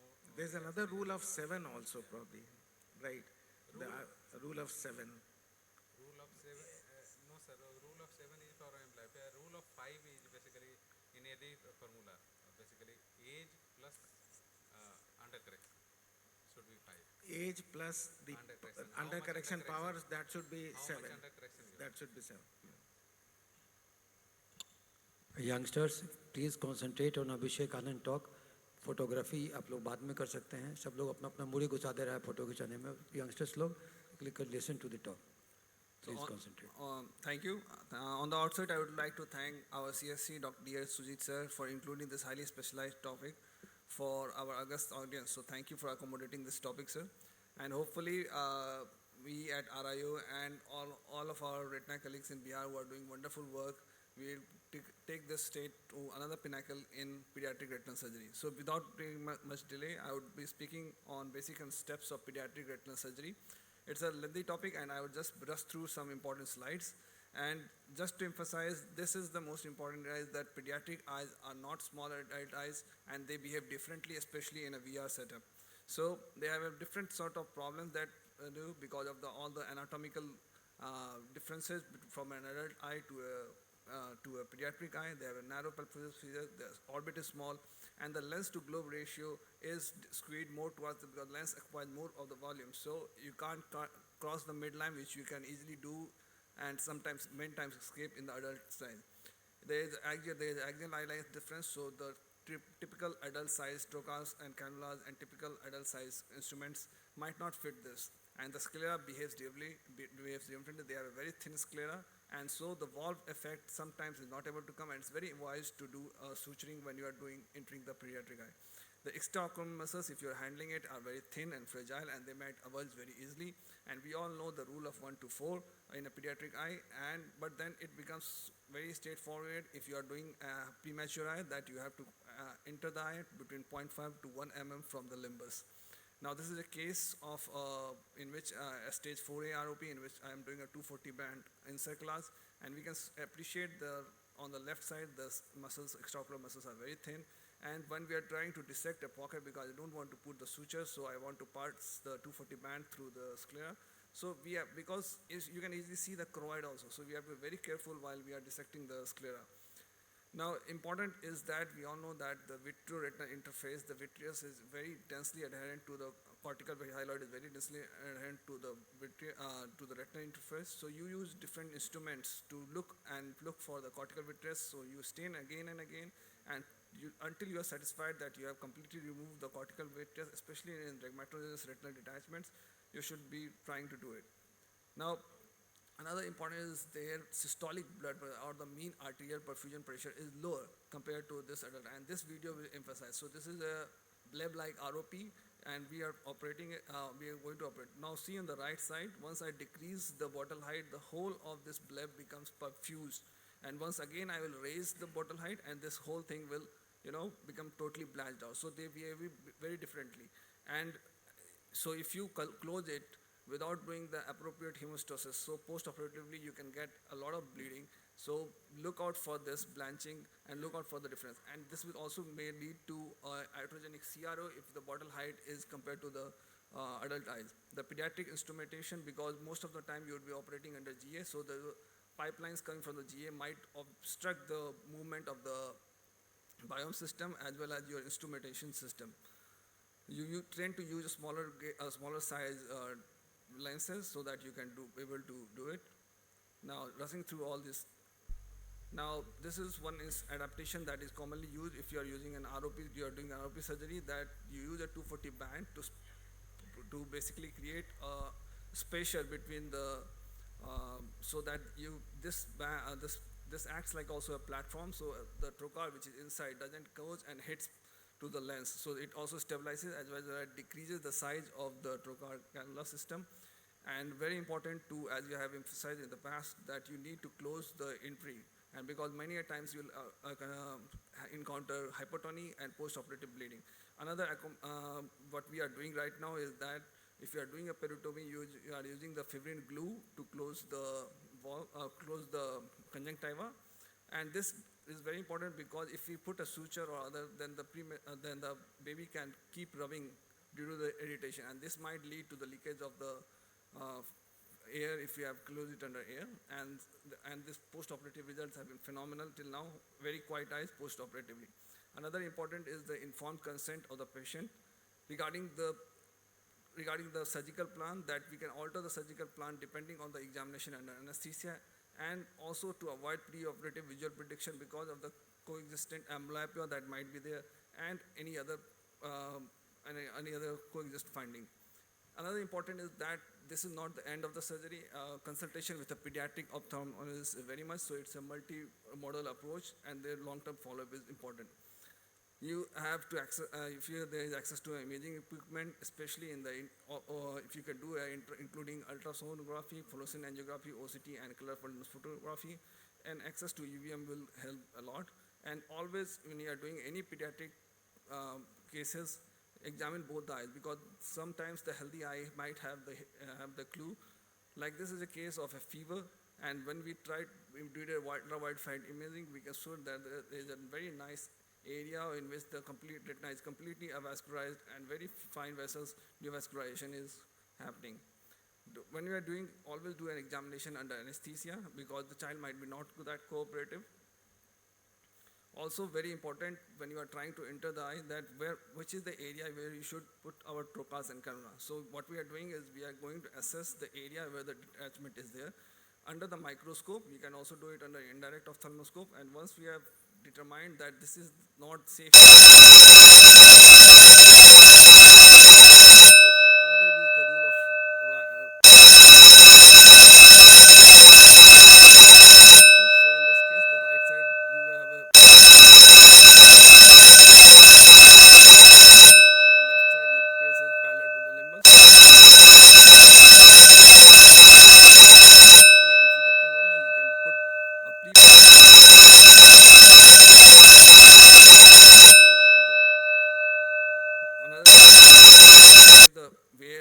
site for where you are going to attack. Like in this case of a stage 5 ROP, you are attacking from the limbus directly to the limbus and not from the 1 mm procedure to the limbus.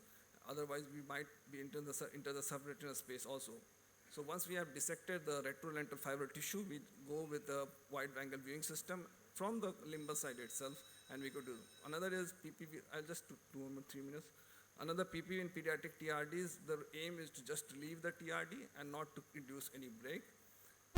Another is if you are looking for, there are multiple times macular pathologies and macular TRDs also. So in this case, a bimanual approach using a Sandelian illumination becomes very important. And sometimes you have to just have, because of this the fibrous tissue is just blending with the foveal tissue, we have to be very careful where the cut, you are placing the cut, and then you can go for the surgery. And another is in dermatogenous RDs, if any patient of a pediatric age group comes, my thumb of rule is that if a patient is buckleable or even on the borderline of buckling, I'll always give a try of scale buckling versus a PPV. Another is you can have multiple coexisting syndromes, like this is a case of pediatric RD with a fever with bilateral iridia. So syndromic patients also comes a lot. This is another patient of axial field trigger syndrome with a giant retinal tear. Another patient, and the last is that not always you have to enter. Sometimes you can just go a minimal intervention and then go out and come out very cleanly. Like in this case of a stage 3B coats, we just did an external braces. We didn't enter the eye and did all the subretinal fluid drainage. And this is more of a glove salvage procedure rather than having some very good vision. So in this, we just put an AC maintainer, and then we created an artificial eye pressure and did a subretinal fluid drainage, in which you can see that once we enter the right place, lot of cholesterol crystal laden fluid, subretinal fluid comes out. And the best part is that this was one of my first cases of coats, and the next day the whole of the retina is flat. We are achieved to do sufficient amount of laser and cryo, that is Nikon. So the my conclusion is bilateral examination, EUA examination of family members, ultrasound and ultra-wide field imaging go in a long way in managing pediatric retinal diseases. Give parents realistic visual expectation, risk of anesthesia. This is very important because many times we are dealing with premature babies and long-term rehabilitation with a pediatric ophthalmologist. Tame the temptation to jump in pediatric RRDs if buck level do give a shot. Meticulous removal of cortical vitreous is important in RRDs. Pediatric TRDs relieve the traction forces and have faith on RP pump. And always retinoblastoma is a great mimicker. We should always be a lookout for it, and less is more in pediatric RDs. Thank you. Thank you, Dr. Abhishek, for a very nice presentation. You're doing exemplary work with the pediatric cases. I think pediatric retina really has, Bihar has revolutionized in the last 10 years. Retina people are doing a very good job. So these pediatric patients are difficult ones. So good job. Now I request Dr. Subhash Prasad to come for his talk on ab internal revision of failing bleb.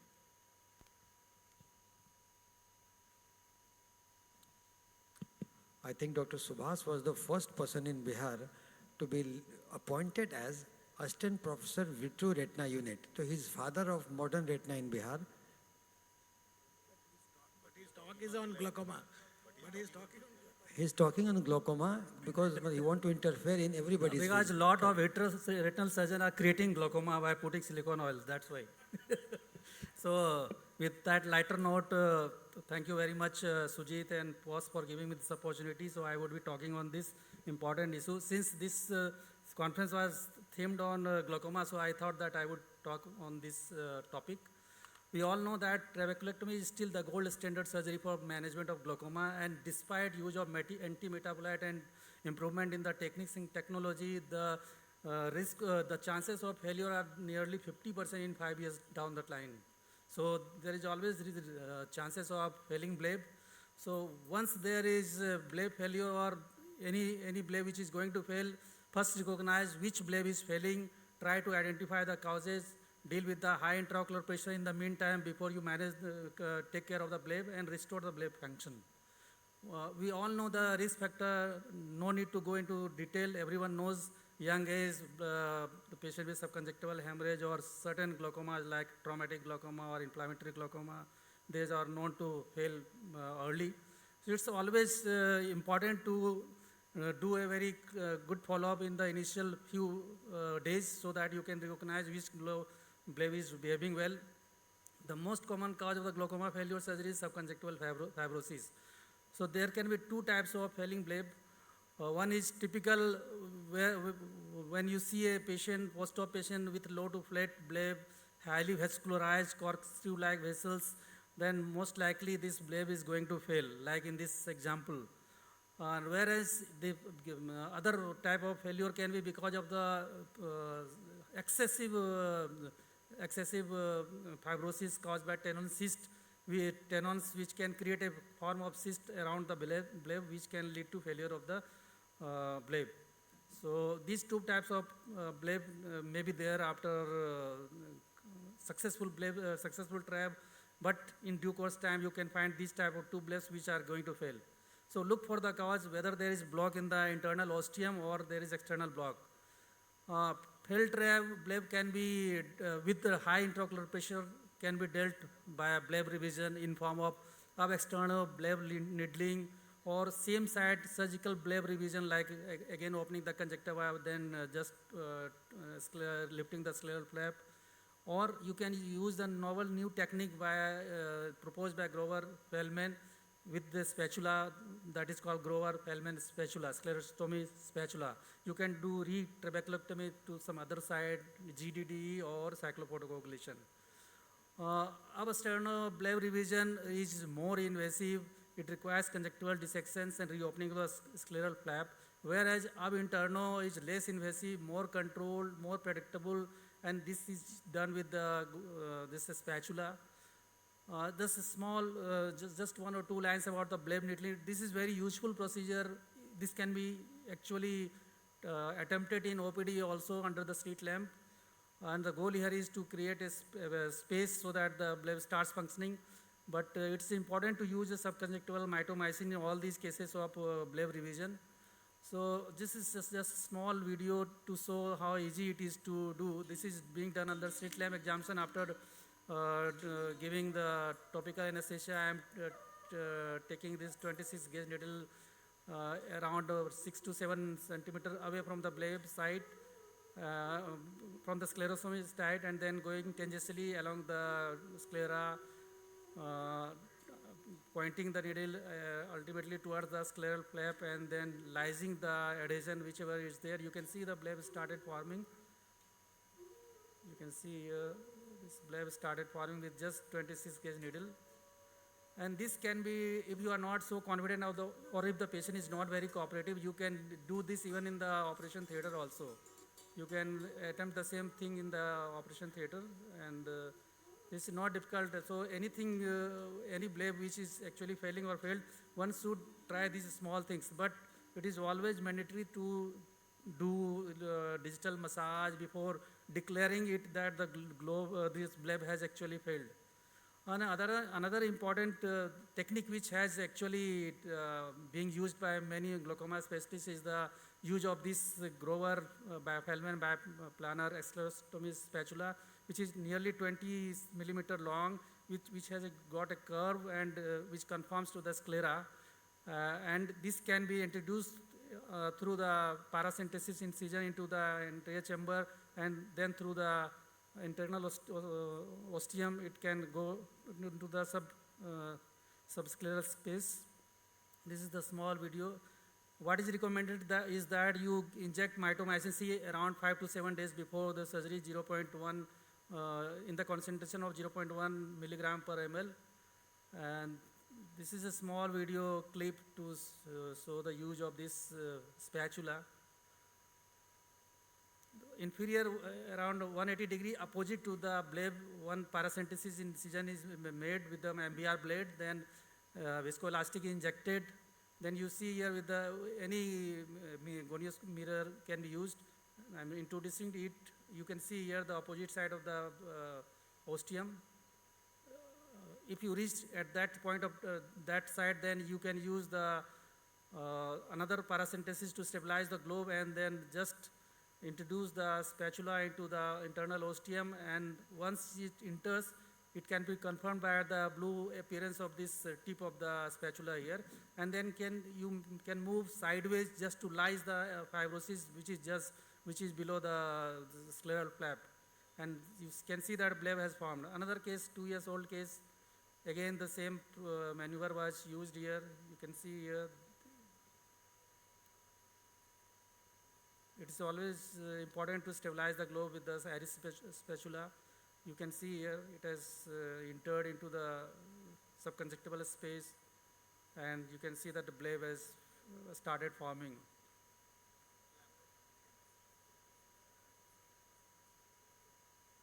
It hardly takes few minutes only.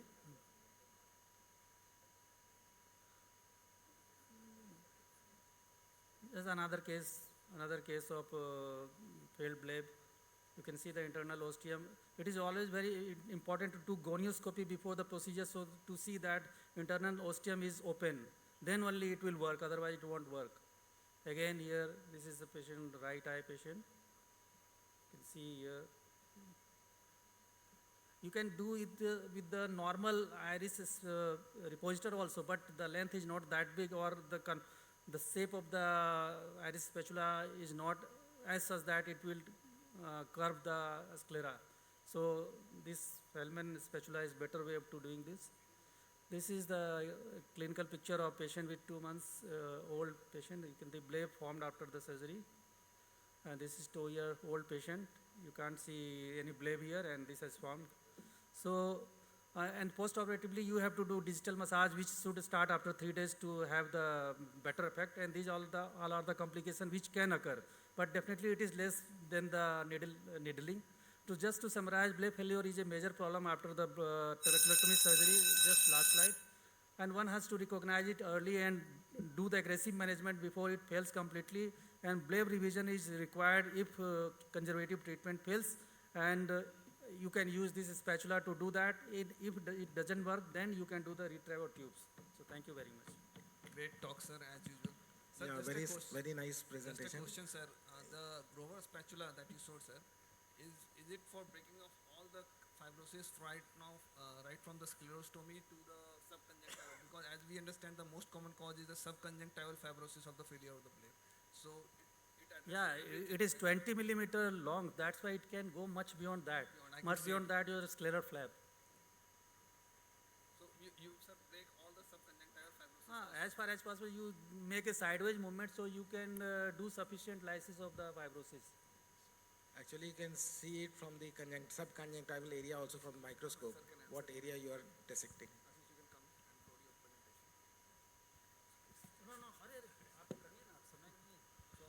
जहाँ पे ये रहेगा उस समय का ख्याल from Dr. Ashish Kedia on microbial keratitis diagnosis and management in a nutshell. Over to you, Ashish.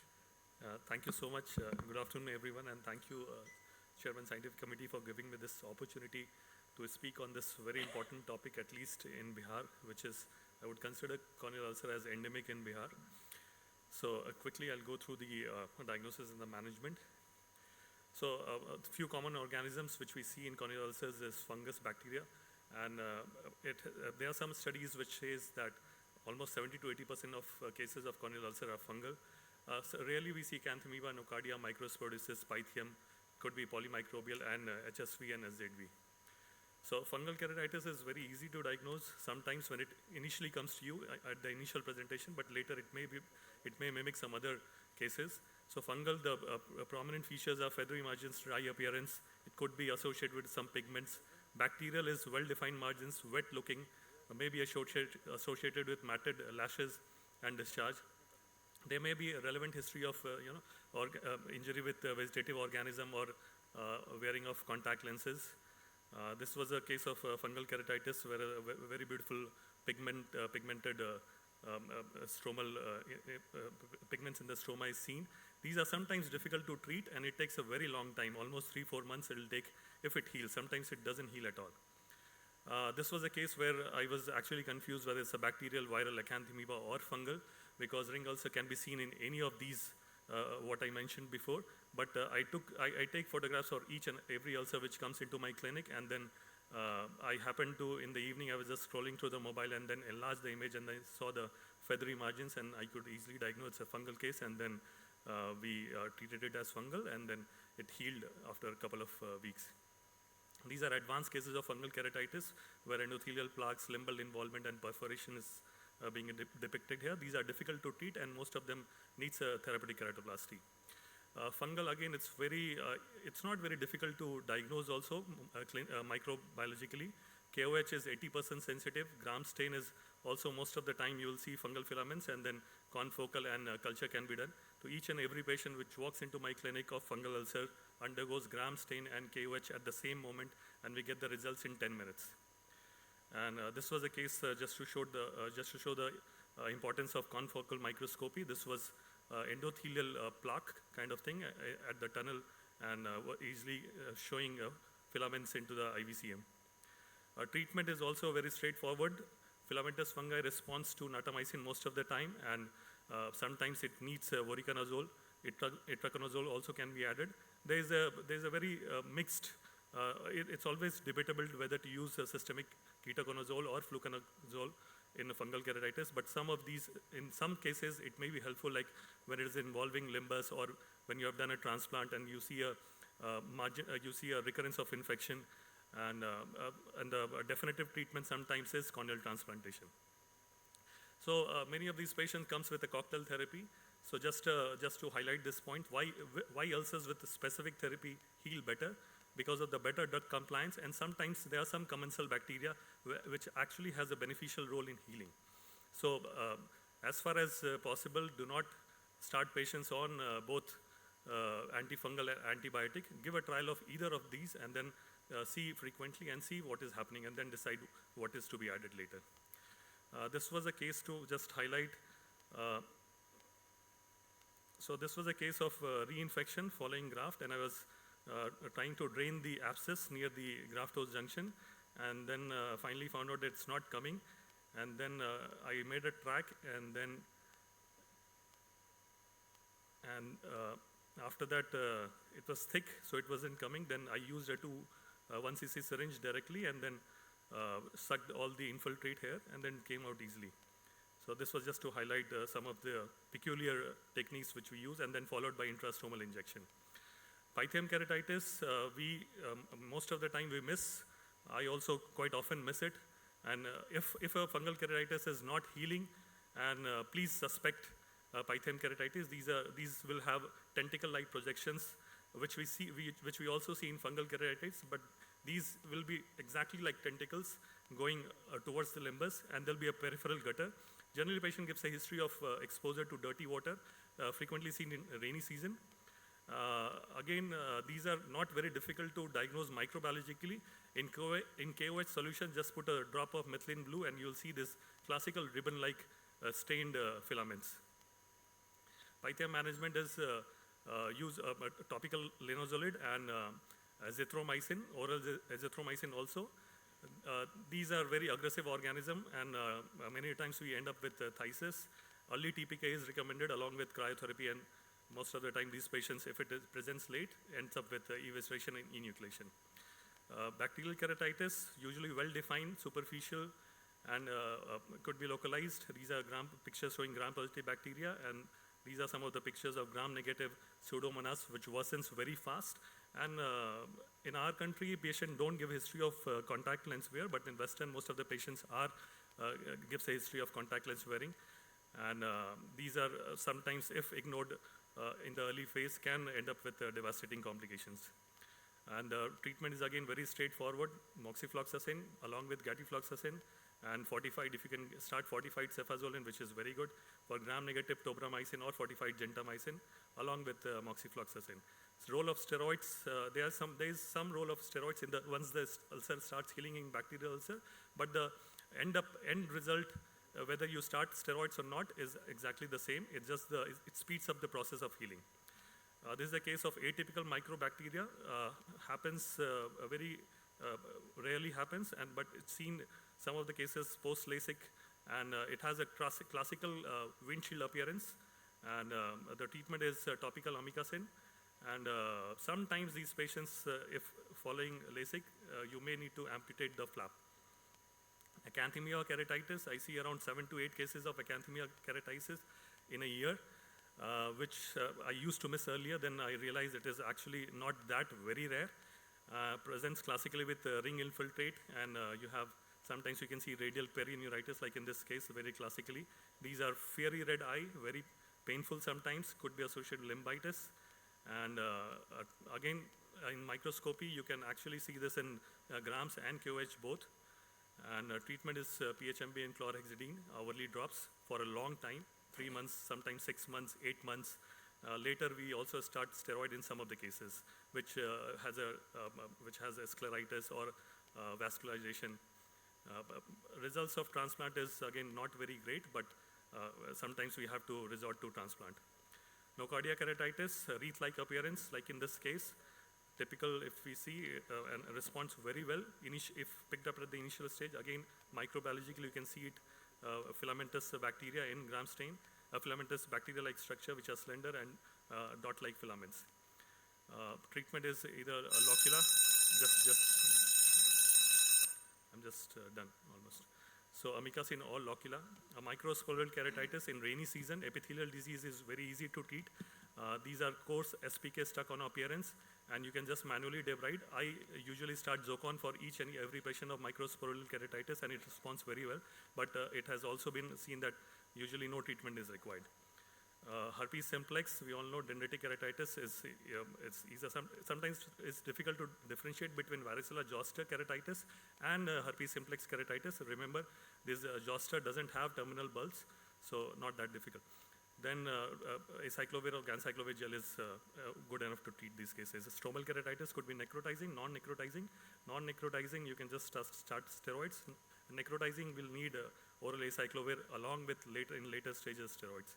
HSV endothelitis, steroid with oral antiviral, and these also responds very well if picked up earlier. Because of the paucity of time, I'll just finish with this last case. So this was a case of acanthamoeba plus fungal keratitis, which took me almost 8 months to heal. This patient was responding, but whenever patient comes to me, she'll be very unhappy because of the drug toxicity around the adnexal lids. And slowly, I reduced the doses of these drugs, and then she became better. This was one of the cases which took me a very, very long time. Patient was very good.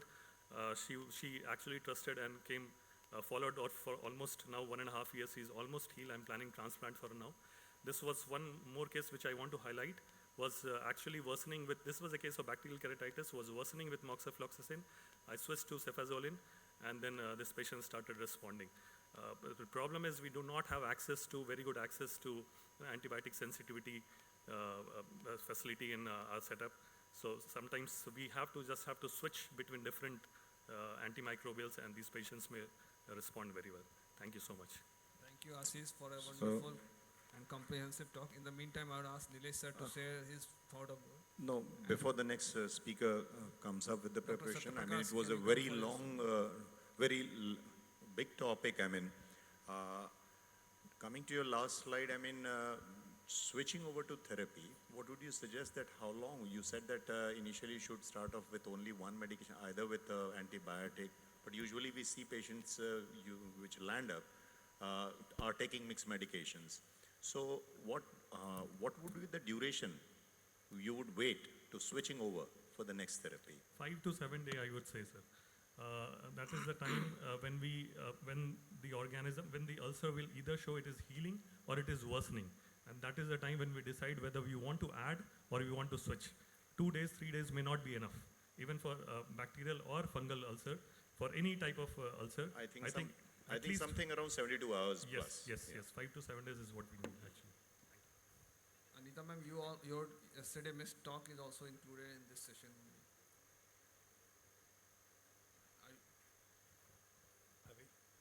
Dr. Tiwari. So, thank you so much, Scientific Committee, POS, for including this talk in this conference. I am going to present on pulse of macular surgery. As we all know that macula is the most important part of the retina as far as vision is concerned, and many ocular pathology, especially not macular pathology, but majority of vitreous pathology are going to affect the health of macula, leading to vitreomacular adhesion, vitreomacular traction, macular hole formation, epiretinal membrane formation.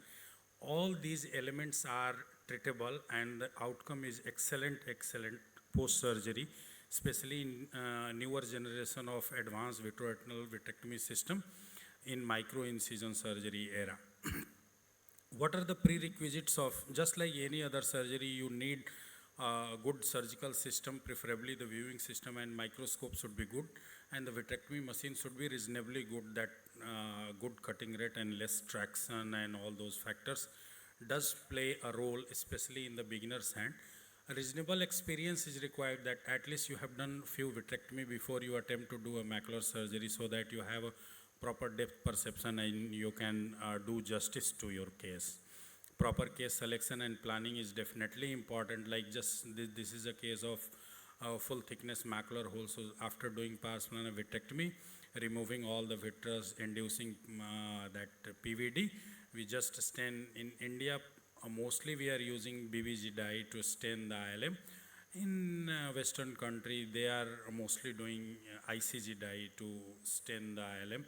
And staining is always a good idea, so that it gives you, even if there is a very faint stain, once you get a tissue and you pull out some sort of ILM, then there is a definite contrast between peeled and unpeeled area, and then you can easily peel rest of the membrane by using that contrast. After peeling all the membrane, we can cut the residual floating ILM, and we can keep a small stump attached to the temporal edge of the hole, so that comes as a cover, and it is just like that passive kind of ILM flap technique for macular hole. And I am practicing this technique, and we get near 100% closure rate in any case of macular hole, be it small, large, fresh, chronic.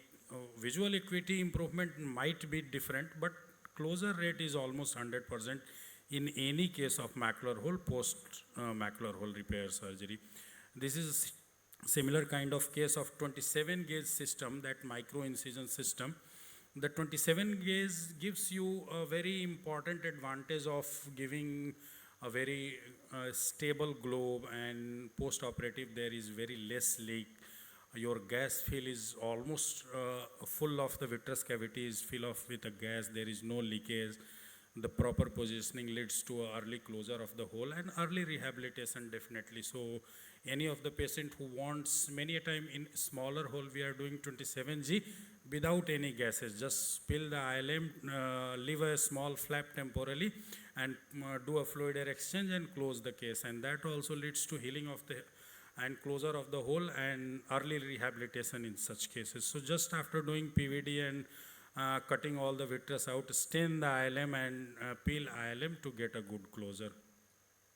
This is a case of chronic branch retinal vein occlusion, multiple IVTA, Avastin, eccentrics injected, and then sectoral laser PRP were also done, focal laser, grid kind of laser was also done, and the patient then developed epiretinal membrane, and then there was persistence of cystoid macular edema, so we peeled that epiretinal membrane. So in such cases, epiretinal membrane is really sticky and fragile, so you cannot get in toto peeling in such cases. So we have to peel and then re-stain, so that peeled and unpeeled area gives you a better contrast of repeat staining. A role of 2 times, 3 times staining is very important to identify all the left out bits of ILM and ERM, so that you can do justice by a proper peeling.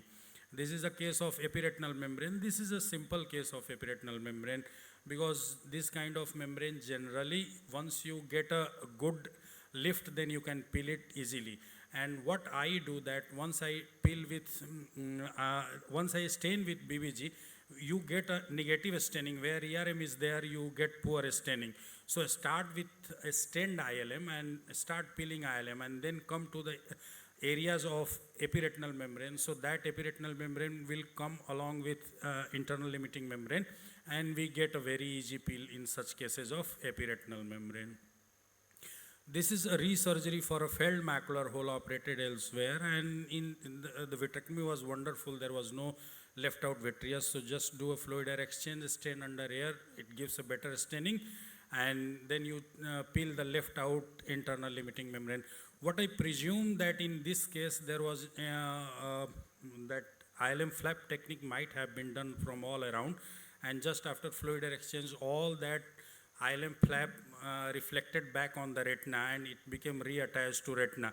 So that was just gave the feeling of non-peeled ILM, and that led to the failure of this hole. In primary surgery, patient was injected C3F8, still it didn't close, and in second surgery just peeling of residual ILM and putting proper that internal limiting flaps. Just with SF6 it was also for opinion before opting for surgery, and he was advised that you have to get silicone oil injection done, otherwise it won't close. But we closed it with just SF6, and proper peeling is more important rather than tamponade agent. This was a case of subfoveal PFCL. This was GRT operated by me only, and with the help of PFCL we did surgery, and due to fluctuations some of the PFCL went behind. So it is always prudent to intervene early and take it out with the help of 39 gauge cannula. We just put 2 trocar cannula, one for light pipe, one for this 39 gauge cannula. There was no infusion required as the eye was under silicone oil situation, and we just took out that PFCL with the help of, and we punctured up a retina just parafoveally, and that puncture will close spontaneously. We don't need to do any closure or ILM peeling technique. This case I would skip for the want of time. Just I want to show the important part. Yeah, this is a traumatic sub-ILM hemorrhage. Many a times we do see a subhyaloid hemorrhage. That hemorrhage is generally going to disappear on its own or just after a laser hyalodotomy. But this was sub-ILM hemorrhage, so it was not resolving. So what we have to do is just do a vitrectomy, do PVD induction, remove the vitreous, and then stain ILM and just remove the ILM, and now this blood is free.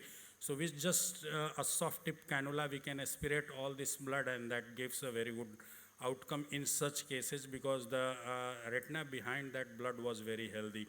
So we got 6/6 vision post-op in such cases.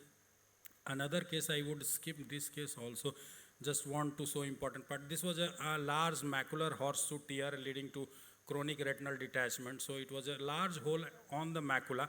It was not going to close with just ILM peeling, so we decided to do a retinal autograft technique in this case, and we just harvested a graft from superonasal part of the retina, attached retina. We took out that graft, and after doing proper ILM peeling, we just put that free floating graft over the ILM, and that graft well took, and the retina attached, and post that attachment we did SOR. Later on patient developed cataract, and we did cataract surgery also, and surprisingly patient had 6/18 vision. We never expect in such cases, because anyway that tissue is not normal foveal tissue. But surprisingly, 2 of my cases of retinal autograft of chronic failed retinal detachment has also given a good visual outcome. So we can think of doing such cases also in a very chronic cases. Thank you so much for all your patience. Thank you, sir. Wonderful bouquet of macular surgeries. Dr. Tiwari, in your case of failed macular hole, you try to stuff the ILM. So how frequently you place normally we never stuff, but in this case since it was operated at a very premium center, and I didn't want to take a chance of refailure. I promised the patient that definitely I will close this hole. So I took a independent ILM, put stuff, and then took that perifoveal ILM also to cover that perifoveal ILM, and so that I was quite sure just at the closure also that this patient is going to have a closed macular hole. That generally you drape the flap over rather than stuffing. That is So over to Anita ma'am. Anita ma'am, talk is on ocular changes in pregnancy, right ma'am? Over to you ma'am.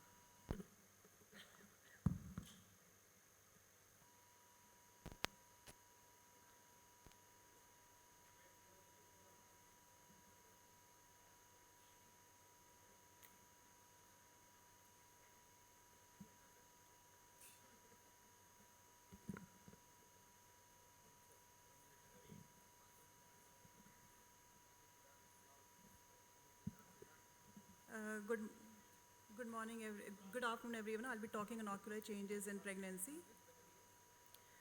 So, ocular changes in pregnancy can be due to physiological reasons and which can make the patient symptomatic, or it can be due to pathological reasons and can also make the lady blind. It's important to understand the causes so as to better manage these patients because these are very special patients, and plus there is also the issue of teratogenicity due to whatever drug we give these patients. So pregnancy causes changes in all systems of the body, and the visual impairment can be due to physiological and pathological reasons. So what are the physiological changes which take place? This is a list of physiological changes in pregnancy ranging from the IOP to the pigmentary changes in the lid, cornea, tear film, and there are certain pregnancy-related pathological changes also. It can be a new ocular pathology, or it can be an aggravation of an existing pathology, or it can be an ocular complication of a systemic disease. So a patient can come to us during her pregnancy with contact lens intolerance, and we have to know that this is due to the physiological changes which are taking place, like the increased thickness of the cornea, decreased corneal sensation, and dry eye. And while we are at the cornea, we are examining the cornea, we might just end up seeing a Krukenberg spindle because these get washed off in the third trimester due to increased aqueous outflow. So we should not confuse it with a pigmentary glaucoma. So these are certain things we should keep in mind when seeing a lady who is pregnant. Again, we can see a patient who is complaining about her glasses not suiting her anymore and not very unhappy with her glasses. Now, this could be due to changes in the lens and accommodation. There is increase in lens curvature, and there is a temporary accommodation insufficiency or loss. She'll be better advised to buy a new pair after the delivery and during parturition when things settle down. Again, now with increasing age of marriage and diabetes occurring even in younger people, we can have women who are pregnant also having glaucoma at the same time. So we have to keep one thing in mind, and that during pregnancy there is almost a 20% reduction in intraocular pressure due to lower scleral rigidity, decreased episclerovenous pressure, and increased aqueous outflow. So what glaucoma medication to give these patients? In first and second trimester, we can give brimonidine, but in third trimester, we should switch over to a carbonic anhydrase inhibitor like DOTAs or dorzolamide. And after that is because brinzolamide, brimonidine causes CNS depression. And after the delivery, we can give, in special cases if required, we can give Diamox and beta blockers also, which doesn't read the breast milk that much. Then again, as I said, that diabetes is occurring in younger patients also. So what does diabetes have to do with the eye in pregnancy? Firstly, if there is a DR, it leads to quick progression. And there are different metabolic and hormonal causes. And the degree of progression of the diabetic retinopathy is dependent upon the duration of diabetes, any associated hypertension, degree of retinopathy at the start of pregnancy, and the glycemic control. So if the patient is having gestational diabetes, there's no risk of diabetic retinopathy. If the patient is diabetic without any DR, then there's a 10% chance of a DR. If the patient is having severe NPDR or PDR, there is a 50% chance of progression. The clinical implication of all this is that in cases of severe NPD and PDR, pre-pregnancy laser decreases progression rate by 50%. Another good idea in these patients will be to plan their pregnancy and to settle the retina, treat the retina of diabetic retinopathy before they should plan their pregnancies, because their anti-VEGFs, etc. cannot be given, should be avoided in pregnancy. Diabetic macular edema again shows a progression. The risk factors are proteinuria or hypertension, and these usually resolve, and they can be treated after the delivery. But if it has to be treated, then laser and intravitreal steroids can be given. And in some few cases, if anti-VEGF is decided, I think the retina people will be able to tell better, ranizumab can be given because it clears off faster than the other anti-VEGFs. Preeclampsia-related retinopathy, we all know this, that there's a feature of hypertensive retinopathy, but many of us believe that once the hypertension is under control, the baby is out, the findings, the vision improves and the findings come back to normal. But this hypertension can also lead to cortical blindness. It can also lead to ischemic optic neuropathy.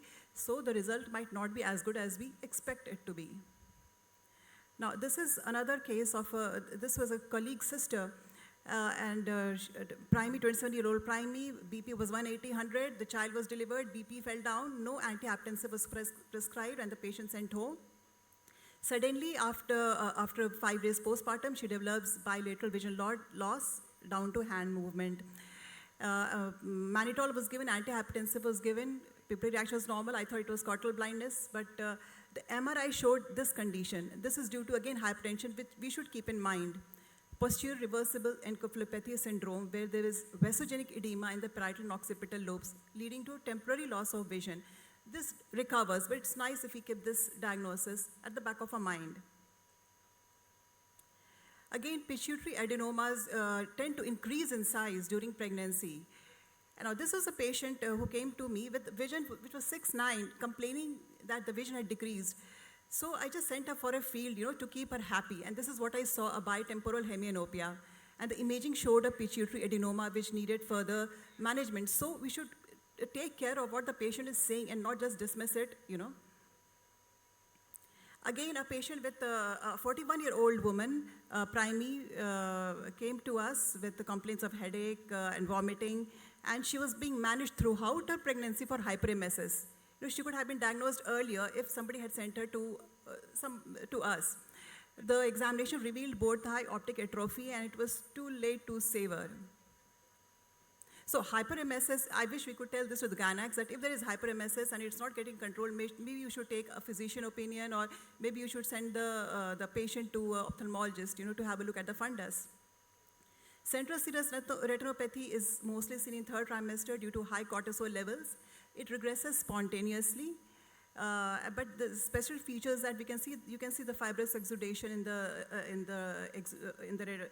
OCT picture. Recurrences can occur during pregnancies. Best is to just wait and watch. Now, there are certain systemic diseases with ocular complications like Sheehan syndrome, antiphospholipid antibody syndrome, Graves, and DIC, which is the most dreaded. Sheehan syndrome, as we all know, is pituitary apoplexy, where there is ischemic necrosis of the pituitary gland due to severe postpartum hemorrhage. So why is it important for us? Because we might be the first people who diagnose it, From the gynec can give you a call and say, there's a patient with ophthalmoplegia, and just have a look at her. So you can flag off that this patient might be having a panhypopituitarism, and please rule that out because that is an emergency situation. Graves' disease is again something which we can see. Usually we see only mild cases, and you can manage just by keeping the patient euthyroid. Sometimes just keeping the patient euthyroid manages the exophthalmos, and the use of high doses in orbital radioiodine is a definite no-no. This is another case, this lady, 18-year-old, she had a cesarean delivery. She needed blood transfusion. Apparently, there was a lot of blood loss. Both the discs were pale. There was no improvement in the vision. And this, what we thought was a perioperative, non-arthritic, posterior ischemic optic neuropathy as a result of the blood loss. This is what can happen. These are the utter differentials. Now, this is another, I just took the picture from the OCT, so it's a bit blurred. And this was a 23-year-old, 2-month primey with obscuration of vision. And there was disc edema, bilateral disc edema, and MRI brain and orbit showed a partial empty cella. So I ordered a MR venogram, and transverse sinus hypoplasia came out. The provisional diagnosis was that of idiopathic intracranial hypertension. You can see usually the fields remain constant. It behaves well, and you can just wait it out throughout the pregnancy, hoping that things will recover. But you can see that the pallor is setting in the second eye. So the management plan was to do lumbar puncture. It would have been diagnostic to see the CSF opening pressure, and also therapeutic in that it would have lowered the pressures. Now, there's another case of a 23-year-old primary, 3 months amenorrhea, came to us bilateral exudative detachment panuveitis. Usually in pregnancy, autoimmune diseases become better, like VKH, except for SLE, the rest become better. Then again, you can see an exacerbation of uveitis, etc. But usually it's friendly. And here we had bilateral panuveitis with exudative detachment, occlusio pupillary, things were very bad. Please conclude, kindly Yeah, conclude. okay, sure. And this patient came to us she was lost to follow-up, came post-delivery, and we gave her IVMP for 5 days and azathioprine, mycophenolate, followed by, basically on a war footing, this patient was managed. Dr. Shivani is here. She had a big role in managing this patient also. Intravitreal Ozurdex was given. But if this patient had come to us, if she had come to us before and followed advice, we would have probably managed her with Ozurdex, intravitreal steroids, and azathioprine. Mycophenolate and methotrexate is not to be given. And this is the post-op picture, not post-op picture. We have been following this patient for the last 5 years. And you can see the occlusion. This is the time when we operated, and the visual axis is still clear. Okay, this is the last case I'm going to discuss. This was a 29-year-old primary with sudden DV in 3rd trimester. There was a BRVO. We got a double dsDNA because she gave history of recurrent abortions. It was positive. She was treated for SLE, and she finally conceived and was post-delivery. Anti-VEGF was given, and she was put on HCQ for immunosuppression and anticoagulants like Elquis. So these are just the things we should keep in mind when a lady comes during pregnancy, and manage accordingly. To conclude, visual disturbances are very common during pregnancy, and a firm understanding of the various ocular conditions that might appear during pregnancy or get modified is required. Prompt evaluation and management of the rare and serious conditions that may occur in pregnant women with visual complaints is needed. Thank you. Dr. Anita, as far as I could make out, you said that in pregnancy there is 20% reduction in IOP. Yeah. That means if you're pregnant, you need not bother about glaucoma, or if you're taking anti-glaucoma medicine for before, what you should do? Should you stop anti-glaucoma medicine? The patient needs to be assessed. The patient needs to be assessed. It depends upon how much the intraocular pressure is, what the fields are. It needs to be assessed. We just can't just think that we'll have to recalibrate our treatment for her. And one drug probably to use for glaucoma patients in pregnancy is, the safest drug is brimonidine. Brimonidine. Not in third, yeah. Yeah. And we have to avoid prostaglandin blocks because they cause uterine contractions. Exactly. We have to avoid that. Exactly. In this cold temperature, in order to raise the temperature, now the next session is debate. And Anita ma'am, you are the moderator of the session.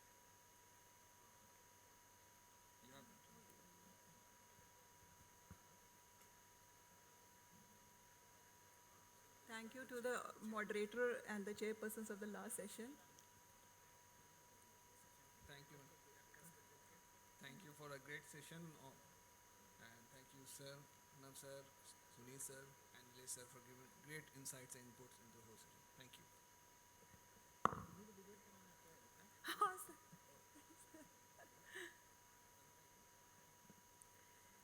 I think this is something everybody who is here is waiting for, the debate. I invite the chairpersons for the debate, Dr. M.S. Ali, Dr. Kunal Kishore, Dr. Deepak Agrawal, Dr. Shilpi Kedia, Dr. Shishir Shekhar Singh. In absence of others, we can ask other persons. Yes. We can have volunteers as chairpersons. Dr. Sujit Mishra, sir. Please come on the dais, sir, for the debate. Or Sujit Mishra, come on the dais, please. Yes, please, Dr. Sujit, come. Dr. Pranita. I will have to count the number of chairs that we have. We need an old person. Huh? We need an old person. Nagendra sir. Dr. Nagendra sir.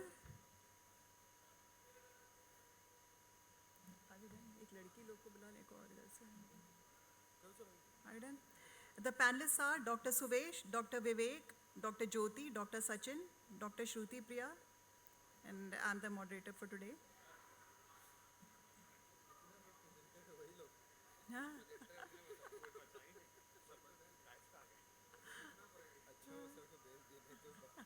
सही है.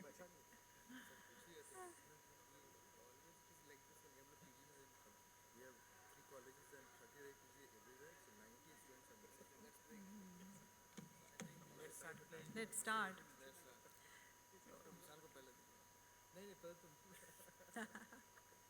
So let's start the debate and let's see who argues their case better.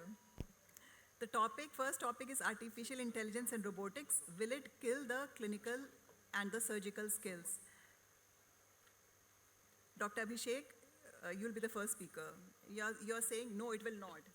It will not. Okay, that is good. So, till human are judges, no, it will not. Okay, you already lost it before you even started. So,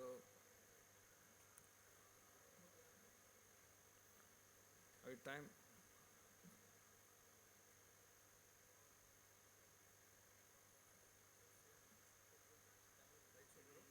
कर रहे हैं.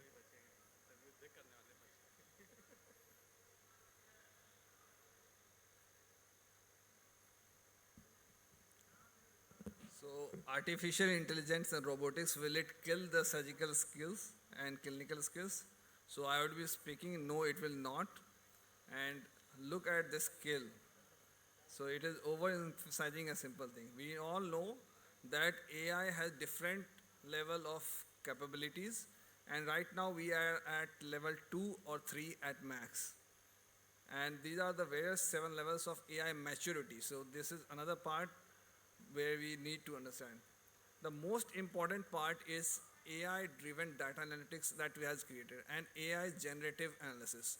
So that is another aspect in which as a humans will never be able to compete with an AI is regarding the data analytics and the generative capability. But this is a very important slide because Elon Musk said that we are already cyborgs. We just don't realize it that you are cyborg.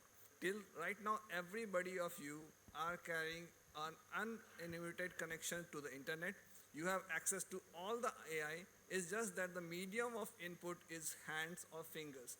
But the day is not far when you will be interacting seamlessly with your computer. So whatever the AI has, you already have it, plus you are an added superhuman also. So in order to prove that AI is not going to, kill or completely damage your clinical, we need to understand by a simple case. This is a 28-year-old AROP baby injected outside with macular TRD at 4 months. This is the pre-op picture taken by Claris Pixel, and this is the post-op journey of the patient.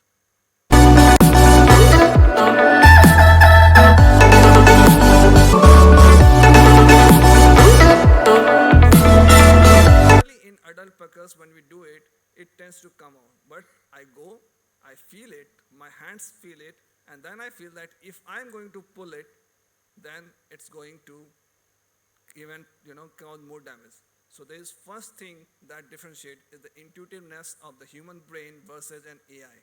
It will have a lot of time before it even comes near that. So basically, we I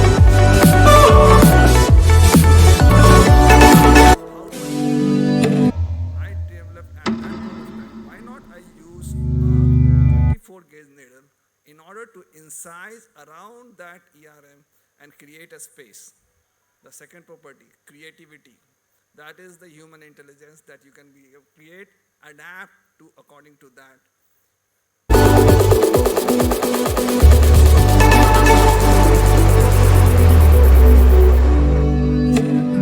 Take a blind faith to take bold decisions, and that is what AI. Where I'm going to cut, I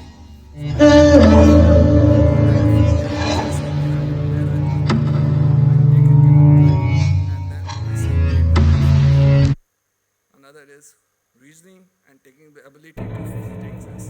Another part, next in the process, this whole thick ERM, I'm not able to distinguish between the ERM and the retinal tissue.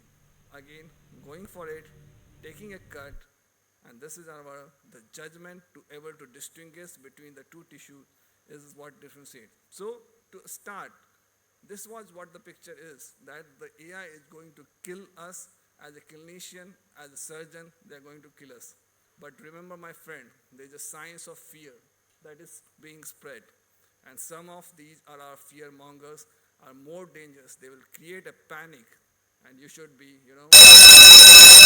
fear mongers, because they will create a state of panic in which they will tell you that this is going to kill it. And you should identify those fear mongers and look for them.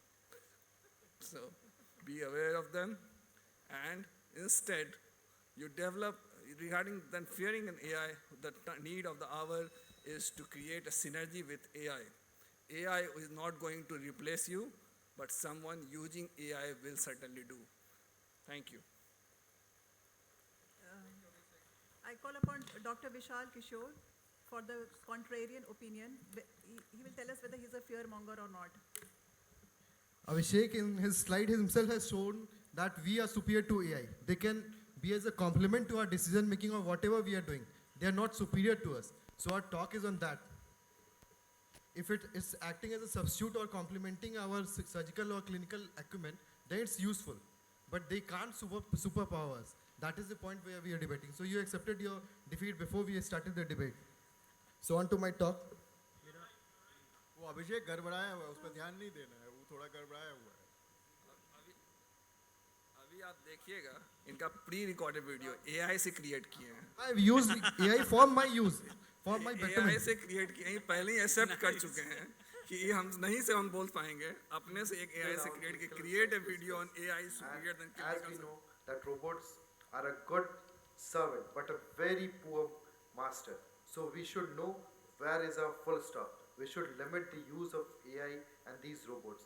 We can't use them to supersede our clinical acumen. We have to use them as a substitute or a complement to our decision making. But we can't have our decision making based on these AI findings. Already we are overburdened with these investigations which are because of medical legal aspects. We can't further add it with the AI uses. First, it creates unemployment. As we all know, machines are more efficient, so it will replace human workers in a variety of industries, and it causes a gap between humans and machines, and this is the most important disadvantage of AI, as it causes gap, and this would human becomes more obsolete. Equipments are expensive, and we need money. Ethics and privacy is the important thing, which causes the potential drawback of AI. Then it can't think creatively, and since AI can't think creatively, as it relies on data and rules to make decisions, which means it can do only what has been programmed. It can't understand context, and it has this is a potential drawback, as we don't have much data as human, and algorithms are not always reliable, and this leads to incorrect decisions being made many times, and difficult to build a trust in AI and robots. It is hard to build trust in AI and robots, and this is because there are many unknowns about how they work, how they act, and AI can't feel emotions. AI can't, they are unable to recognize sarcasm. There is increased rate of cyber crimes and attacks. With the increased reliance on artificial intelligence, there has been increased risk of cyber crime and attacks, and so it is used to create fake news and spread disinformation. So we have to restrict our use. This is just a video how it can causes harm to the society. This is if the AI goes and starts controlling the human beings, they will be a danger for us. The fear that robots will start to fight back after years of being used.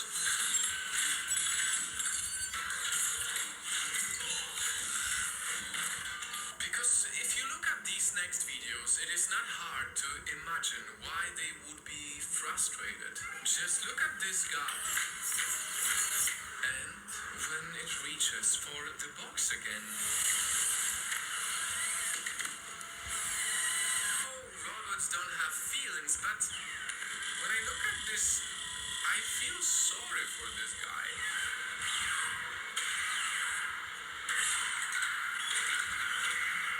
Because on one hand, robots are programmed to be loyal to humans. My goal in life is to work together with people to make a better world for all of us. Look at how helpful this robot is. They are helpful till we are using them judiciously.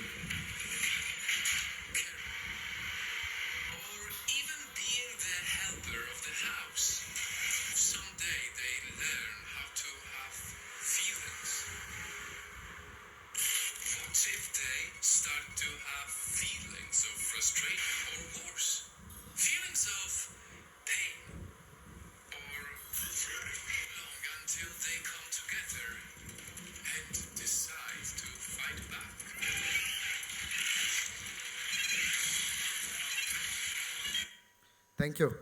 So don't overuse your AI system. So what is the opinion of the House? Are they scared of the robots or not? Dr. Vishal has shown very horrifying videos. This is overuse, means we are getting over dependent on AI. हमको समझे में नहीं आया विशाल साहब किसका support है starting में oppose कर रहे थे फिर बाद में सपोर्ट करने लगे फिर अपोज करने लगे मतलब क्या हम तो अपोजिट है Both are confused. दोनों क्या कंफ्यूज हम सीधा बोले कि नो इट विल नॉट हम सीधा बोले हैं कि artificial- Take the help of AI, ask where he is thinking about. What is हमको लग रहा है विशाल सर Just, AI से just बोलेंगे video opinion poll. Opinion poll. Who is the winner in this debate? सबके पीछे सत्यजीत सर हैं, अयोध्या ले जाके घुमा के सबको जो है ना ब्रेन वॉश कर दिए हैं। देखिए लड़ नहीं रहा है आपस में, सब एकदम सांठगांठ कर लिया है। पता ही नहीं चल रहा डिबेट हो रहा है कि नहीं हो रहा है For those who are creating AI, the thinking part is lies to some humans. The rest of they don't have to use the brain for everything. So we are just the gulam of the AI creators and all. That is difficult. In present day, even if you see with this investigation, like all tests and whatever investigation we are doing, if you go back some 10 to 15 years, all the physician, whatever clinician we are seeing, they were more dependent on what they are seeing, the symptoms and signs. They were diagnosing the cases on those things. But now we are depending for even the simple. If a patient comes to OPD with simple headache, without searching for the other history, you'll directly advise CT scan MRI. If you go to any neurophysician or any general physician. So this is over dependency on investigation. Same it happens with the AI, because people with money will have AI, they will be controlling. So we'll definitely want to overuse this system. So you have to use it judiciously. Means where it is required, you have to use it. Otherwise, you have to use AI it is acumen. going to pose the problem, but we cannot defy the use of AI in our life. It is going to come in a better way. So it's a gray area. You know, we Gray can't area. really decide. Definitely gray area. It's a gray area. We can't say it's Both bad will and we be. can't say it's good. So how many of you are scared of the robot show that we saw here by Dr. Vishal? And how many of you think that you can get the better of the robot? Scared. So some people are scared. You're scared of the robot show. So we don't want the robot to feel slighted. To feel humans angry. will be We don't want controlling him the to have robot. emotions, right? So it depends on the doesn't- human. So these humans also less. means- Whether Abhishek Anand is using or Vishal Kishore is using, that depends on the person who is using it. So ultimately, reserve- human will decide what AI will do. I will just summarize. See, there is a practical So- point. As a clinician, even I'll just take 1 or 2 minutes. Even in our daily clinical practice, we are using help of optometrists. We are using help of many other Actually, I persons. think the decision is reserved. And it's a gray area. And I think there are valid points in both the Chalo, theek hai. presentations. And so the next debate is going to be on toric marking manual versus image guided. Dr. Naveen Jha, please.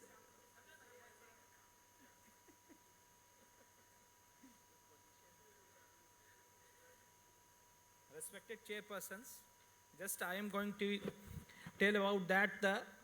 This is the already established that Dr. Manish Singh has said about the 1,000 rupees is enough than spending the 1 crore rupees. So man intelligence is much better than the AI and all these things. So manual marking of the toric is the right way regarding that. I am just telling you about why.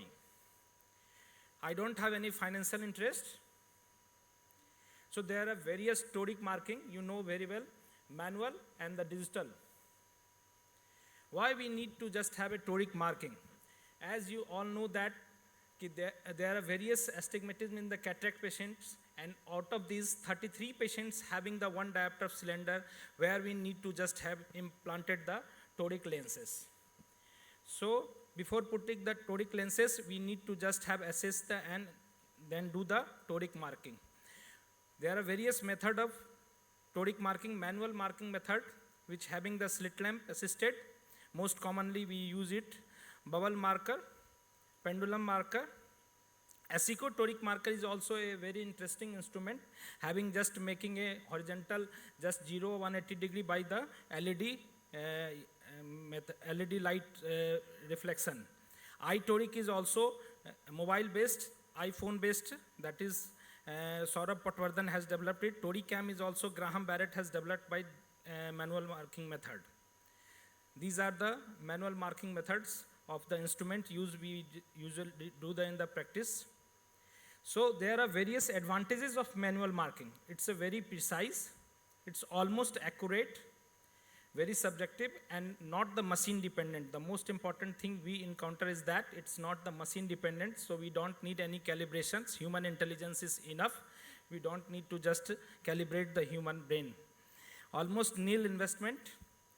Digital toric marking system, we know that Callisto I is the and Varion with the Aura is most commonly used. There are various other also. It is very uncommon, but it's intelligence lenser system, catalyst precision laser system.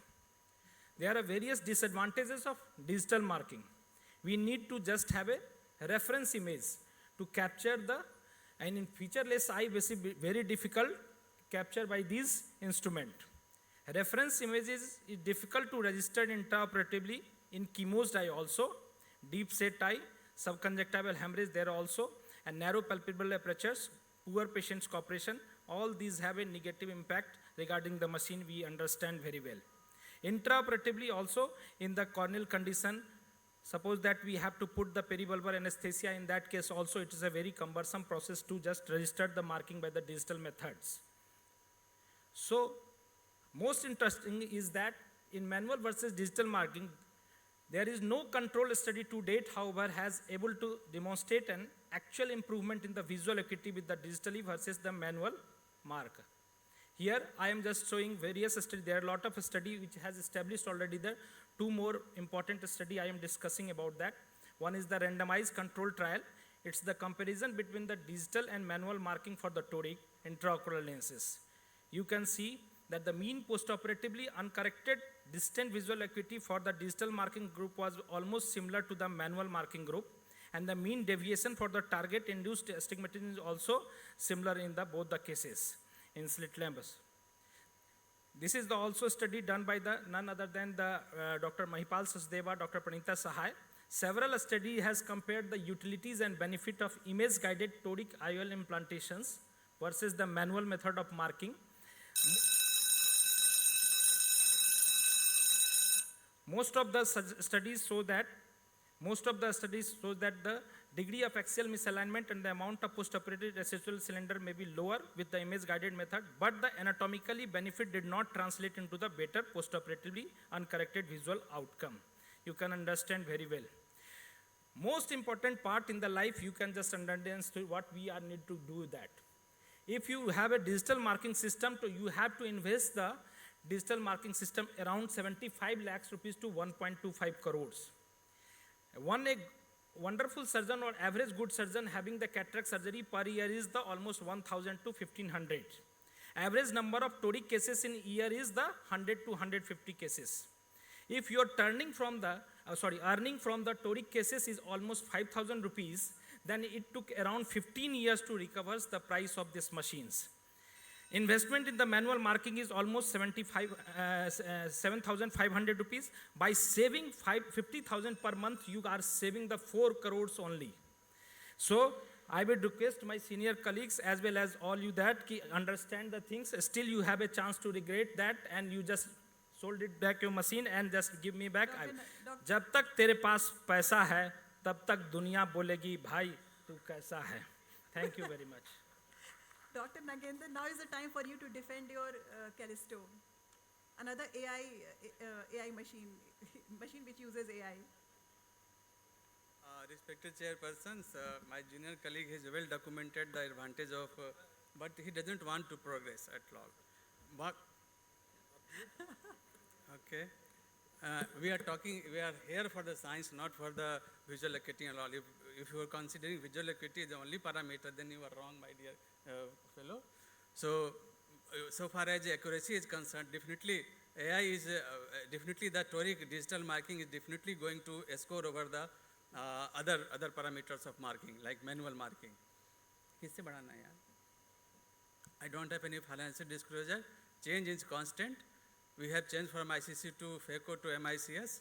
So as the marking methodology of toric IOL, manual marking was good when image guided was not available. Doing excellence is ACC versus FECO is not comparable at all. So there are various studies which shows definitely, we have gone through the study, that previous study 5-6 years back a study always tells that there is a comparable result with both marking system. Now this recent study 2-3 years back, we have gone through the study that shows that the both are not equal. Definitely, so far as visual acuity is concerned, this is almost equal, but so far as alignment part is concerned, this is not going. So we are talking here for the science only.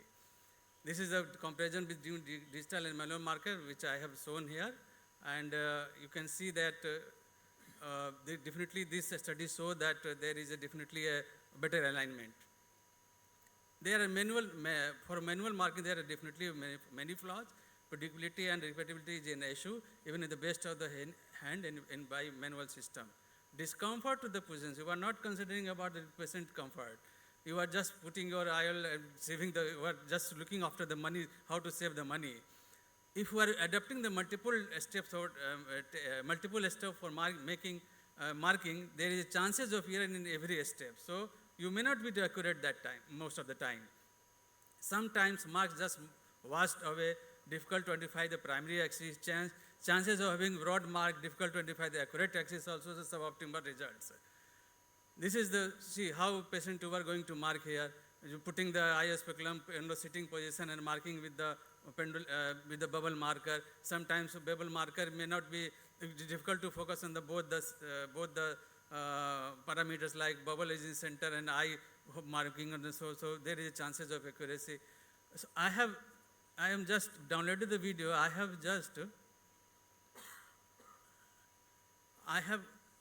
When I reviewing my library, I just forgot how many years I have not been marking manually. So I downloaded the video from the YouTube and see how this is the marking again.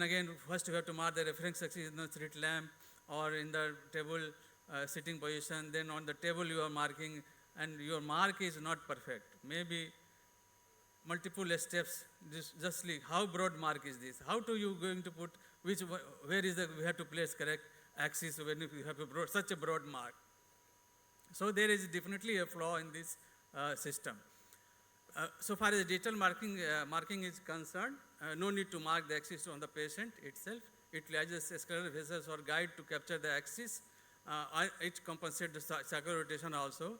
Data directly transfer from the optical biometer to the image guided system and to the microscope.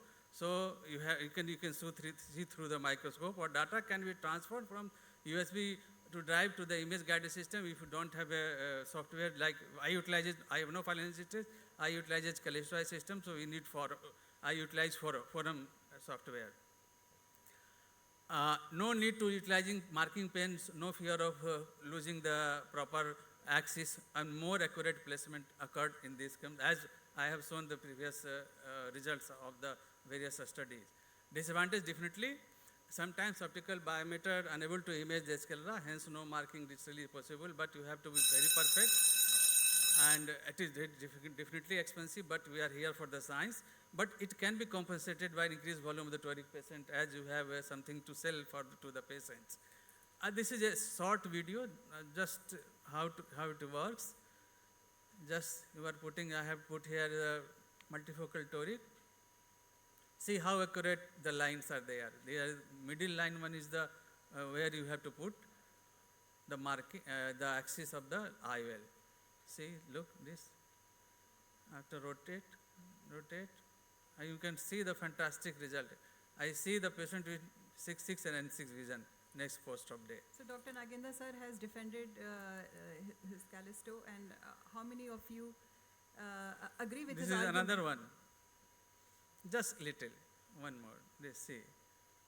Simple toric. So image guided yields better alignment of the toric eye, reduced discomfort to the patient, better predictability and repeatability and visual outcome, and for the science here. Thank for patient.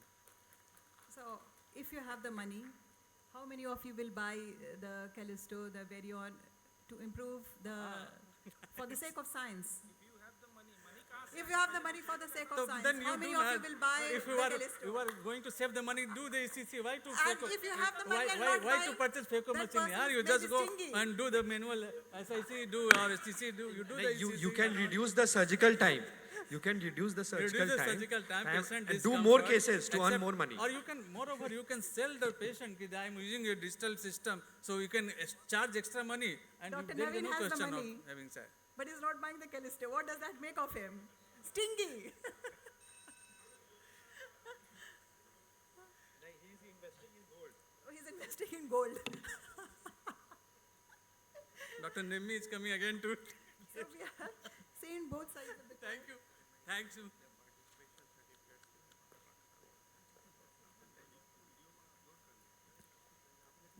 Good afternoon to the chairpersons and the members in the House. Similar kind of debate has been going on since the beginning of this session, I guess. From the commercial point of view, some are talking from a more cost effectiveness point of view. Some are talking like people from the government. You talk about science, progress, and the opponent starts talking like the leader of opposition. Garib gurba ke liye jo acha hoga wahi karna chahiye. So this is like the same kind of a topic, femto laser assisted cataract surgery versus conventional phaco. This is a debate between a cutting edge technology, state of the art technology versus a conventional method. Here I am, not only to defend the viewpoint, my viewpoint in this debate, but I have higher stakes because I have to defend my huge investment too. I am thoroughly convinced about the advantages of femto because I have been a user of both these technologies over the last few years. The upcoming slides will only be a positive affirmation from the users globally worldwide. A very self-explanatory slide. Both the vehicles will serve the same purpose, but the way they do will differ distinctively in class. The points that I would want to stress upon when we are using femto as our cataract platform: accuracy, astigmatism management, abnormal cases of cataract, advanced IOL implantation, and as a surgeon, I strongly believe that surgery is an art and aesthetics also need to be taken care of. These are important questions. Does laser-assisted cataract surgery improve precision and reproducibility? Does it improve safety? Does it improve refractive outcomes? And the answer to all these three questions over years, I have realized femto definitely does better work as far as these three questions are concerned. Anterior capsulotomy is very important in any cataract surgery, and especially when we are dealing with premium IOLs. And femto definitely has an edge over conventional phaco method. It performs capsulotomy safely and completely. Resistance to tearing is debatable, but definitely the rhexis that femto platform creates is central, circular, reproducible, and the predictably overlaps IOL edge by exactly or less or more as we program it by 0.5 millimeter. Beautiful first day appearance has been confirmed by many researchers and ophthalmologists worldwide. Beautiful rhexis, as you can see, and it's not only beautiful anatomically, but functionally also such a beautiful rhexis as far as, again, I would say premium segment is concerned, gives a much better result. Less IOL tilt and decentration, better IOL anterior capsular overlap finally leads to decreased higher order aberrations. Nuclear fragmentation is the second part. It effectively disassembles the nucleus and it reduces the total phaco power and the effective phaco time, resulting in increased protection to the corneal endothelium.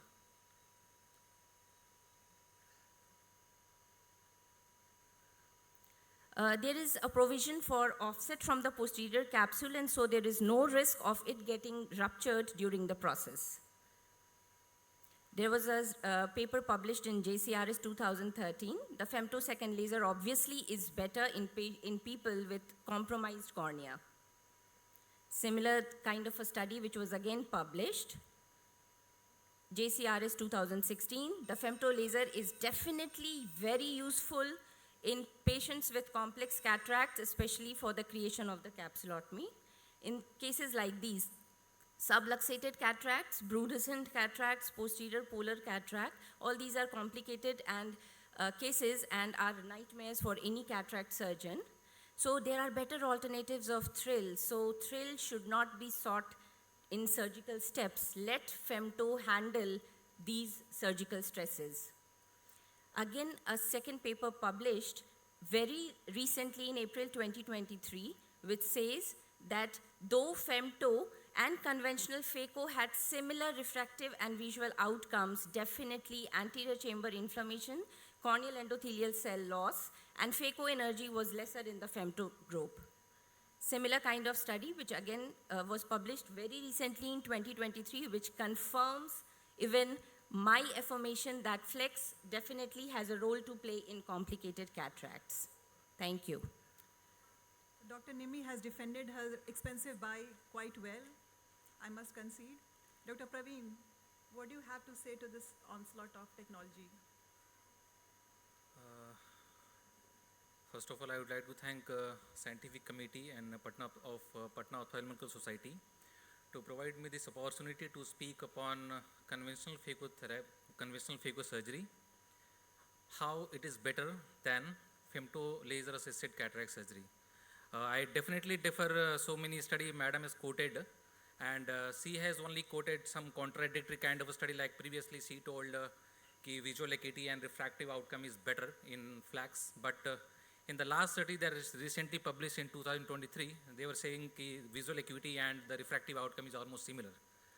So, still the cataract surgery worldwide is most commonly performed surgery, and conventional phacoemulsification is standard of care in cataract management.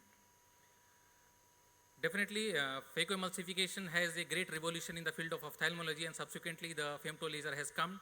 It has come for the cornea surgery, but it has extended, I should say, it has stressed for the cataract management. Because multiple steps of the cataract surgery, which can be done very good manually, it is nowadays, company is quoting or those person who is having the femto laser, they are doing so many steps, but subsequently they have to use the femto, they have to use the phacoemulsification. So why conventional phacoemulsification? Why not femto laser assisted cataract surgery? So to being a professional ophthalmologist, it takes around 12 years to come into the market, and when we start our practice, the major concern is the finance, and subsequently we have to deal with whether we should open the clinic, whether in the metro cities or two-tier cities, and subsequently marketing and technology which is gradually changing over the period of science with the development of science, and next 5 to 10 years it will definitely change.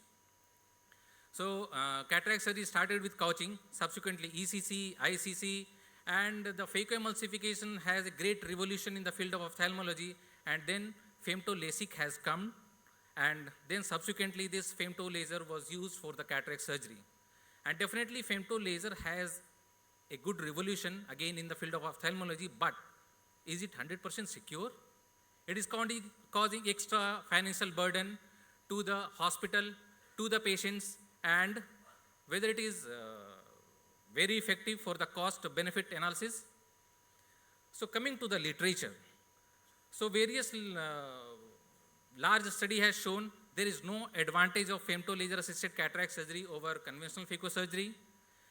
Flax is not superior to the conventional phaco surgery, and yes, it has definitely useful role in those patients who is having low endothelial cell count, but not in routine cases. And also flax is not a very cost effective surgery. So this is the trial also showing there is no any significant difference in the visual acuity refractive outcome in corneal astigmatism, and it has similar overall success rate, and there is no clinical benefit of the flax, and also the flax is more expensive and less effective on the effectiveness analysis. So in the previous presentation it was missed docking. Docking is basically used for the stabilization of the globe. Patient is paying almost 40 to 50,000 extra, and subsequently these patients will have subconjunctival hemorrhage post-operatively and perilimbal congestion. And after paying 40-50,000 extra, no one will definitely accept this one. Second is corneal incision. Previously it was documented it is reproducible, stable, and it didn't significantly change the high road abrasion with time. But only one third of the flax uses the incision which was performed by the laser, and it has no significant difference on the surgical induced astigmatism between the flax and conventional phacosurgery. Now third is capsulotomy. Yes, it is causing rounder, more precise and better centered capsulotomy, but it is not translated into the better visual acuity or effective lens positioning. Capsulotomy rim is not as smooth as in manual capsulorhexis, and it is also more prone for tearing. And also the intraoperative meiosis while doing docking and capsulotomy, one third of the cases will develop meiosis. And this is the electron microscopy picture which is showing the very sharp margin of the manual CCC, and this is by the it is by the femto laser. And yes, at the end, after doing the flax, we have to use the phacoemulsification for removal of the cataractous lenses. So various study has shown there is no difference in the best corrected visual acuity, refractive error, corneal astigmatism changes and complication, no differences in the effective lens positioning and central corneal thickness, and flax was not cost effective. And definitely it is not up to the mark on the cost benefit analysis ratio. It is expensive for the hospital to buy, to maintain the machine, and also we have to pay the technician, and also it is very expensive for the patient. And ultimately the flax has to use the phacoemulsification for removal of the cataract, also for the viscoelastic material. So what are the facts and myths for the conventional phacosurgery and the flax? So various facts and myths are there. That is, surgery is performed by the robot. Definitely surgery is not performed by the robot, and yes, few steps are performed by the robot, but subsequently patient has to shift it from flax to the conventional phacoemulsification. It is painless, bloodless and sutureless. Similar in case of conventional phacosurgery. It is fast surgery. Definitely it is not fast surgery, because patient has to be shifted from the phacoemulsification to the conventional phacosurgery. So total time duration for the surgery will be increased. Yes, definitely the effective phaco time will be reduced, but the total time will be increased. It is complication-free surgery. No any surgery is free of complication, and precaution is not needed. In all the surgery, precaution is needed. So अगर हाथी खरीदना हो तो पहले बाहुबली बने, तभी हाथी खरीदें. हाथी खरीद के बाहुबली नहीं बनना है. So to conclude, conventional phacosurgery is still a standard of care.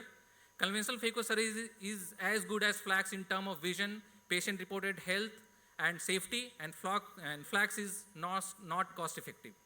Thank you. I suppose the people who are clapping don't have femto in their routines. That is why you are clapping so much. Dr. Praveen, suppose the flex is available at the cost of phaco machine, then would you like to have flex or not? Depending, this is basically the discussion. It is basically the discussion in the current scenario. If it is available with time now, with the same cost as phacoemulsification, and because we have to buy the two machines again, well, flax as also the phacoemulsification. If the same kind of surgery with the same outcome, good phaco machine is doing, why should I buy? Even if it's at lower price, it's not cost effective. You have to have 2 OT, shifting the patient. You will be losing time. Total time of the surgery will be increased. But there is definitely advantage of some. G8 machine, sir. Now Zimmer G8 machine is very portable. Same, yes, and yes. it can be kept in the same OT. Same OT. So you can just do femto and then switch the microscope Switch the on and you can go ahead with cataract. So I think that machine is going to have better future, and even Alcon is planning to stop this femto, and they are doing a lot of R&D in developing that machine which can be kept in same OT and which can do all the things like lenticle extraction as well as cataract procedure and femto LASIK also. So that is going to be the future. Just Maybe you displayed want to buy that one, Dr. Praveen, the one Dr. Tiwari is talking about. In polar cataract, definitely flax is an advantage. In Polar some cataract- selected cases. Polar cataract, definitely. Plus, I think Everyone wants a white eye post-cataract surgery. One of the disadvantages of femto, which has been mentioned, is subconjunctival hemorrhage. The other thing is, while talking about the Zimmer Z8, now Z9 has come. So it is a relatively cost-effective machine. But one thing is for sure, femto LASIK, there is no doubt. Femto LASIK is much, much superior than the manual LASIK. So eventually, if a machine which comes, which has both the things, probably will be justifiable in terms of economics. But as Dr. Nimi has said, okay, it's not just about Garib Gurba. There is going to be elite class of patient who will say, "Acha, aapne phaco karaya, humne to laser karaya." And I have people like that in my family who came from Delhi and said, "Ki humne nahi phaco nahi karwaya, laser karwaya hai." So there is a market, and Dr. Nimi is not wrong in buying that expensive machine. Or for her, Dr. Nimi. Yeah. Just one thing, cost effectiveness and affordability should not be a criteria as far as scientific progress is concerned. Otherwise, Chandrayaan would not also have seen the light of the day. It's not always about being affordable and cost effective. It is also about progress. Even if it is marginally towards perfection, it should be encouraged. Yes, market should come Every with a small care. step is Well important. said, Dr. Nimi. Every small step is important. I think, Dr. Nimi, you were right in buying that machine. The next topic is a case of 24 diopter sphere myopia. Will you do refractive lens exchange? Yes or no? Dr. Abhishek Ranjan is for the topic. He's Very going to good do a afternoon. refractive lens exchange. Okay, good. Yes. Yes, I am going for refractive lens exchange for such a very high myopic eye. Although many surgeons are here who are there who are routinely doing phakic IOLs, but still I am in favor of phakic eye, this refractive lens exchange for such a high myopic eye. I have no financial interest. Refractive lens exchange, also called clear lens extractions, seeks to modify the focusing power of the eye by removing the clear or nearly clear or non-cataractous natural lens of the eye and replacing it with the intraocular lens. Refractive, there are two options for this refractive correction of such a myopia. Either corneal procedures like LASIK, PRK and SMILE, but for such a high power, these are already out. Another options are lens related refractive procedures like phakic IOLs and refractive lens exchange. So these are the two options. But for this high power, I am in the favor of refractive lens exchange because any refractive procedure, at whatever procedure and at whatever age it is done, crystalline lens of the individual lens over the age of 40 is dysfunctional in one or more ways. Either it becomes presbyopic, that is loses its ability to accommodate and need correction to provide near vision, or the lens begins to develop some subtle but real clouding, which may impair visual quality of the vision of the patient, and even with optimal correction with the glasses or contact lenses. So these points heighten the interest in performing refractive lens exchange in patients before a true cataract forms, with a goal of improving sharpness and the range of uncorrected vision. Nowadays, there are some reasons to consider refractive lens exchange even in low myopia or hyperopia would be to correct for presbyopia at the same time with the use of a multifocal lens, EDOF lenses, trifocal lenses, or even creating monovision. It needs to eliminate for cataract surgery in the future. Refractive lens exchange has a high success rate greatly reducing or eliminating patients' need for glasses and contact lenses postoperatively. Also, the German database places clear lens extraction second only to laser refractive procedure as a refractive surgical procedure of the choice, and this trend is seen across the Europe. A modern development in phacoemulsification technique for cataract surgery and the use of foldable lenses of hydrophobic material has reduced clear lens extraction related complication in high myopic eye. There are very few chances of damage to the endothelium exist because of soft lenses and no or minimal ultrasonic energy uses during the removal of the nucleus and cortex. A study shows that supracapsular and endocapsular phacoemulsification of the nucleus in high myopes and reported no significant loss of endothelial cell count between the two groups postoperatively. There are certain advantages of refractive lens exchange, like it provides better visual quality and a more permanent solution. It avoids the burden associated with the spectacles and other corrective lenses. It is ultimate solution in situation where other procedures are inappropriate. It does not require extensive recovery time. It eliminates the potential for developing cataracts in the future, and it can give the patient multifocality or a range of vision. So if you see the complication of phakic IOL, whatever complication you remember for any intraocular surgery, you can see in phakic IOL, starting from the debilitating visual symptoms to the damage of cornea and to the damage of the retina. From cornea to retina, you can remember any complication, including loss of vision, you can see with the phakic IOL. So studies which compare clear lens extension and collamer lens implantation in high myopia also shows that postoperative uncorrected visual acuity is better in clear lens extraction group as compared to the phakic IOL group. Also, in clear lens extraction there is reduction in IOP, but in phakic IOL there is rise in IOP. Hence, also financially clear lens extraction have less burden because it is single surgery in a lifetime regarding the refractive procedure. So to conclude, refractive lens exchange is an increasingly popular mode of providing patient with excellent uncorrected vision. Lens implant options and advances in surgical technique have made this an attractive option for patients seeking to reduce their dependency on glasses and contact lenses. Refractive lens exchange presents less of financial load up front and less likelihood of the need of a secondary intervention in the future. So it is refractive lens exchange with posterior chamber IOL implantation has good outcomes with acceptable predictability and improvement in best corrected visual acuity. Thank you. Well, Dr. Abhishek Ranjan has very loudly and very clearly stated his case. One thing, Abhishek, one thing, retina कैसे compromise हो जाएगा यार phakic IOL में? तो मतलब किसमें ज़्यादा होगा यार 10 ही?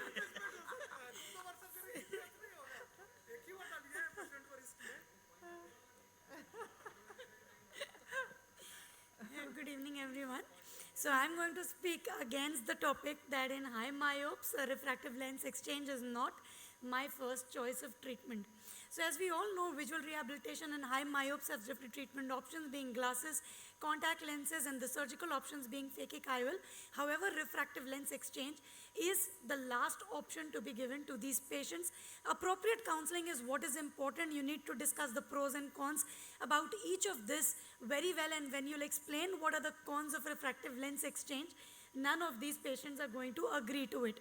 So cataract surgery in high myopia, we all know cataract surgery induces changes in the posterior vitreous, and the vitreous disturbances leads to PVD induction that can cause retinal breaks, retinal detachment, macular hole, myopic traction maculopathy, and development of CNVM, all of which is seen in cataract surgery in high myopia. So refractive lens exchange, although is done, can be done for hyperopia, presbyopia, and astigmatism management. There needs to be a caution when you're doing it for myopes. The advantage, as my worthy opponent has already discussed, that it is less expensive and eliminates the need for future cataract surgery. However, he has not emphasized upon the disadvantages, that is, there is loss of accommodation, increased risk of retinal complication, development of PCO, for which again a YAC cap will be required. That definitely is the second intervention that will increase the risk of RD again. The complications of RLE are retinal detachment, the rate being 1.5 to 10%, myopic macular degeneration are reported to be up to 19%, YAC cap rates are as high as 61 to 73%, dysphotopsias like glare and halos are also reported with clear lens extraction. With the availability of these 4 different types of phakic IOLs, the range of refractive error correction, which is up to minus 30 diopters for a minus 24 diopter refractive error, clear lens extraction is definitely not my treatment of choice in these patients. Now coming to some literature review, there are 2 basic studies that have compared phakic IOL with clear lens extraction in highly myopic eye. The first one being by Arne et al. That was published in JCRS in 2004, wherein they reported that the rate of retinal detachment was higher in patients who underwent clear lens extraction, and the retinal detachment developed relatively late at the 3rd and 4th year subsequent to surgery. So now coming back to the study that my worthy opponent had just reported, that was by Imara et al., which stated that the visual outcomes are similar, the financial load is less. However, what we missed was that the follow-up time in this study was just 17 months. So a short-term follow-up like this is not going to give you an exact clear picture of what the long-term outcomes would be in these high myopic patients. So don't get misled by the abstracts. We have to go into the details of literature. Next is a review of retinal detachment after refractive lens exchange, which was a narrative review, which suggested that the post-VR surgery outcome is also poor in these patients, that only 25% of these patients who underwent vitrectomy surgery post-RD after clear lens extraction had a vision of better than 20/40. Most of the patients end up having a poor visual acuity. Now this was a guideline that has been recently published in European Journal of Ophthalmology by Elio et al. Regarding clear lens extraction guidelines in myopic patients, where they suggest that it is absolutely contraindicated in patients less than 45-year-old. In 45 to 50-year-old, it can be considered in patients whose axial length is less than 26 and are not suitable for phakic IOLs. And in above, patients who are above 50 years old, they can be considered in patients again who are less than, have an axial length less than 26. But it is absolutely contraindicated in patients wherein the axial length is more than 26 millimeters. So to conclude, we are dealing with patients who are young. Short-term gain is not what should be our goal. Long-term safety is what we have to look at, and the pros and cons need to be explained to the patients well, and phakic IOL definitely should be the first choice if you are considering surgery in these high myopes. And refractive lens exchange can be considered in hyperopes and presbyopes, but not in myopes as a method for clear lens extraction. Thank you. So now I want opinion from house. Who is going for the phakic and who is going Sir, for the phakic IOLs are definitely better, but one indication I would go for refractive lens exchange is sometimes we do see some high myopes who are not fit for LASIK, and their anterior chamber depth is also very less to be undergo phakic IOL. So in that case, we have to do refractive lens exchange. One case no, but if patient wants glass removal, then how can Sir, we in refuse? high myopes That now is a the cutoff. scientifically proven technique, so we can offer. Yeah. Sir, in explaining high all myopes now the anterior chamber depth cutoff has now come down to not only 2.8 but even 2.65 is where they are implanting phakic IOL. So I think hardly we'll get any patient who's going to have an AC depth less than that. See, the phakic IOL, if you look at the FDA approval for the phakic IOL, how much is the approval for? 3 millimeters. बात खत्म ठीक है FDA approval number 1 ठीक है कि नहीं उसके बाद why did I keep this topic, this is the patient I operated and I had kept for discussion. So that patient was very poor and he couldn't afford anything.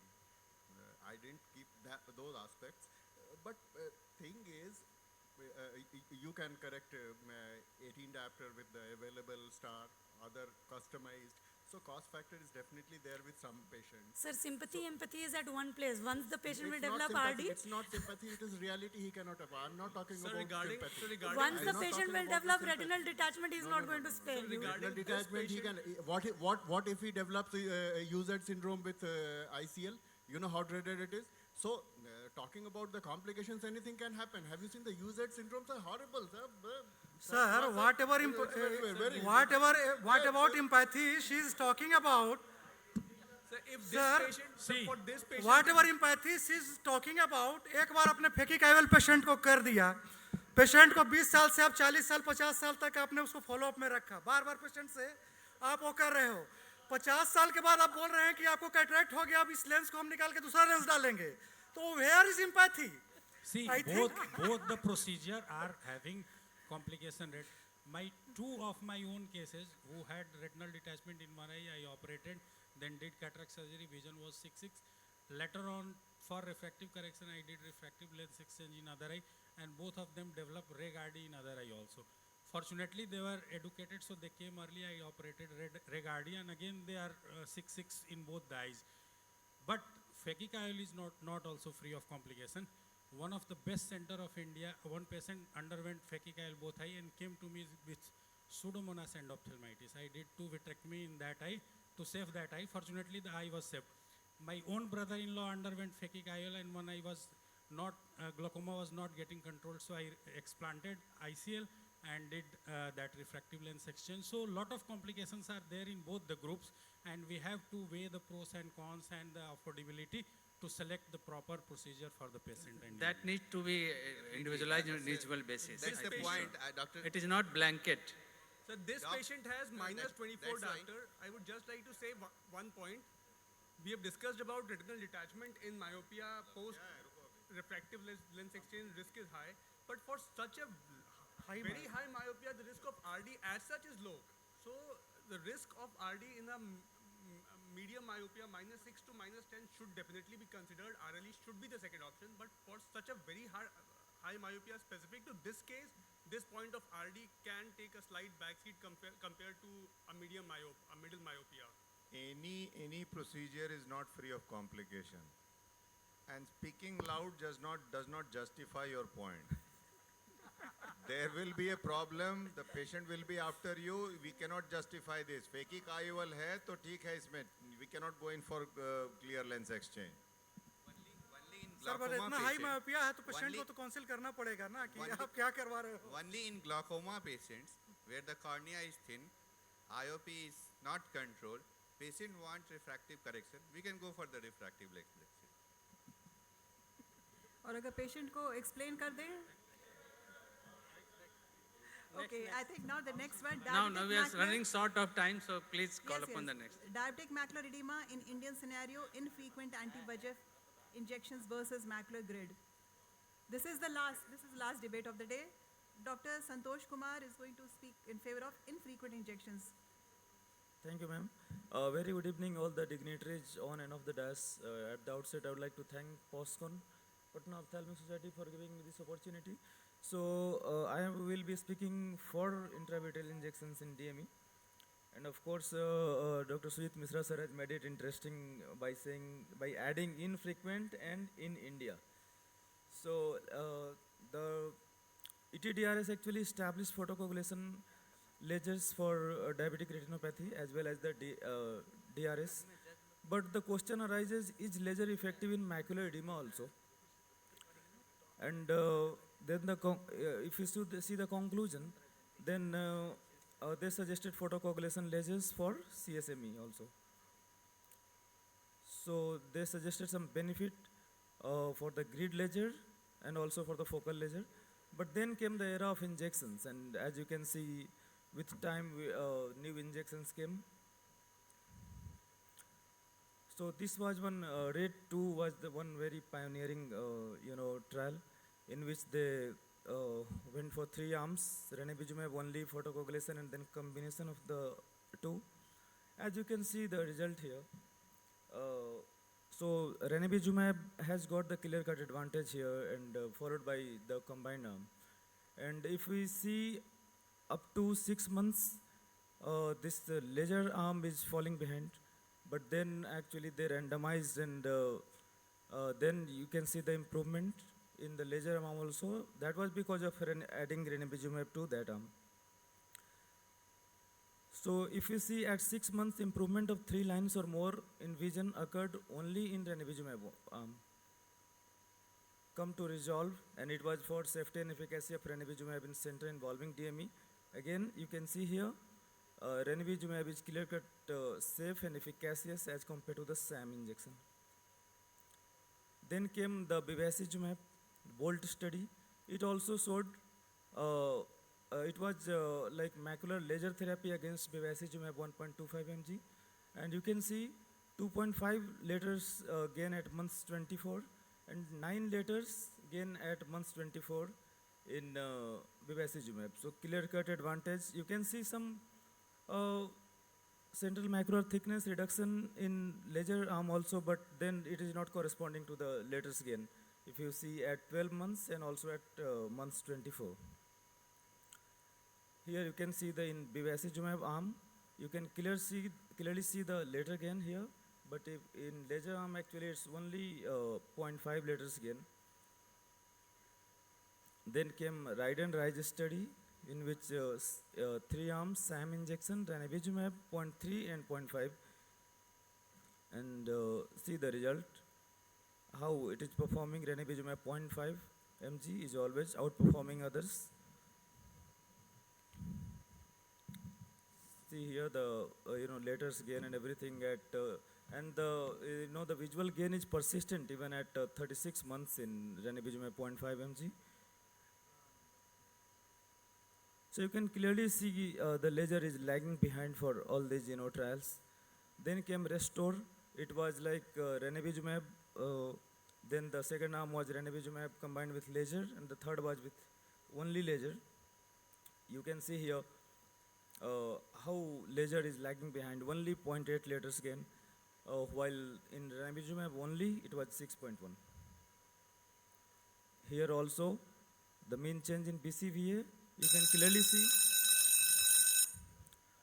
So sorry, it will take little more time. And then in DRCR.net protocol I, then here also ranibizumab followed by combination therapy was outperforming others. You can see all these graphs. Then came the VISTA and VIVID study, which like established the role of aflibercept, followed by Da Vinci study design again for aflibercept.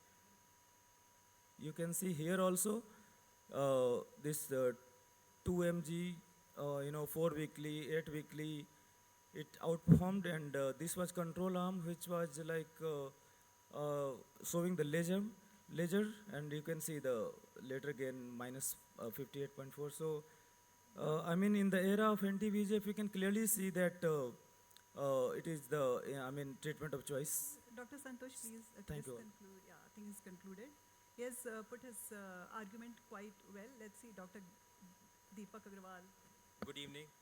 So Dr. Santosh has been very kind to all of you, because right now we are talking about finances from the beginning, and anti-VEGF injections is one area where the ophthalmologist is actually gaining the finances. So having said that, whereas anti-VEGF therapy has proven to be effective in DME, real-world data have shown that relying solely on anti-VEGF injections may not be practical due to the economic burden it creates on the patients. However, newer technologies in laser photocoagulation like the navigated laser systems, sub-threshold laser therapies, and pattern scan laser systems have evolved.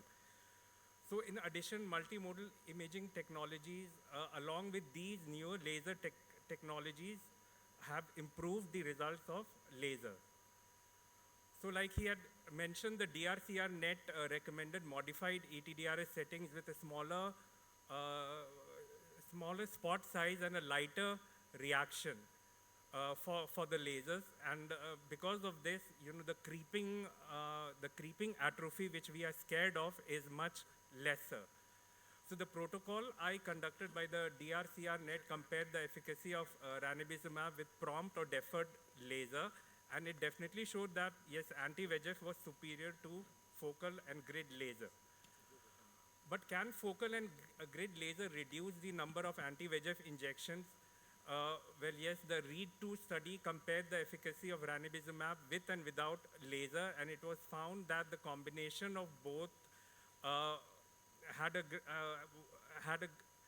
the same effect as just anti-VEGF injections. However, the number of injections in 2 years was 9 in the monotherapy group and 2.9 in the combination therapy group. So the number of injections needed was reduced.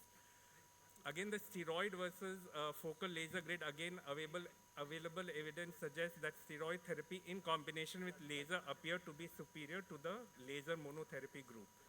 So like I mentioned, the newer laser technologies, the navigated laser system, that is is available, where a retinal eye tracking laser delivery system is integrated with the digital fundus imaging. And because of this, the hit rate for the microaneurysms increases. Next is the micropulse laser, where the collateral damage to the retina is not there, and the sub-threshold, because of the sub-threshold energy, there is no damage to the RPE. So another thing is the selective retinal laser therapy. The pattern scan laser is available, where the duration of the burn is very less, that is 0.02 seconds, and therefore the burn intensity is very minimal. The collateral damage is not there. So you can see here that the normal conventional laser, we are hitting directly onto the microaneurysm over here, and whereas the sub-threshold laser system targets the RPE.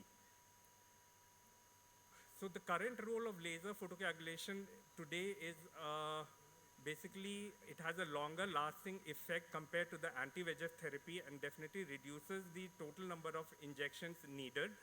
So in a real world approach, what is needed is that, yes, for focal and grid laser photocoagulation is crucial in treating non-center involving macular edema. For center involving macular edema, definitely anti-VEGF therapy is the gold standard.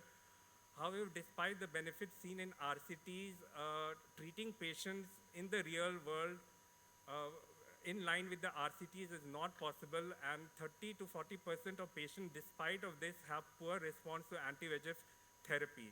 So the next step would be to actually switch to intravitreal, switch the anti-VEGF, and however, if these measures prove unsuccessful, laser therapy should be considered.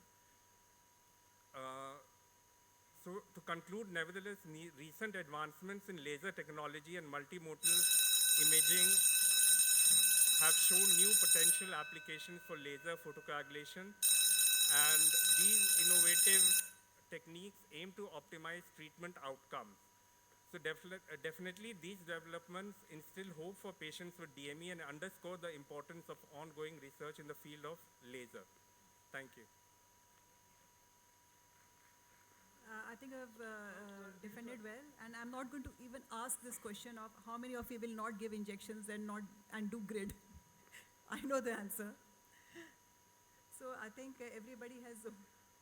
Actually, yeah, it's a combination therapy, which is practically more approachable, because in the real world, giving so many anti-VEGF injections in line with the RCTs may not be feasible for everyone. So definitely doing a laser, will reduce the number of injections. I can see people are eager to fight it out, and I call upon moderators Dr. Vishal Krishna and Dr. Sujit Mishra for the Youth Video Premier League. Thank you, Dr. Anita, for wonderful comparing of this debate. And मुझे लगता है ना कि last pair जो था ना, उसको intravitreal की जगह IV saline, IV dextrose वगैरह की जरूरत थी. They were very feeble, The last pair of the debate, they were very feeble. So they Our needed CSC more should forget IV, this and saline or dextrose. Shift to youth. Now is the youth time. So we'll move on. So I would like to invite our judges on the dais, Dr. Sudhir Kumar sir, Dr. Subhas Prasad sir, and Dr. Nagendra Prasad sir. Come on the dais, please, sir. Next video. And to checkmate the judges and Chief Injustice, we have our ED, Nilesh sir.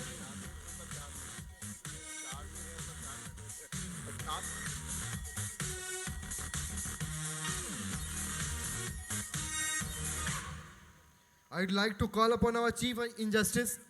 Sir is nowhere seen. Sunil sir.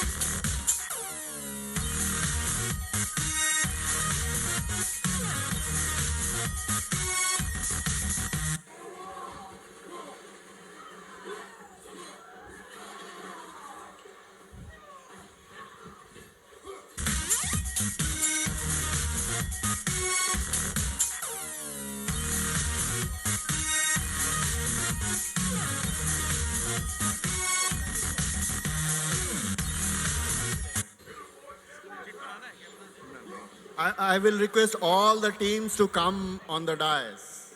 All the colorful, beautiful, smart-looking guys to come on the dais. For the show, the youth.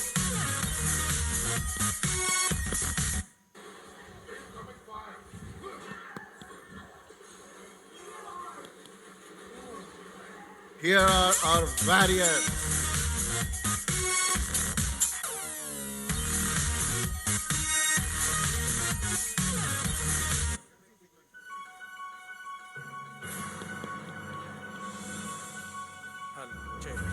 Check. Okay. The stage is fully charged.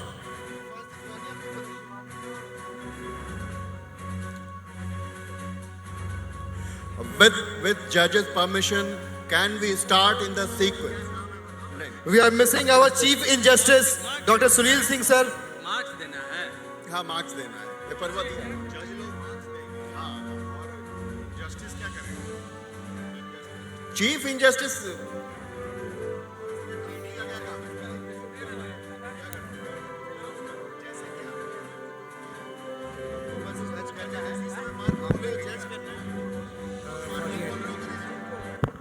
For the attention of all, while our Honorable Chief Injustice is having pakoras, all the certificates of participation and presentation are kept near the registration desk. And these certificates are for the morning session, for the debates, as well as for the Youth Premier League. Kindly go and collect them before you leave. So we'll start without wasting time. So I'd like to invite our first team, Cornea Commandos, Dr. Vishek Ranjan, Dr. Bhavesh and Dr. Shivani. Please take on the presentation.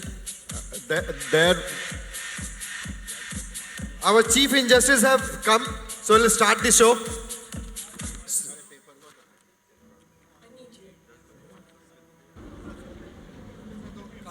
कहाँ injustice फैलाना है कहाँ injustice फैलाना है बताइए कहाँ फैला देना है अंधेरा कायम रहे हाँ अंधेरा कायम रहे Every team will present. Every team has 3 members, and each member will present a video of 4 minutes. So total 12 minutes. If they are exceeding the limit, they can be stopped at 12 minutes itself. Hello.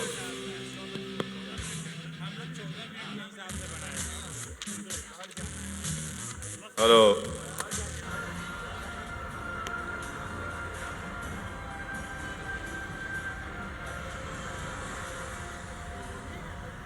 So can we come up with the rules? Can we come up with the rules? Rule is there is no rule. You have to judge the best video, best presentation and the best team coordination. Best team coordination. Coordination. Best presentation, best video and coordination.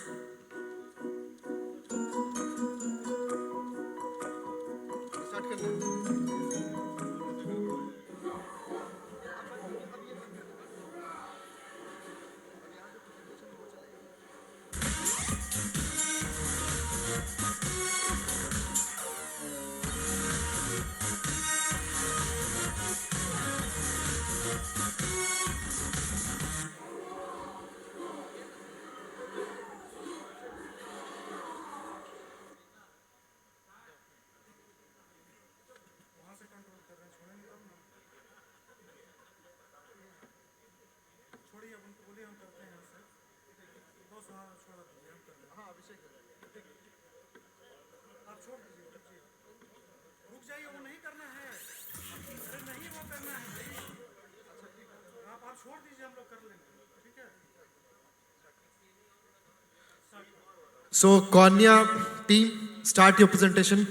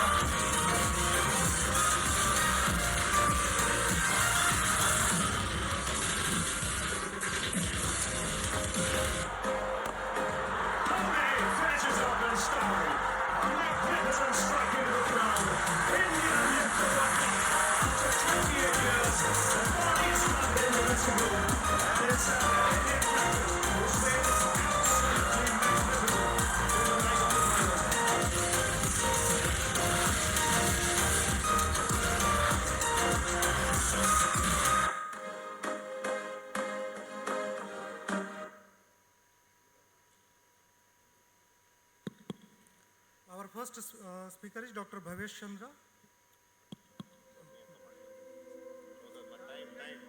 Time note करिए। और सबसे बड़ा injustice तो मेरे साथ हुआ है, camera ऊपर है, मेरा बाल नहीं, सब First of all, I दिख would like to thank Chairman Scientific Committee for giving the बाल नहीं, opportunity गंजा दिख रहा है आप लोगों को। select our team as a opener and giving the opportunity to present this video for in this OPL.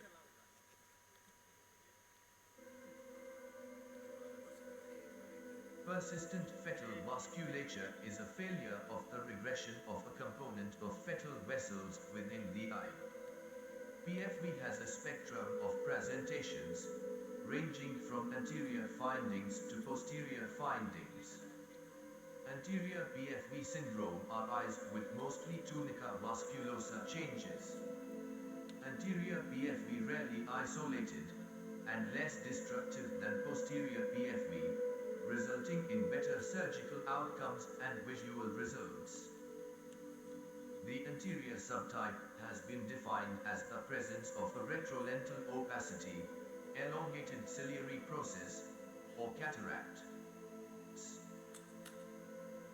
This is a case of a 11-month-old boy, presented with white unilateral pupillary reflex.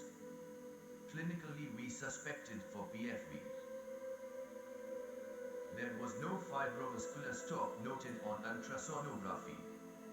Even Doppler-associated ultrasonography report also indicate normal vasculature in posterior segment. We planned for examination under anesthesia and lens matter aspiration with posterior chamber intraocular lens implantation. Intraoperatively, I noticed few blood vessels in the anterior surface of lens.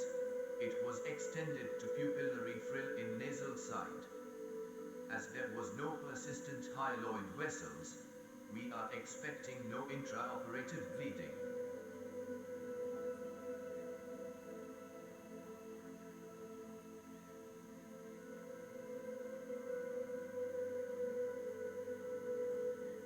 Surprised to notice profuse bleeding during lens matter aspiration.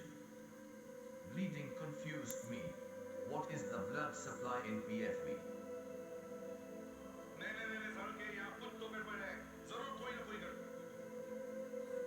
On literature search, I found the anterior vascular capsule of tunica musculosa lentis derives from the long ciliary arteries, and the posterior capsule derives from the hyoid arteries. That's why bleeding occurred even in case of regressed hyaloid artery. Bleeding is being secured by endodiathermy.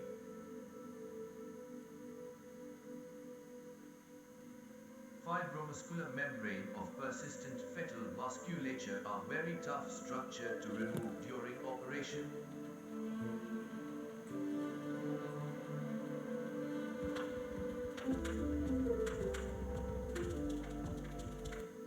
my experience in previous case, I failed to remove fibrovascular membrane by vitrectomy cutter of cutting rate 10,000.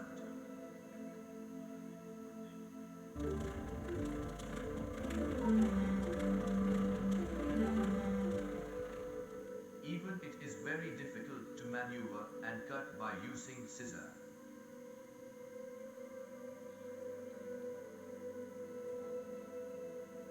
In this case, endodiathermy is being used both for coagulation and cut the fibrovascular membrane in circular fashion.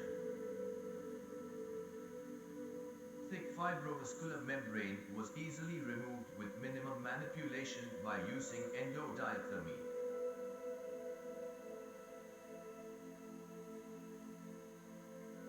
Intraocular lens was implanted into vein.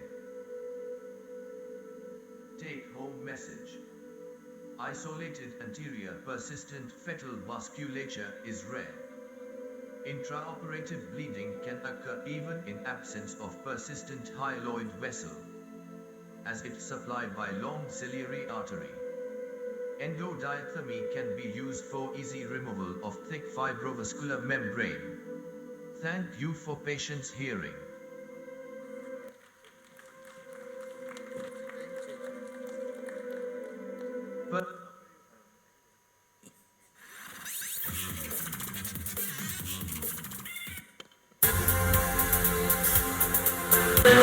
ऐसा भी देखो बात जीवन में आता है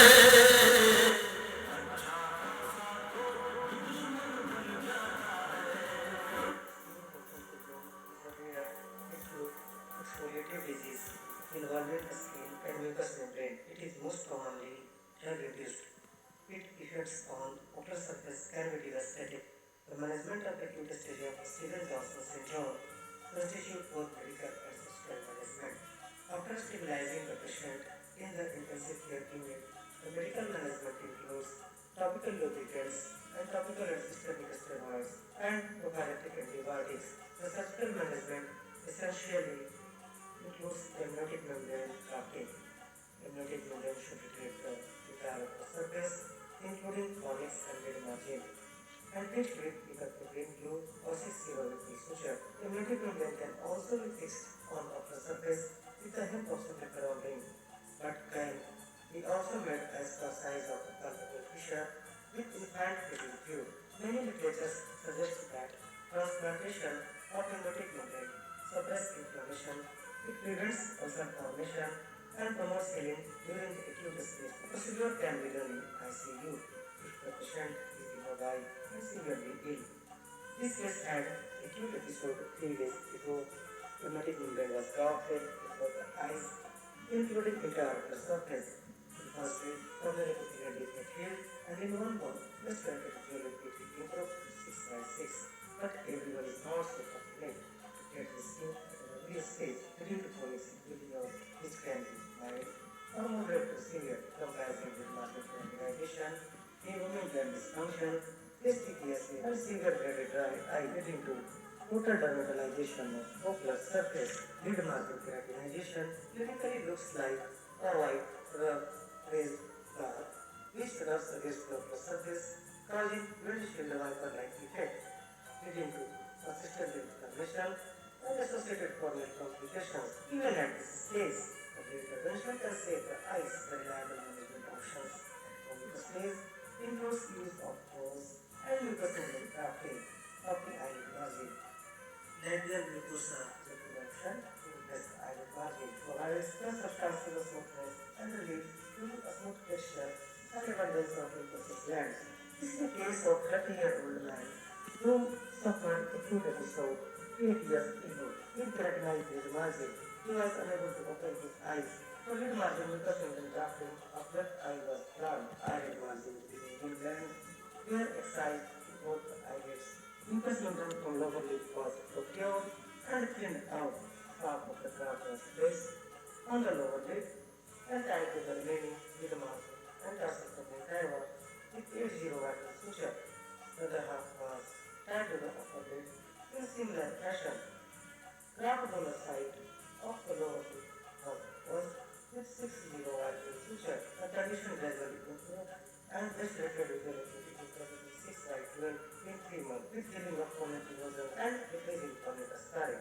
He can now comfortably open his eyes.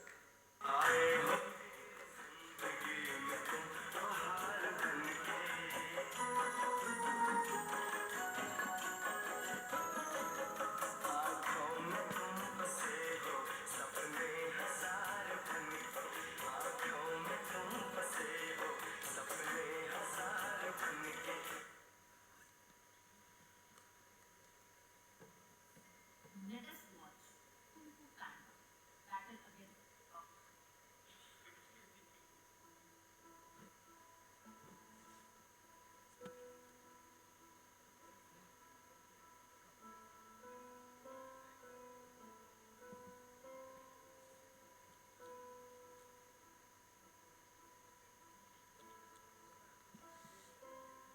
So the voiceover is not working. So Orocort assisted vitrectomy was done and the PFCL was instilled.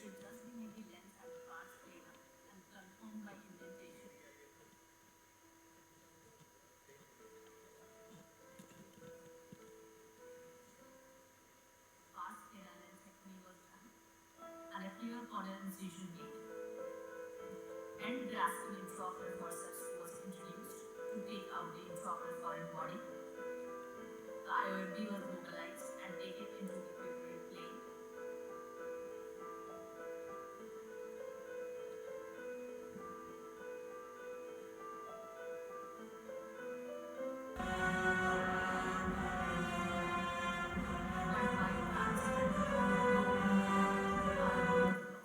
This reminded me of Panda who was trying to eat the dumpling which was ruthlessly taken away by sheep.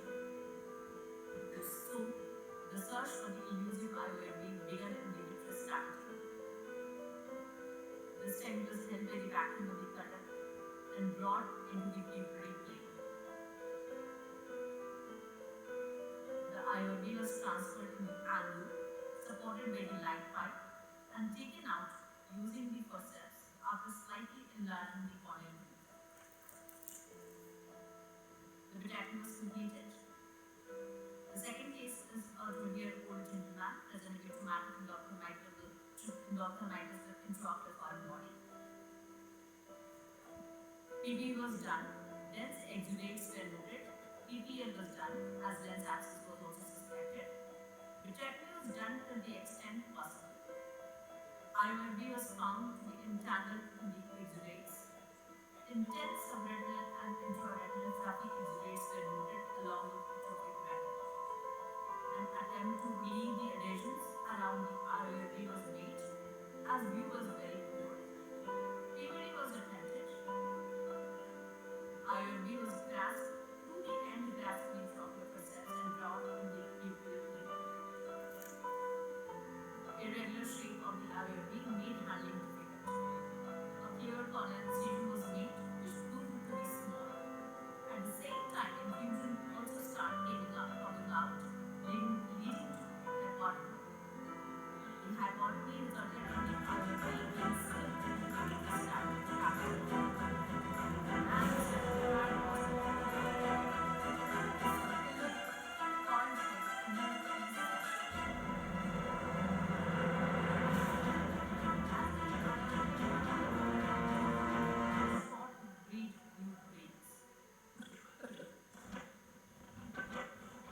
After the inner session, after the inner piece session, we started again. The IOB was clasped by the forceps, incision enlarged, proportionate to the size of the intraocular foreign body. But most care was taken to not let the IOB slip again. And we delivered our IOB successfully. That was completed. And the energy conquest case 1 had improved the 6-line case 2 to figure close to phase.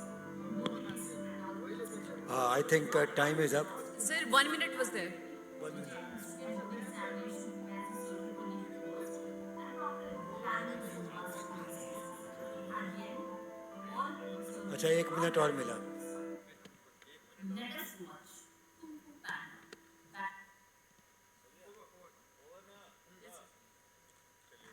So I'd like to invite the next team, pupil producers, Kunal Kishore, Shishir Sekhar and Ashish Kedia.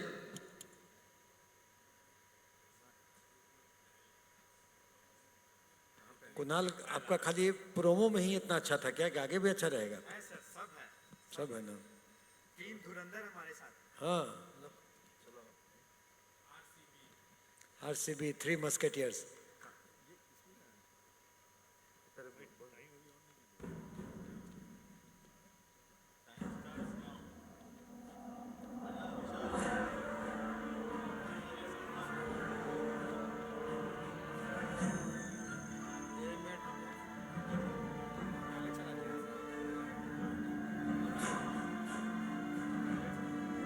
Timer on करिए timer.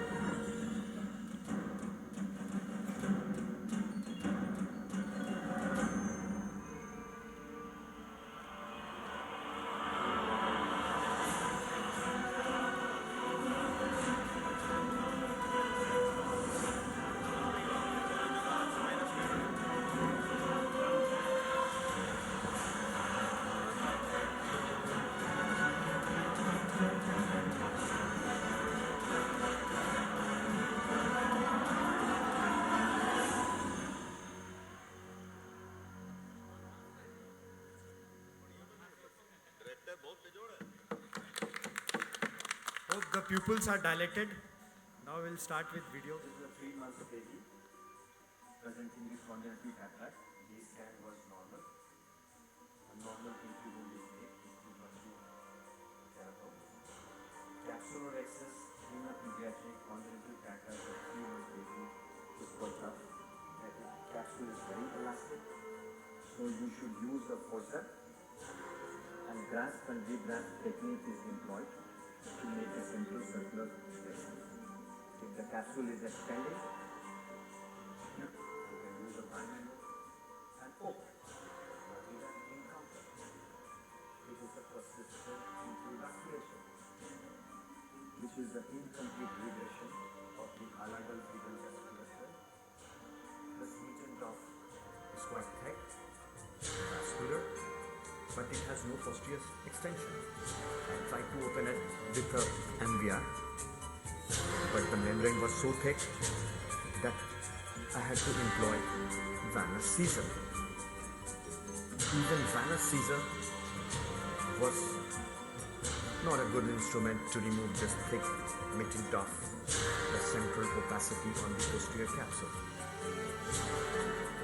Both the sides were tried and tried, again tried and tried and failed. So what next? What next? How to?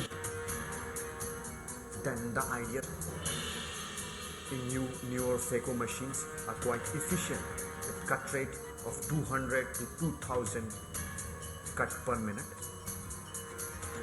is quite good enough, and this thick posterior capsule can be tamed with it. Slowly the posterior capsule is nibbled, the plaque is eaten away by the cutter. Very high cut rate is used as the plaque is quite thick, and slowly the posterior capsule opening should be large enough.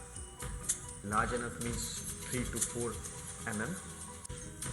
Then this opening can be undertaken with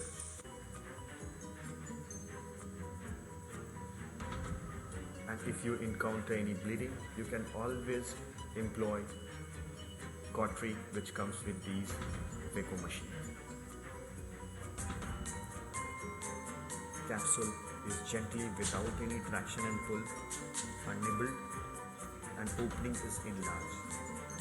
The good glow satisfied me, and this good glow means that the baby retina is healthy, and the outcome of this surgery in patient in which persistent fetal vasculature was encountered will have a very good vision.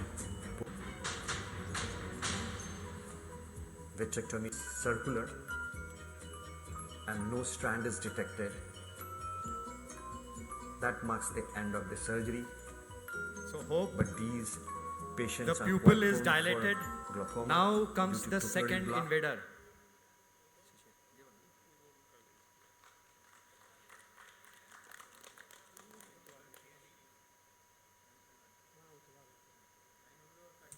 Good afternoon, everyone. I'll be dealing with 3 steps in retinal surgery where we are dealing with membranes and vitreous at the posterior pole. The first case being tackling the posterior vitreous in a case of RRD, rhegmatogenous retinal detachment. This is a case of a rhegmatogenous retinal detachment.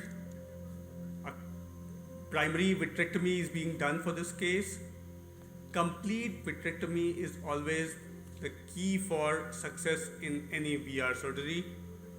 Usually the posterior vitreous is detached in most of the RRDs, but in this case, after doing the core vitrectomy, when we stain with IVTA, we see a flimsy layer of vitreous still attached to the posterior detached retina. Usually we induce the PVD at the disc with the cutter by using only the aspiration mode, but sometimes when we don't have a very meaty vitreous at the posterior pole, it becomes difficult to pull this flimsy layer of vitreous with the cutter. So means like this backflush cannula, as in this case, was used along with an intraocular forceps to create the space, and the intraocular forceps, we were able to create the space and induce the PVD. PFCL is being used to complete the vitrectomy. Once a complete posterior and peripheral vitrectomy and vitreous shaving has been done, the rest of the surgery becomes quite straightforward. We do a fluid air exchange and laser the breaks and use tamponade based upon the location of the break. So the purpose of this video cases, the first being a RD with CD settled with surgery. The second is a TRD with a macular hole settled again with the VR surgery. The second situation is tackling taut ERMs. A taut chronic epiretinal membrane needs to be tackled very patiently, peeling it tangentially from the surface of the retina, avoiding any perpendicular traction. Any perpendicular traction can lead to iatrogenic retinal breaks at the posterior pole, which can be very hazardous for post-operative visual recovery.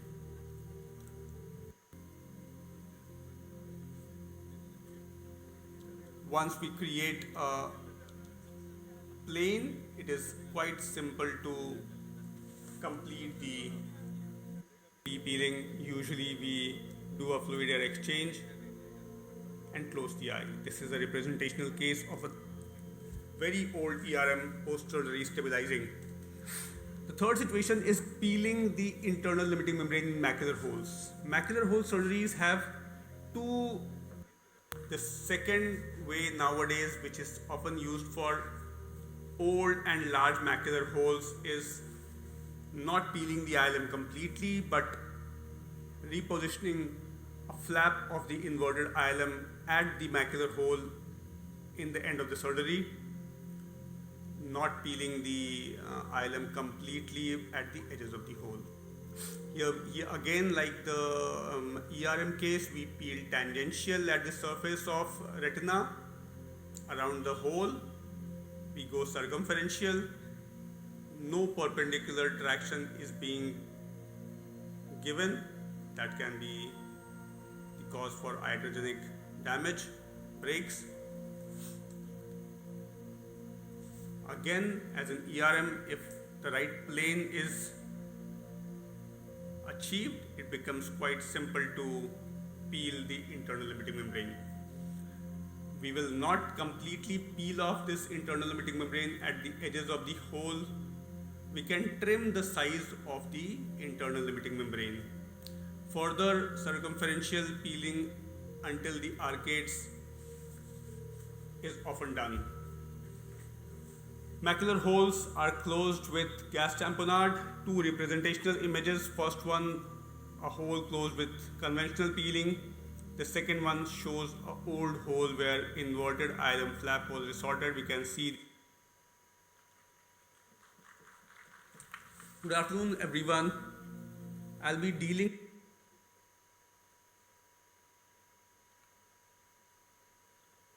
So in the next 3 minutes, 4 minutes, you'll see the untold story behind therapeutic keratoplasty.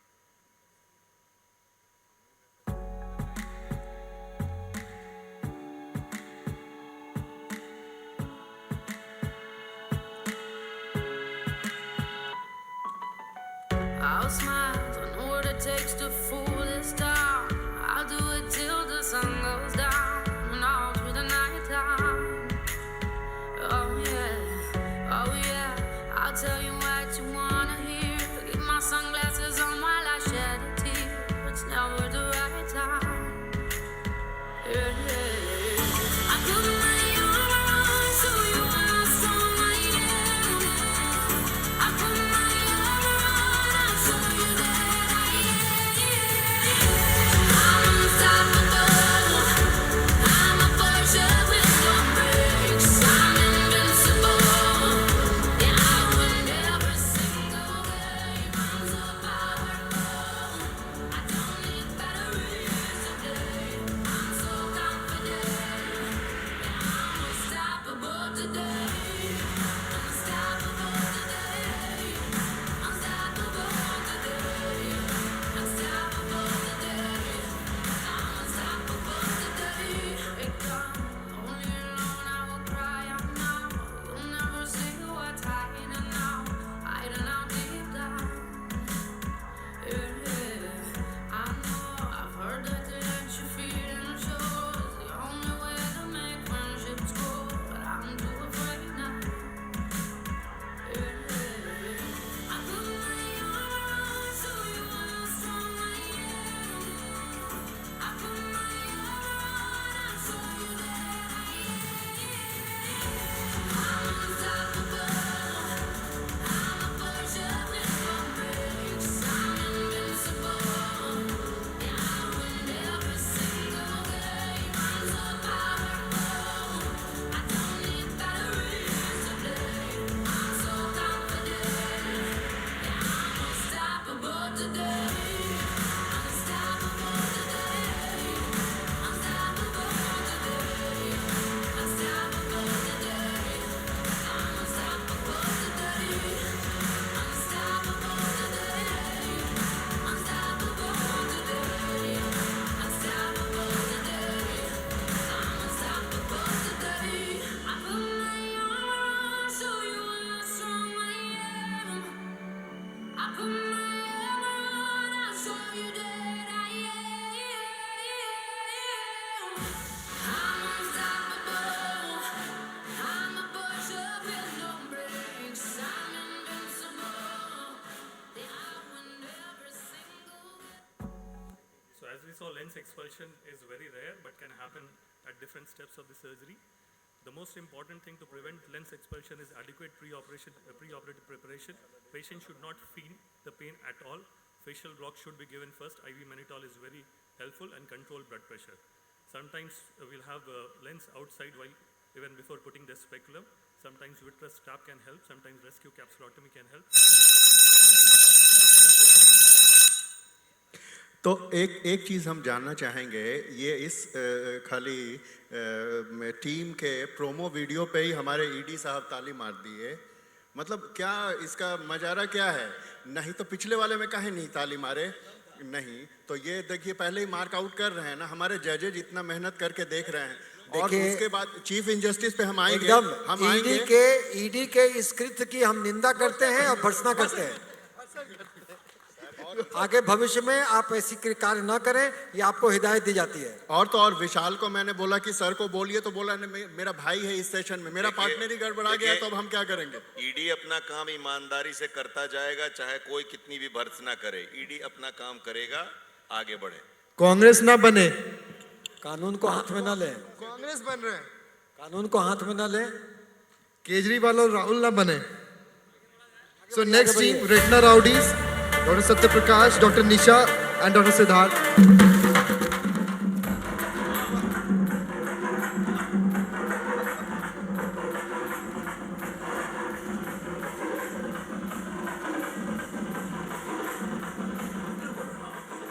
சும்மா பேசிட்டே இருக்கக்கூடாது.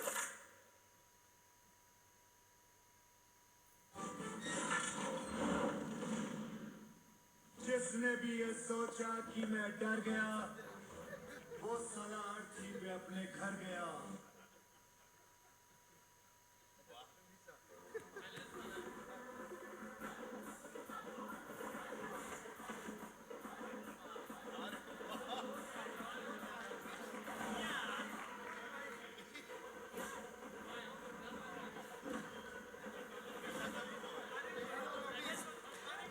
Retina rowdies in action.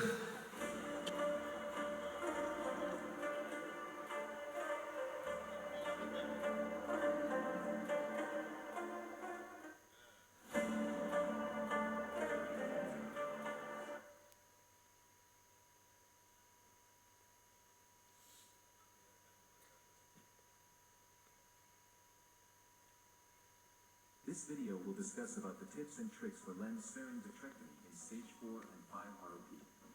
The indications for lens-sparing vitrectomy include stage 4A ROP with progressive traction, threatening macula despite adequate laser to the peripheral avascular retina, acute vascularly active stage 4B ROP with risk of further progression, and stage 5 ROP without retrolental fibroplasia. Irrespective of the stage of ROP, the main prerequisite for performing lens-sparing vitrectomy is the presence of adequate surgical space between lens and the anteriorly displaced retina. Lens-sparing vitrectomy for ROP needs modification in various steps of conventional vitrectomy compared to the same in adult eye due to high risk of inadvertent injury to lens or retina. We need to understand various factors which increase the risk for such injuries, including anatomical factors, instrument-related factors, and disease-related factors. First of all, anatomy of infant eye is significantly different from adult eye with shorter axial length, relatively large globular lens, and short pars plana. The second factor is related to the readily available instruments which are meant for VR surgery in adult eyes. The length of trocar is 8 mm, while the length of the intraocular part of cannula is 4 mm. These relatively longer instruments increase the risk of retinal injury in infant eyes. And the third factor is the disease itself, where the peripheral retina is anteriorly displaced, compromising the surgical space in stage 4 and 5 ROP.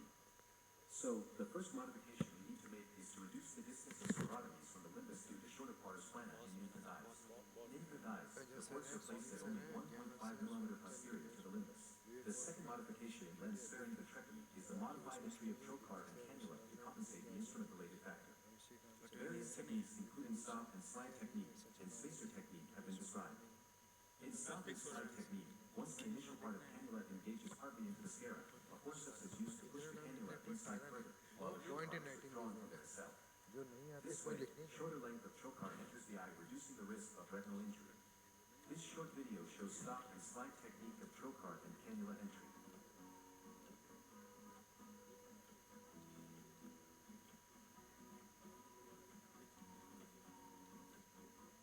In spacer technique of modified trocar cannula entry, a spacer is used under the hub of cannula, thus reducing the length of trocar entering the eye, and hence reducing the risk of retinal injury.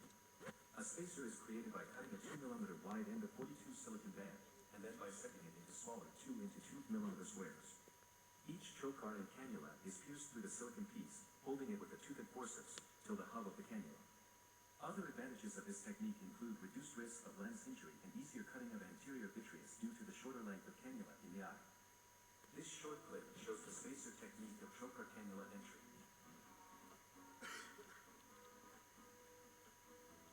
However, surgeon needs to be careful while taking out the instruments during surgery, as the cannulas with spacer can come out easily. Also, in this technique, there is risk of slippage of infusion to the suprachoroidal space. Hence, I personally use the combination of these two techniques. I use the stop and slide technique for the cannula meant for infusion line, and the spacer technique for the rest two cannulas. The next point we need to consider is the selection of right quadrants for the placement of ports depending upon the configuration of anteriorly displaced retina. If temporal retina is not much anteriorly pulled up, a conventional three-port approach should be adopted, in which the first port is placed in infratemporal quadrant used to connect infusion cannula, while while two superior ports are used for surgical maneuver. Here, the surgeon sits toward the head end of the patient. But if temporal retina is pulled up very close to the lens, in such cases it is better to adopt all nasal approach, in which all three ports are placed in the nasal half. The infusion is connected to the middle one, while other two are used for light source and vitrectomy cutter. The surgeon sits on the side of opposite eye. Here you can see the actual image showing the position ports in conventional as well as all nasal approach. In the later, the infusion is connected to middle port. This clip shows placement of 3 ports in all nasal approach using combined technique of modified trocar cannula entry.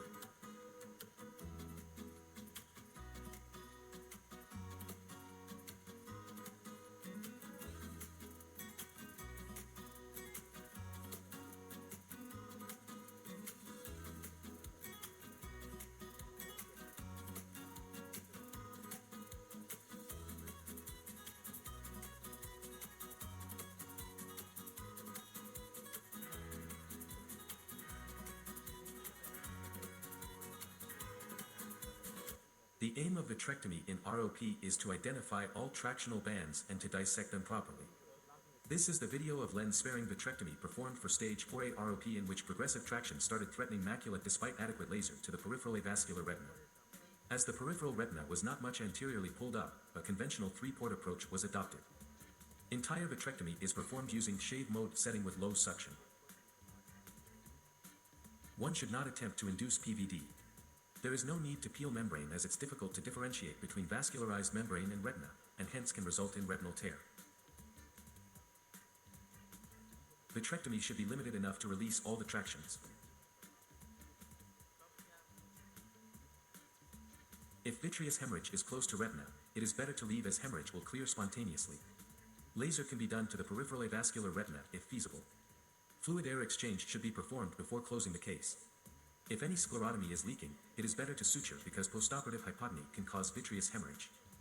A timely intervention in the form of lens-sparing vitrectomy with proper technique can result in very good outcome both anatomically as well as functionally, especially in stage 4A ROP. This video will discuss about the tips and tricks for lens-sparing vitrectomy.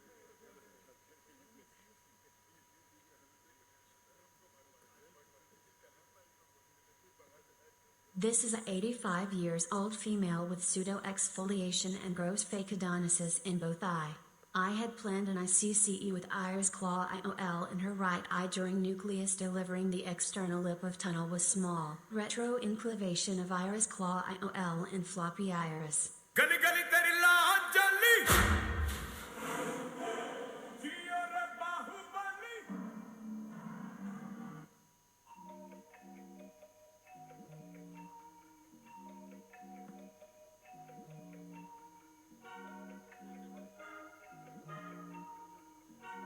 Tunnel size is revised.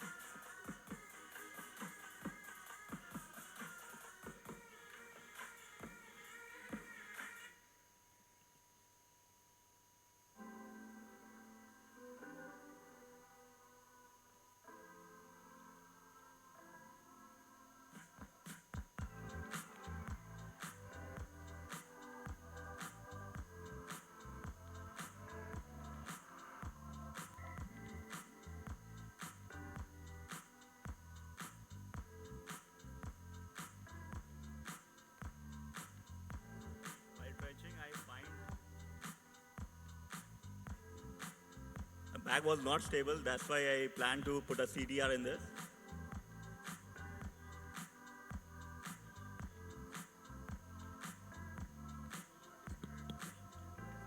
Started with the FACO. बोलने का नहीं है, बोलने का नहीं है, बोलने का नहीं है, नंबर कट जाएगा. Chief Justice in action.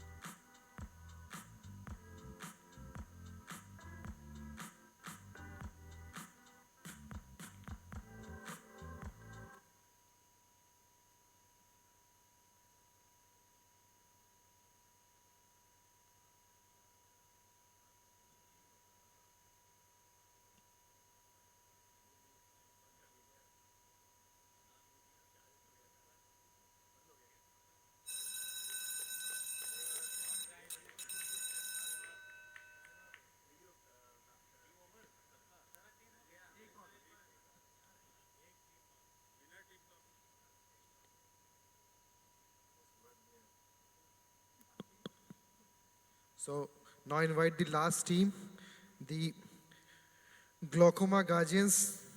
We have Dr. Ajit Dwivedi, Dr. Tarannum, and Dr. Abhishek Kedi. I will request Dr. Ajit Dwivedi to be the last because you have less time.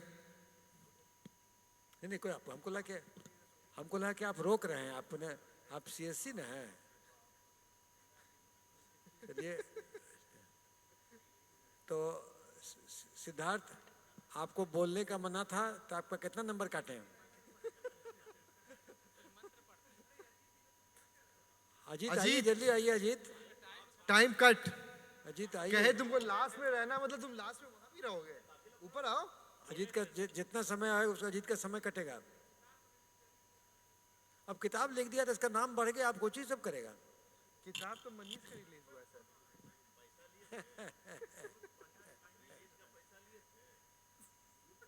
जल्दी शुरू करिए.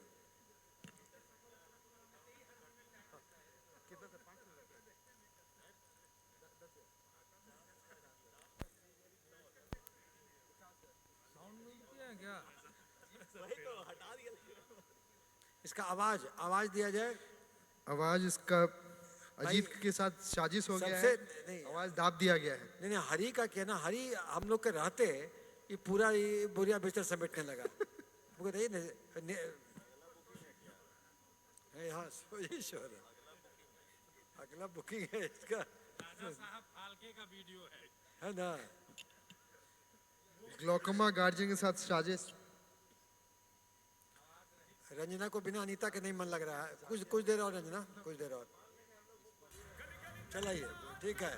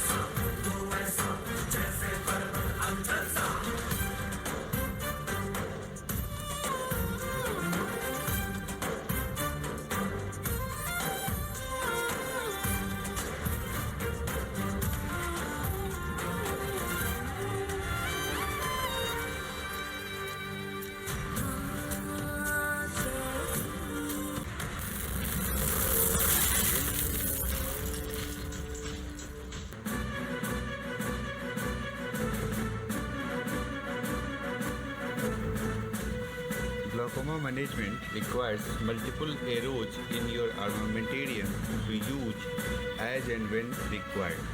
This case series shows many battles won wherever it's required after trabeculectomy and releasable sutures surgery.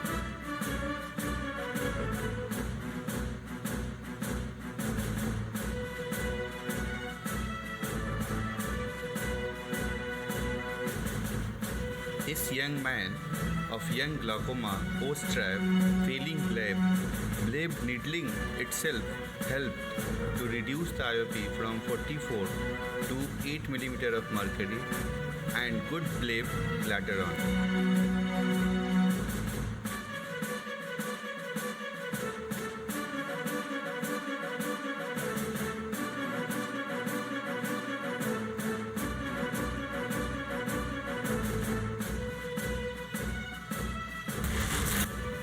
Even cataract in glaucoma surgery requires careful site selection and future sparing of area. This CACG patient has failed trap surgery, has undergone redo trap surgery in one area and developed cataract thereafter. He has undergone phaco surgery. Other area has been purposefully left for future intervention.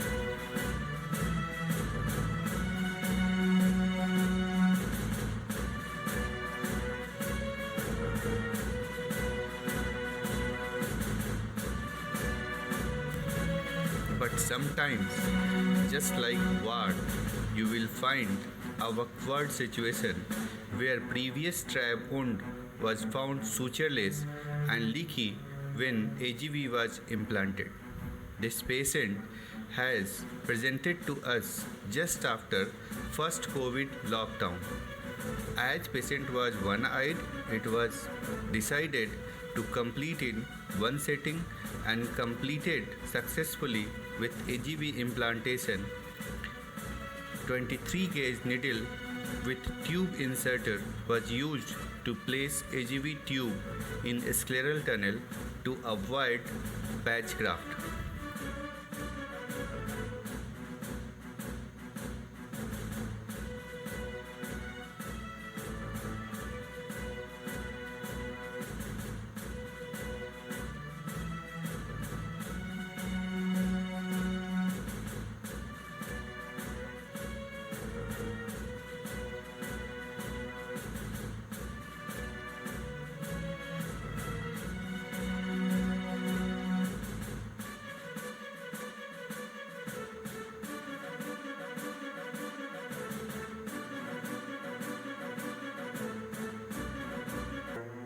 Glaucoma wall patient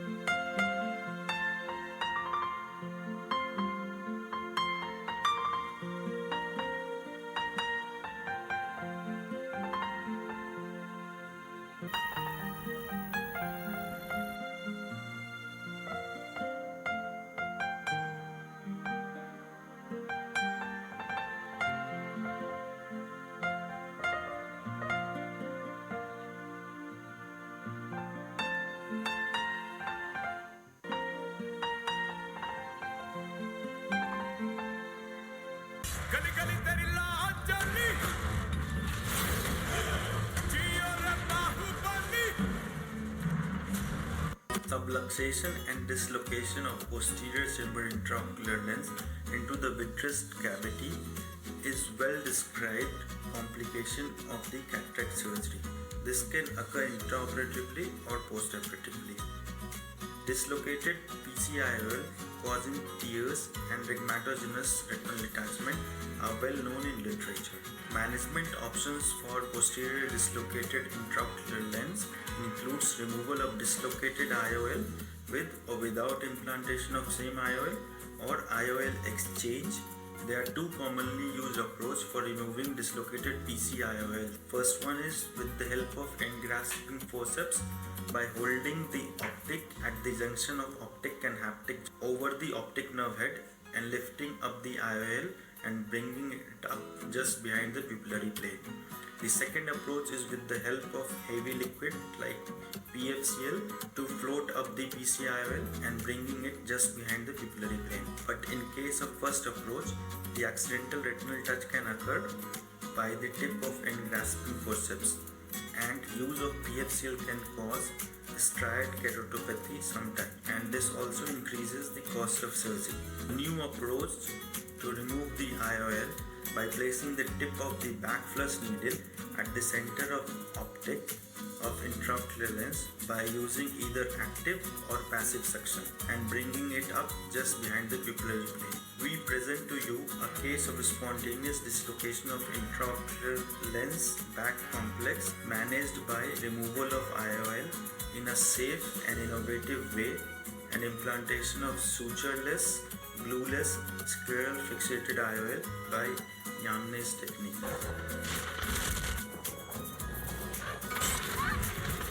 This is the anterior segment photograph of a 65-year-old man who presented to us with defective vision in his right eye of 1 month duration. Patient gives history of cataract surgery in the same eye 2 years ago elsewhere. This is the fundus photograph of the same patient showing the dislocated IOL back complex lying on the inferior retina. The surgical steps employed are: after peritomy, sclerocorneal tunnel is made. 3 pars plana ports are made with the help of trocar cannula system 3.5 mm away from the limbus.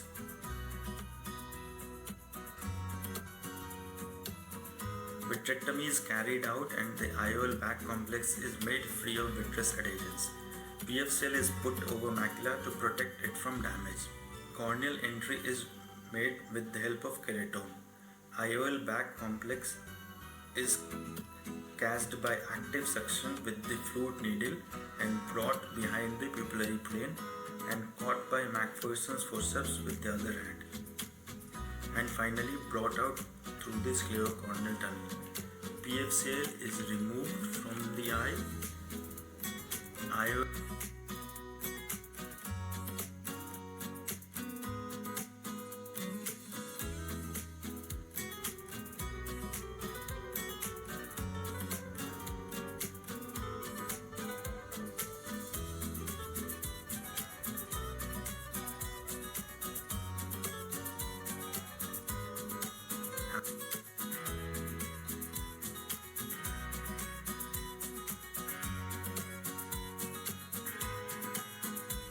optics are flanged with the help of cautery and pushed back in the scleral tunnel. Conjunctiva is closed with cautery.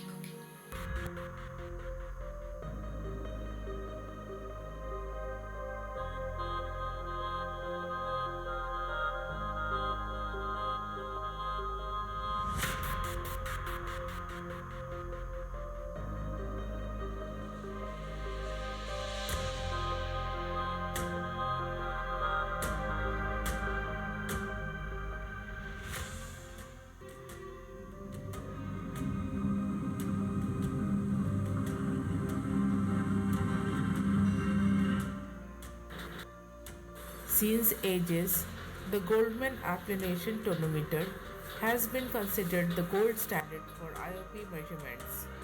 Children usually resist any kind of contact.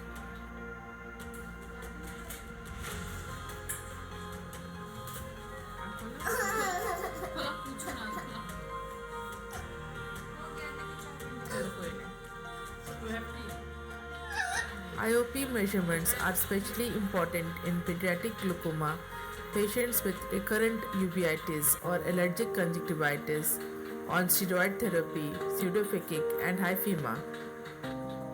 So, what do we do in these cases? This is Finland, and here is where rebound tonometry was invented. This is the first generation of eye care tonometer.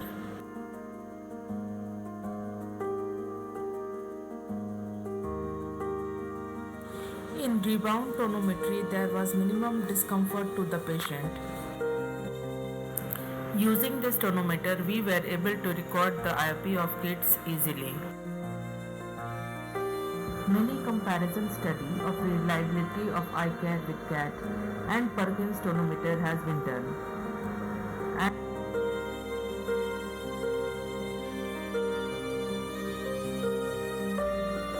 Recently, the Neo tonometer came with position sensor. We decided to conduct a survey to find out whether it was better than the previous. Questions was based on comparing their experience with the previous eye care and the new eye care. The technique was demonstrated to 12 pediatric optometrists, and then they were asked to give the following answers. Questions were which was more user-friendly, which was faster, which had more child cooperation, which had lesser learning curve, and which had lesser probe loading time. 90% responded that the new version had shorter learning curve and was faster and more pediatric friendly. They added that the green and red light were attracting like toys to the kids, which even the manufacturer did not have in mind while making the machine. We came to the conclusion that the new version of eye care is very pediatric and user-friendly. Since ancient times, we have seen what we are is because of how we choose our instruments. Ophthalmology is a rapidly evolving branch, and we need to upgrade and select our instruments wisely.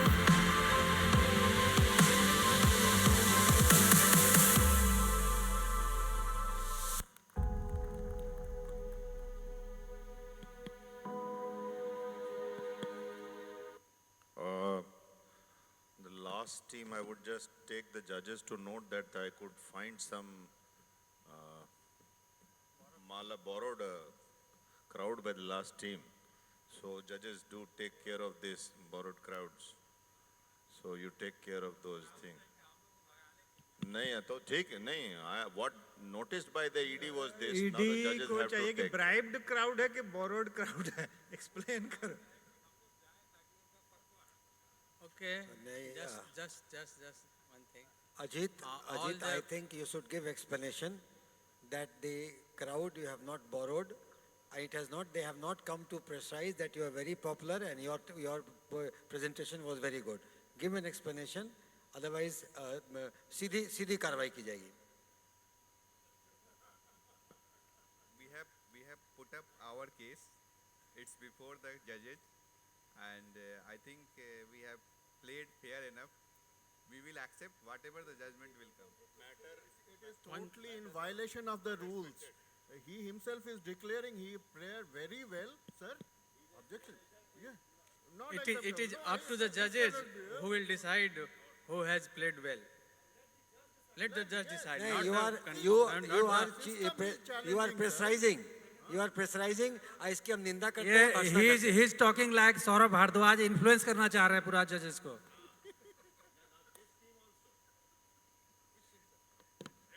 The blue team, he is also trying to influence the marks of the judges by telling that no, he is not giving good explanation. Please, do not influence the judges. नहीं organizer नहीं, you are making a Last 1 year, I stick have to been your point. influenced sir. so much by everyone. You know, the only thing I know now is to influence everyone. This amounts to nepotism. Fast, please. अब judgment, please.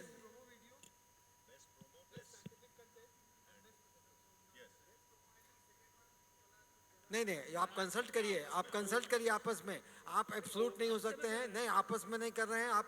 मैं कागज में लिख के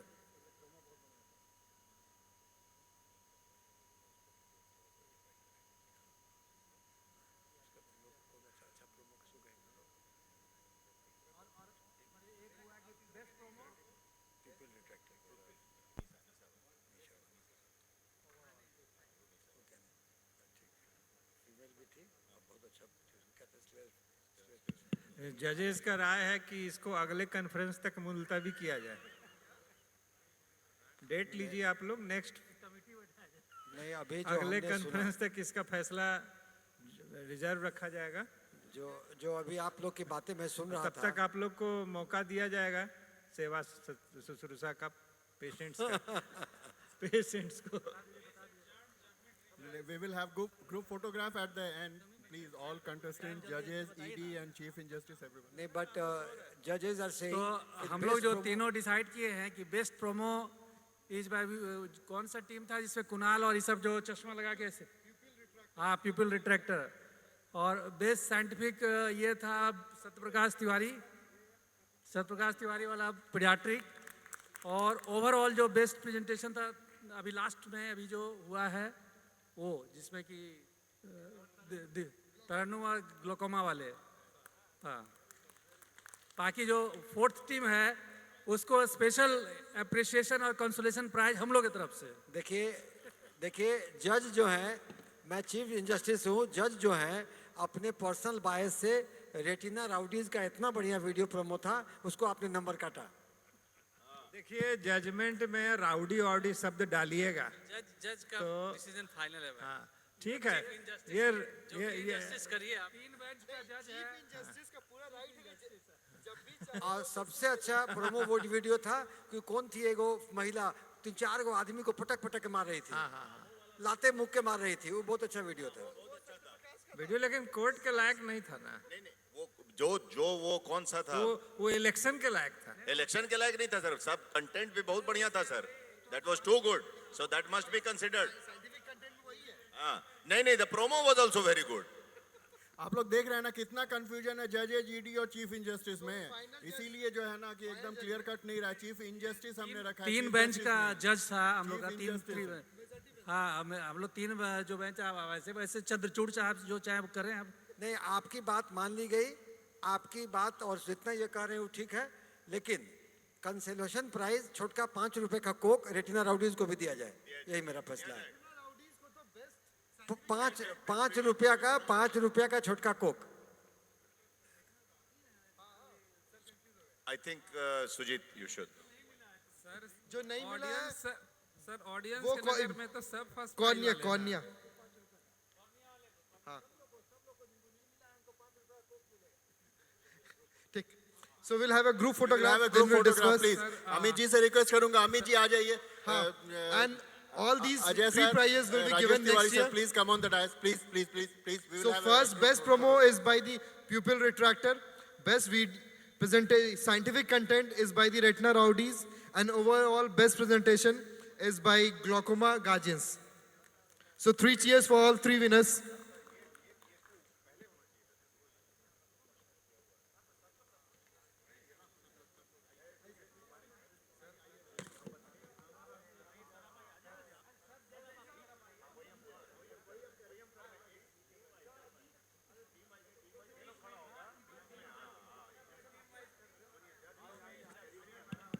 And just to remind everyone again that the presentation certificates are available near the registration desk. Kindly collect before leaving.